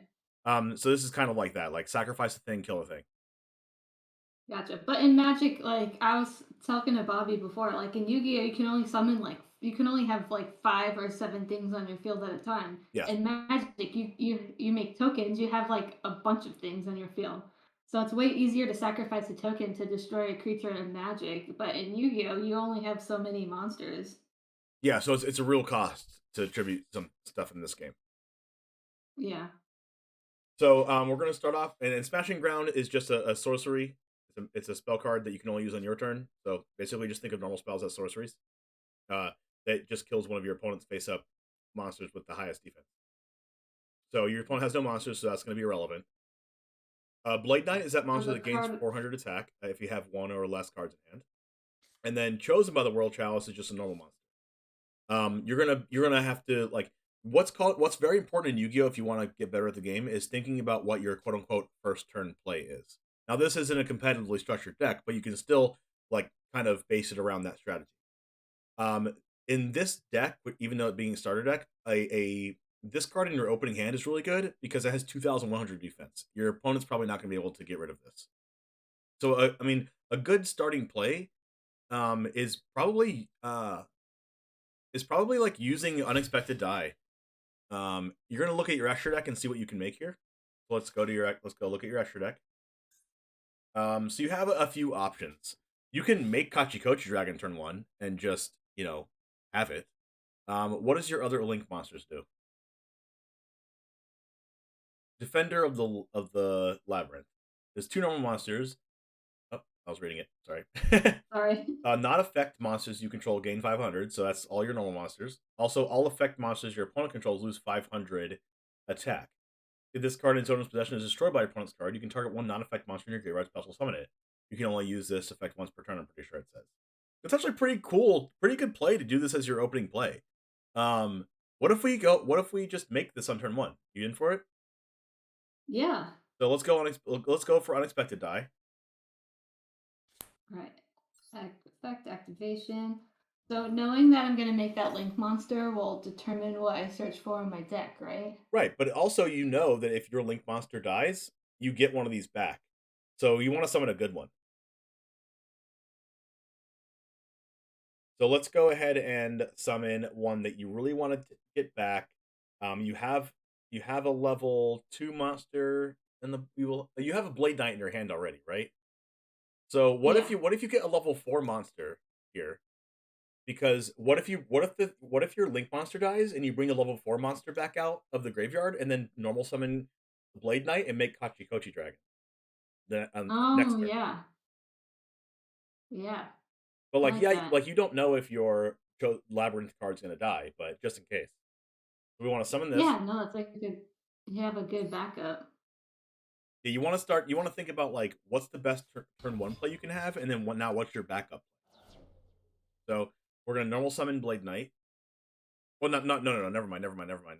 That's our next play. Normal summon Chosen by the Royal Chalice, and instead of setting it, we're gonna normal summon it because we're gonna be making the Link monster that only requires normal monster. Well, we're just summoning it this way. Yep, normal summon, and then go ahead and link into the Labyrinth card, the Link 2.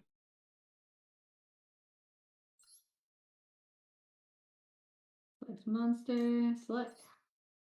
Alright, and then I send both of these to my graveyard. Aw, yeah. Ah, yeah. So the Defender of the Labyrinth says if it's sent to the graveyard or if it's destroyed. Which one? I think it says if it's just destroyed by your opponent's card. Alright, that's fine. What does Ballista Squad say again? Tribute a monster, then target your opponent. Okay. Now we can't use this if we don't set it first, so you might as well set it. We're probably not going to use it though. But we're going to set it. Squad?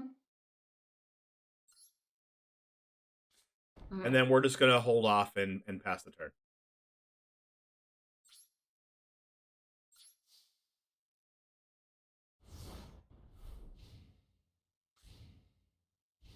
Now, your opponent's monsters will lose attack. Like this one goes down to 700 attack from 1200 because of your card.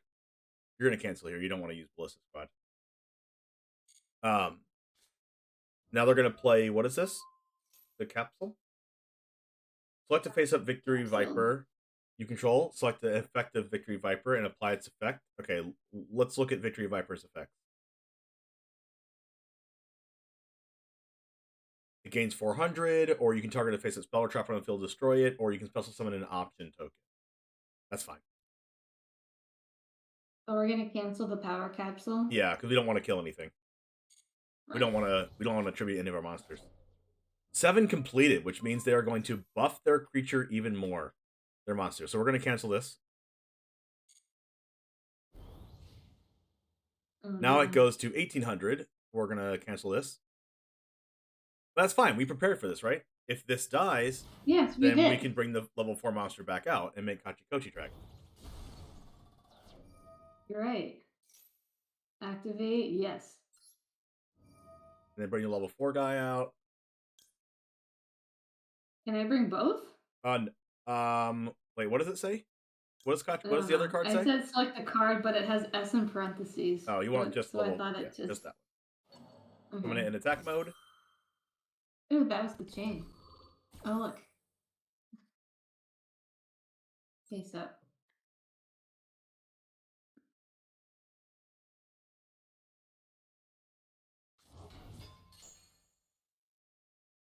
Now, what effect are they using? Oh, they summoned the token, the option token.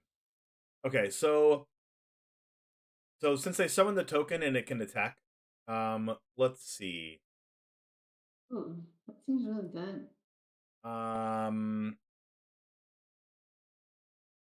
Okay, so what's in our hand? You can click the down arrow. Okay. There's a oh, whoa. Oh no. Oh, whoops. I'm sorry.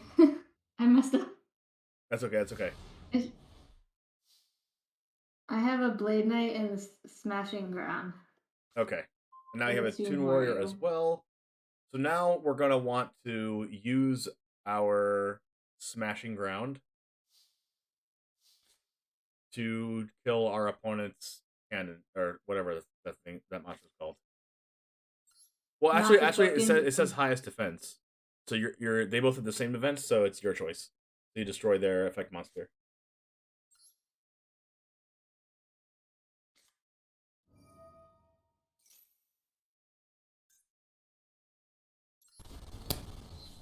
Oh, nice. Boom, boom. And then their whole board. Yeah. And then what you do here is, since Blade Knight has an ability, and it is plus 400 attack if you have one or less cards in hand, then it gains a 400 boost. So you just summon it, and since you only have one card in hand, it will be able to attack for 2,000. Get the boost. Nice. And then I go battle. Let's go. And if you're, in case your opponent does something scary, you still have the Ballista Squad there if you need to tribute the Blade Knight. Okay, then I pass my turn. Yep.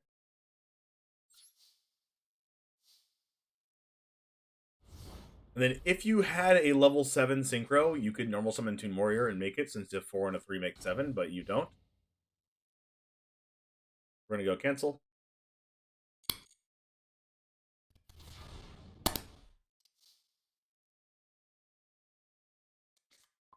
Another Blade Knight. This is pretty cool.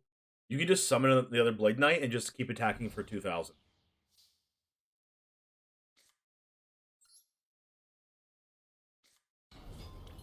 Now both of them are 2,000. Ooh, my extra deck is glowing. That's because you can make Kachikochi Dragon, but the 2 Blade Knights are better than the 1 Kachikochi Dragon. Gotcha. Because Kachikochi Dragon only has 2,100 attack, so it's only 100 more than these. So having the 2 monsters there is better than having the 1 monster. Just in case your opponent has a Smashing Ground or something to kill. We're gonna go cancel. Hopefully this isn't a good flip effect. It is a Jade Knight. Alright, let me go 2,000 again. So what just happened there is when Jade Knight is destroyed by battle, it gets to search a card, so they search one of their monsters. Okay. And then we just end. I'm so used to it being automatic, like on Arena. Yeah, but since there's a really important main phase 2 and stuff like that, and you haven't normal summoned or done anything yet, it's giving you the option to do those things. Mm-hmm. We're gonna go cancel. Then we're in a really cool spot here. What that trap card says is destroy or tribute a monster to destroy a monster. So we draw for turn, and then they're at 4,000, right? So we can just normal summon Toon Warrior, buff our Blade Knights again because we have 1 card in hand in this unexpected die. We can just use and then yeah. I'm gonna do the Ballista Squad. Yep, tribute the Toon Warrior to kill the last card. Oh my god.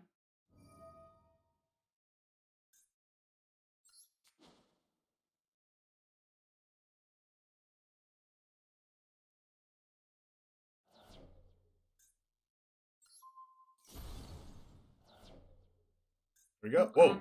Oh, don't change it to defense mode. No. All right, here we go. Boom. Bam. Bada bing, bada bam. Final blow. Bada Exactsies. Yes. We did it. Woohoo.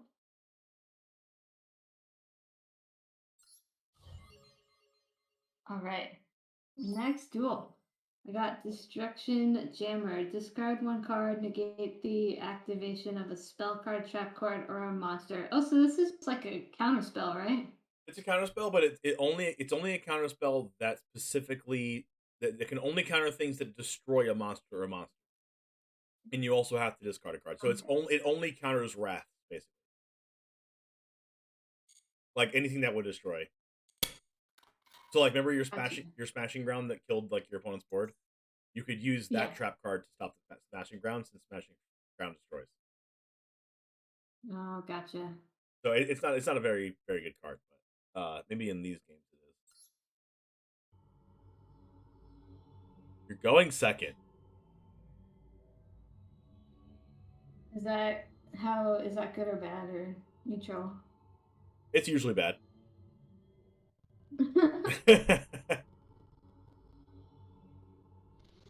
You can build your deck around going second, and a lot of Yu-Gi-Oh decks do that, but going first is generally better. See. All right. Oh, Chains. what are chains? This Did you is watch? You watched I my video watched about your this. YouTube video on this. Uh-huh. So you know. What did you learn from the video?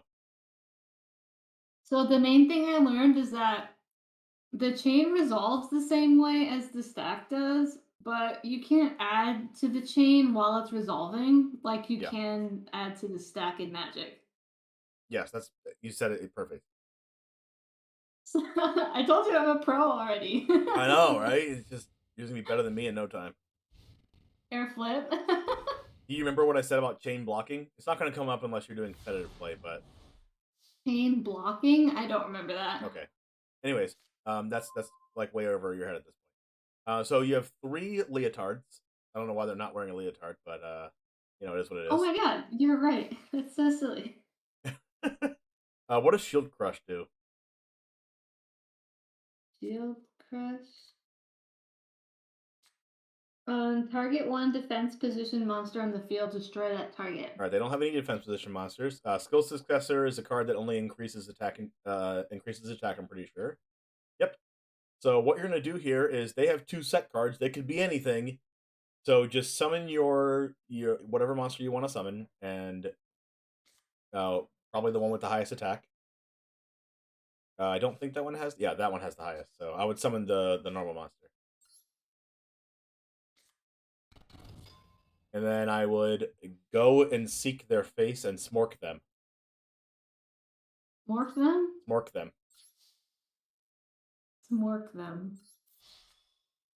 Oh, Fires of Doomsday. It is a card that summons 2 defense position tokens, and you have to. So what? Okay, this is actually a good time to mention this. What it means by replay happens, continue to attack. Okay, I need to tell you about replays. Okay. So a replay happens when your opponent has added or subtracted to the number of monsters that they have on the board after an attack is declared. Point number 1, you declared an attack with your World Chalice. Point number 2, they responded to your attack by playing Fires of Doomsday. Therefore, increasing or decreasing the number of monsters that they have on their board. In this case, they increase their monster count by 2. Now, you can no longer attack directly because they have monsters. So now what that's called is a replay happens. Since you technically already declared an attack, you can... I have to declare it again? You have to declare your attack again. But in the instance that you have 2 different monsters on the board, okay? Say you had the Leotard on your board also, and you attack with the Chalice monster. If you attack with Chalice, and they do Fires of Doomsday, and you get a replay, but you choose to attack with Leotard, you can no longer do the replay attack with the Chalice. You have to attack with the Chalice next.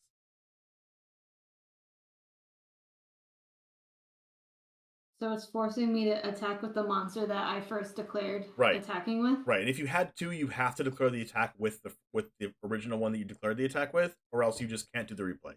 So, in the case that you only have 1 monster, you only have 1 monster to redeclare, since that's the monster that declared the attack. So you would obviously say yes here, but if you said no, like, you can choose not to attack if you wanted to, but you're going to attack since they have 0 defense.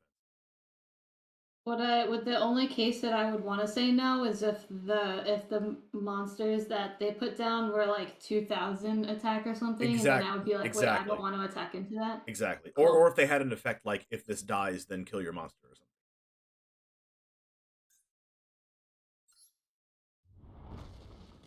All right, so you can choose if you want to Shield Crush here or not. I don't think you would Shield Crush just as 0/0. So I would just set the Shield Successor and pass. Is that it? But you do have to go to main phase 2. Oh, right. The one thing I can't wrap my head around. Oh, I was going to set the Skill Successor instead of... Right. Yeah. No, yeah. And then end main phase. Usually normal spells like this you don't want to set because they can potentially get destroyed, and you can only use them on your turn anyway since they're sorcery. Tribute to the Doomed is activated. So you're going to What is read this? that card, discard a card, then target a monster on the field, destroy it. So they're going to discard a card, and then they're probably going to target your World Chalice monster. The Still Successor only increases attack, so you're not going to use it here. Right. Alright. Bye-bye, monster.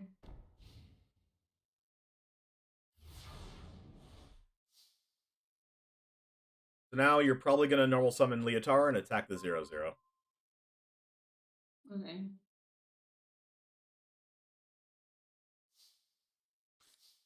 You could use Shield Crush, but it's not good because doing 1500 damage to them is less valuable than killing their monster. They're going to use Regeki Break. Let's see what they're targeting. Can you click the down arrow? What are they targeting? Look at their Regeki Break real quick.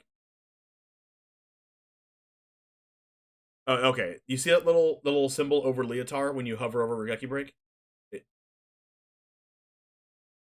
You see that little symbol that shows up there on the Leotar? That means Regeki Break is targeting the Leotar. So you don't want to use the skill successor, so you just click the up arrow again and press cancel. Oh, sad. That story. It's fine. They have been having to discard their cards to tribute to the Doomed into Regeki Break, so they only have one card left, other than the 0/0. So I think we're in good shape. Right now, I think I want to leave them on even less cards, just in case we don't want them to link summon next turn. So I think we just play Shield Crush on the 0/0. Because one thing that could beat us here is if they summon a link monster that we can't kill. Gotcha. Alright. So...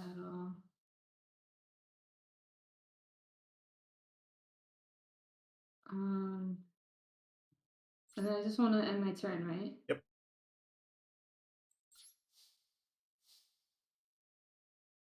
So now whatever they play, we can probably beat whatever they play. We have monsters on the board. We have a skill successor that can pump our attack over higher than theirs. Doomdog Octhros. If it's sent to the field of the graveyard, add a level 8 from your deck to your hand. So we're just gonna send. We're gonna send it to the graveyard anyway. So cute. It's an Octhros Doomdog. Wow. Do you see its little dog food there? No. Look at the Wait, picture let me again. It click has on it dog food. again. Oh. So since we have no monsters, we're gonna use this unexpected die. Oh, right. And then we're probably gonna summon. Do you want to go into Kachikochi Dragon this turn, or do you wait? Or do you want to make Let's a do synchro? it. Let's do the dragon. All right. So summon your level 4.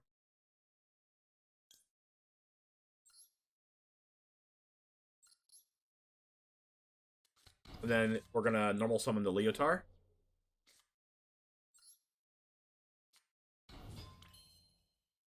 And then construct the overlay network. Dragon. Select. Confirm. Face up. I'll put it there. Come on, computer. I know it's really hard for you to process these animations, but you got this. And then we can do the cool thing and attack, and then attack again in a row. Oh, you're right. But what we also can do, we don't really have to, but we Yes. might be able to kill them in 2 turns if we do. Use skill successor on the Kachikochi, making it 2,500 attacking twice. And then if you read the graveyard effect of skill successor, it can gain 800 attack from the graveyard, so we can attack twice potentially with the buff as well. Holy shit, let's do that. Right? So yeah, go ahead. It says during your turn, except the turn its card is sent to the graveyard. So we can only do that from the graveyard next turn, but we can pump it this turn. And then we just go attack.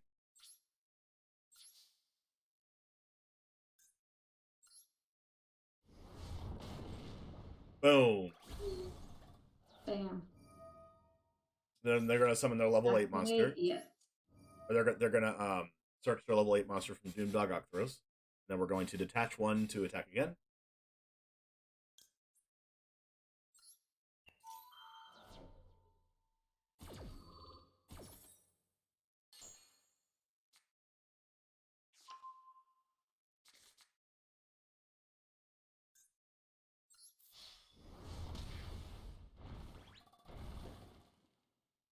That was a big hit. Oh yeah. Kachi Dragon packs a punch. And then that's all I can do this turn, right? So Yep. do I pass? Yep. And then maybe, just maybe, if your opponent plays a monster, we can normal summon our Toon Warrior or something, and then use the skill successor out of our graveyard and attack twice per game. Ooh, nice. Actually, we can still do that even if their trap card doesn't do anything here. Yeah, it doesn't do anything.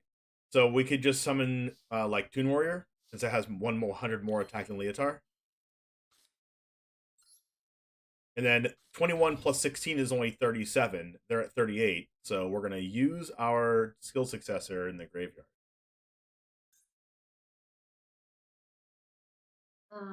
Effect and activation. Mm-hmm. So, And let's put it on the lower one. Because if they have a card like Regeki Break that can kill it in response, we still have our Kachi Dragon.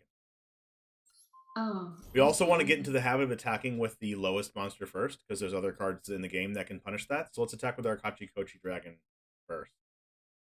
Especially since if they have another Fires of Doomsday, that you can kill both Fires of Doomsday tokens with the Kachi Dragon when you have to replay. So if you attack with the Toon Warrior first, and then you did a replay, then you wouldn't be able to kill both tokens with the Kachi. You'd have to just kill one with the Toon Warrior. We're attacking with the dragon first because it's the lowest attack? Yes. Okay. That's more of a competitive strategy, but hey, you're going to be a pro, so you have to know these things. Yeah, I gotta know these things. And so, do they die? They die! Yeah. Yay. And they only died because we did the skill successor on our turn last. Because if we didn't, they wouldn't be dead yet. Because you didn't pump your stuff. All right. I love that. Do you have time for the very last goal? Is this If we do it quick. a game or is it? Oh, it's not a game, I don't think. What is it? Oh, it's just my reward. Oh, it's just a reward. Okay. So yeah, we're done, and it's in perfect timing because it's like almost 5. Yes. Wow. Well, I'm gonna keep playing once you leave, but I appreciate you so much for hanging out. Yeah. If you want tips on, I'll leave you with this and a couple of things to get. If you go to edit deck in one of your decks, like X out of this, I can tell you a couple of like free to play cards that you're gonna want to get if you want to improve your decks. And by free to play card, I mean like cards that are like rares or SRs that don't require you to get like the purple URs because those are more expensive. So go to your like Power of the whichever deck you want to improve, like your Power of the Dragon or your Dark Magician one, whichever you want. And then I know you don't have all these cards right now, and you only have 100 rare and 100 SR, but you can vastly improve your deck by just doing these things. You're probably gonna want to get a card called let's see. Probably gonna want to get a card called Book of Moon.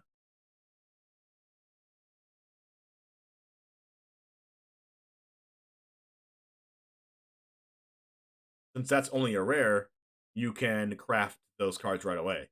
And it's a really, really, really good card. Like this card was on the ban list at one point in the game's history. Oh. But right now it's at 3, and it's only a rare in this game, so it's like super good. So how many do I want to craft? You can go to compulsory evacuation device. Is that another card name that I have to type in? Mm-hmm. All right. Or compulsory. Oh. Am I spelling it right? Yeah. Oh, really? Oh, nice. And that one that you don't have yet, that one Evacuation is device. target a monster on the field, return it to the hand. So like you're gonna want to have cards like this that really deal with your opponent's stuff, so that you can get in with your Blue Eyes White Dragons and win. You're gonna Oh. yeah. So you're gonna want, like, they're both rares, so whichever one you like better, you can craft 3 of them. Oh, okay. Well, So I like the one that used to be banned. compulsory used to be at 1 too. It used to be at 1 on the ban list. They're both really good. Really? Target monster on the field, Okay. return to the hand, or do you want to just flip your opponent's monster face down? It's just up to you. But this is where I would start off with, if you want to like start making your deck better without spending a whole bunch of money on this game. Okay. There's also another card that you can consider, which I don't think is very good in this deck, but maybe it's good in a different deck. It's called Torrential Tribute. This card was also banned at 1 point on the ban list. Torren.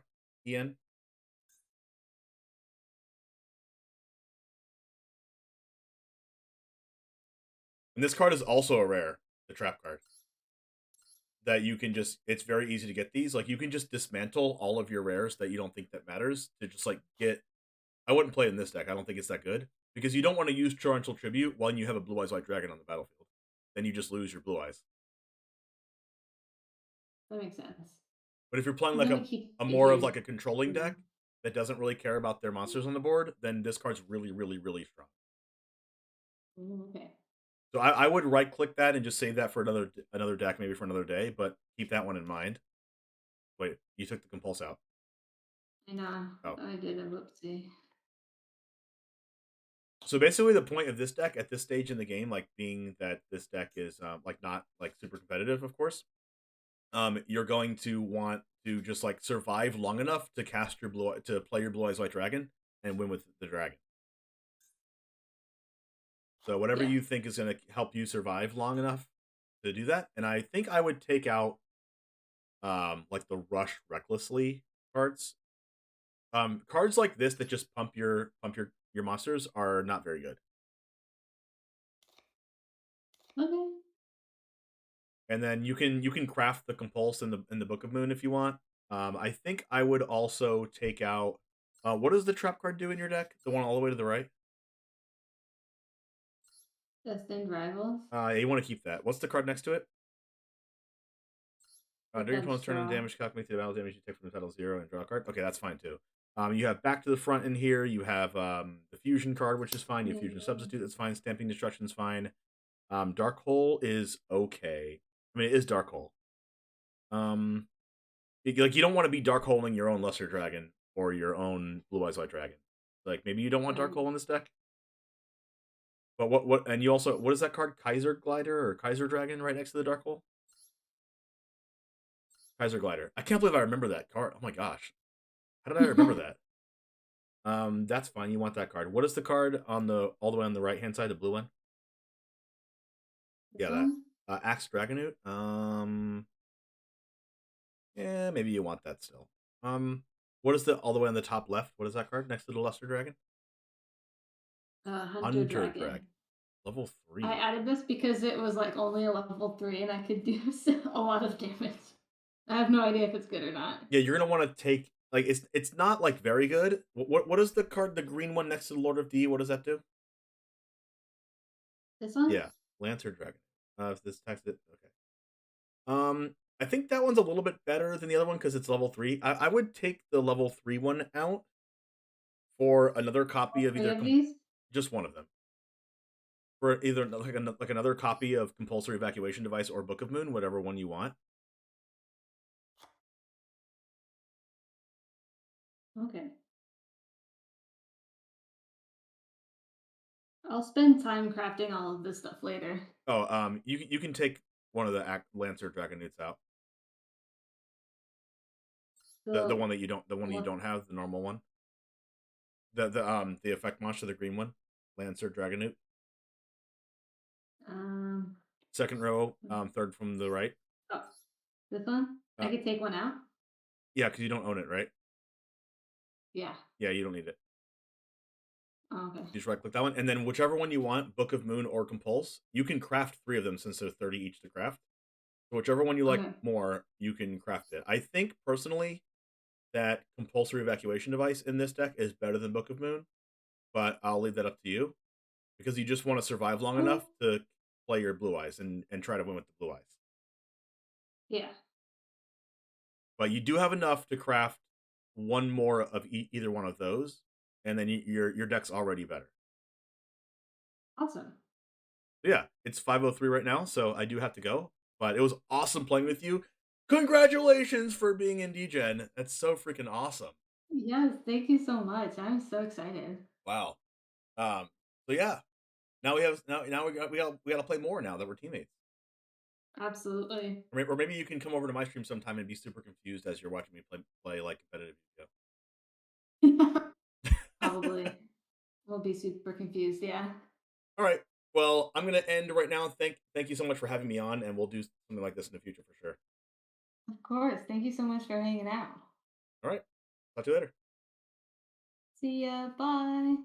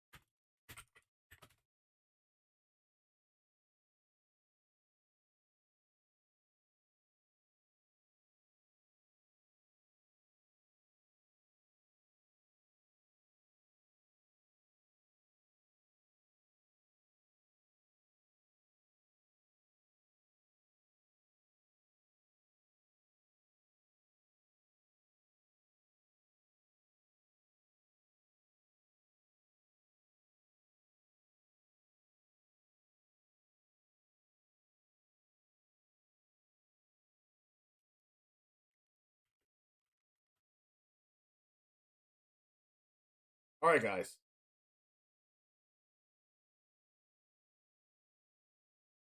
I wasn't able to look at my chat during that because I was looking at Anna's chat and trying to help out the people on her stream.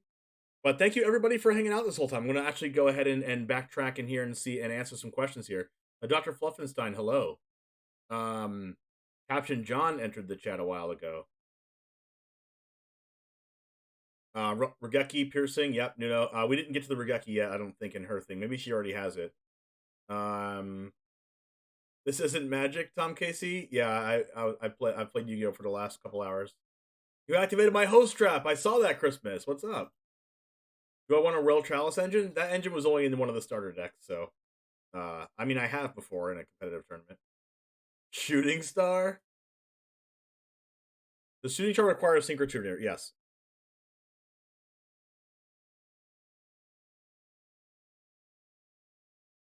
Compulsory was busted good before negate effects were on every boss monster. That's also true. I mean, now Solemn Strike is just the card to play, but that's a UR. Cough Forbidden Chalice? Oh yeah, I should have had her play that one too. You do get Regeki for free too. Yeah, I think it's on the next one. But thank you everybody for hanging out. We're gonna go ahead and go over to Anna.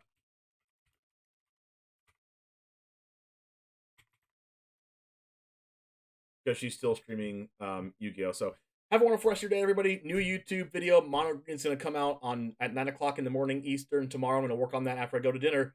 But it was awesome that we got to 4,000 watch hours on YouTube, and now we can become monetized in a few days or whenever they say I can. But that was awesome milestone today. Congratulations to Anna for being a new DGen gaming creator, and I will see you tomorrow. And as always, Goose Gang out. Let's go!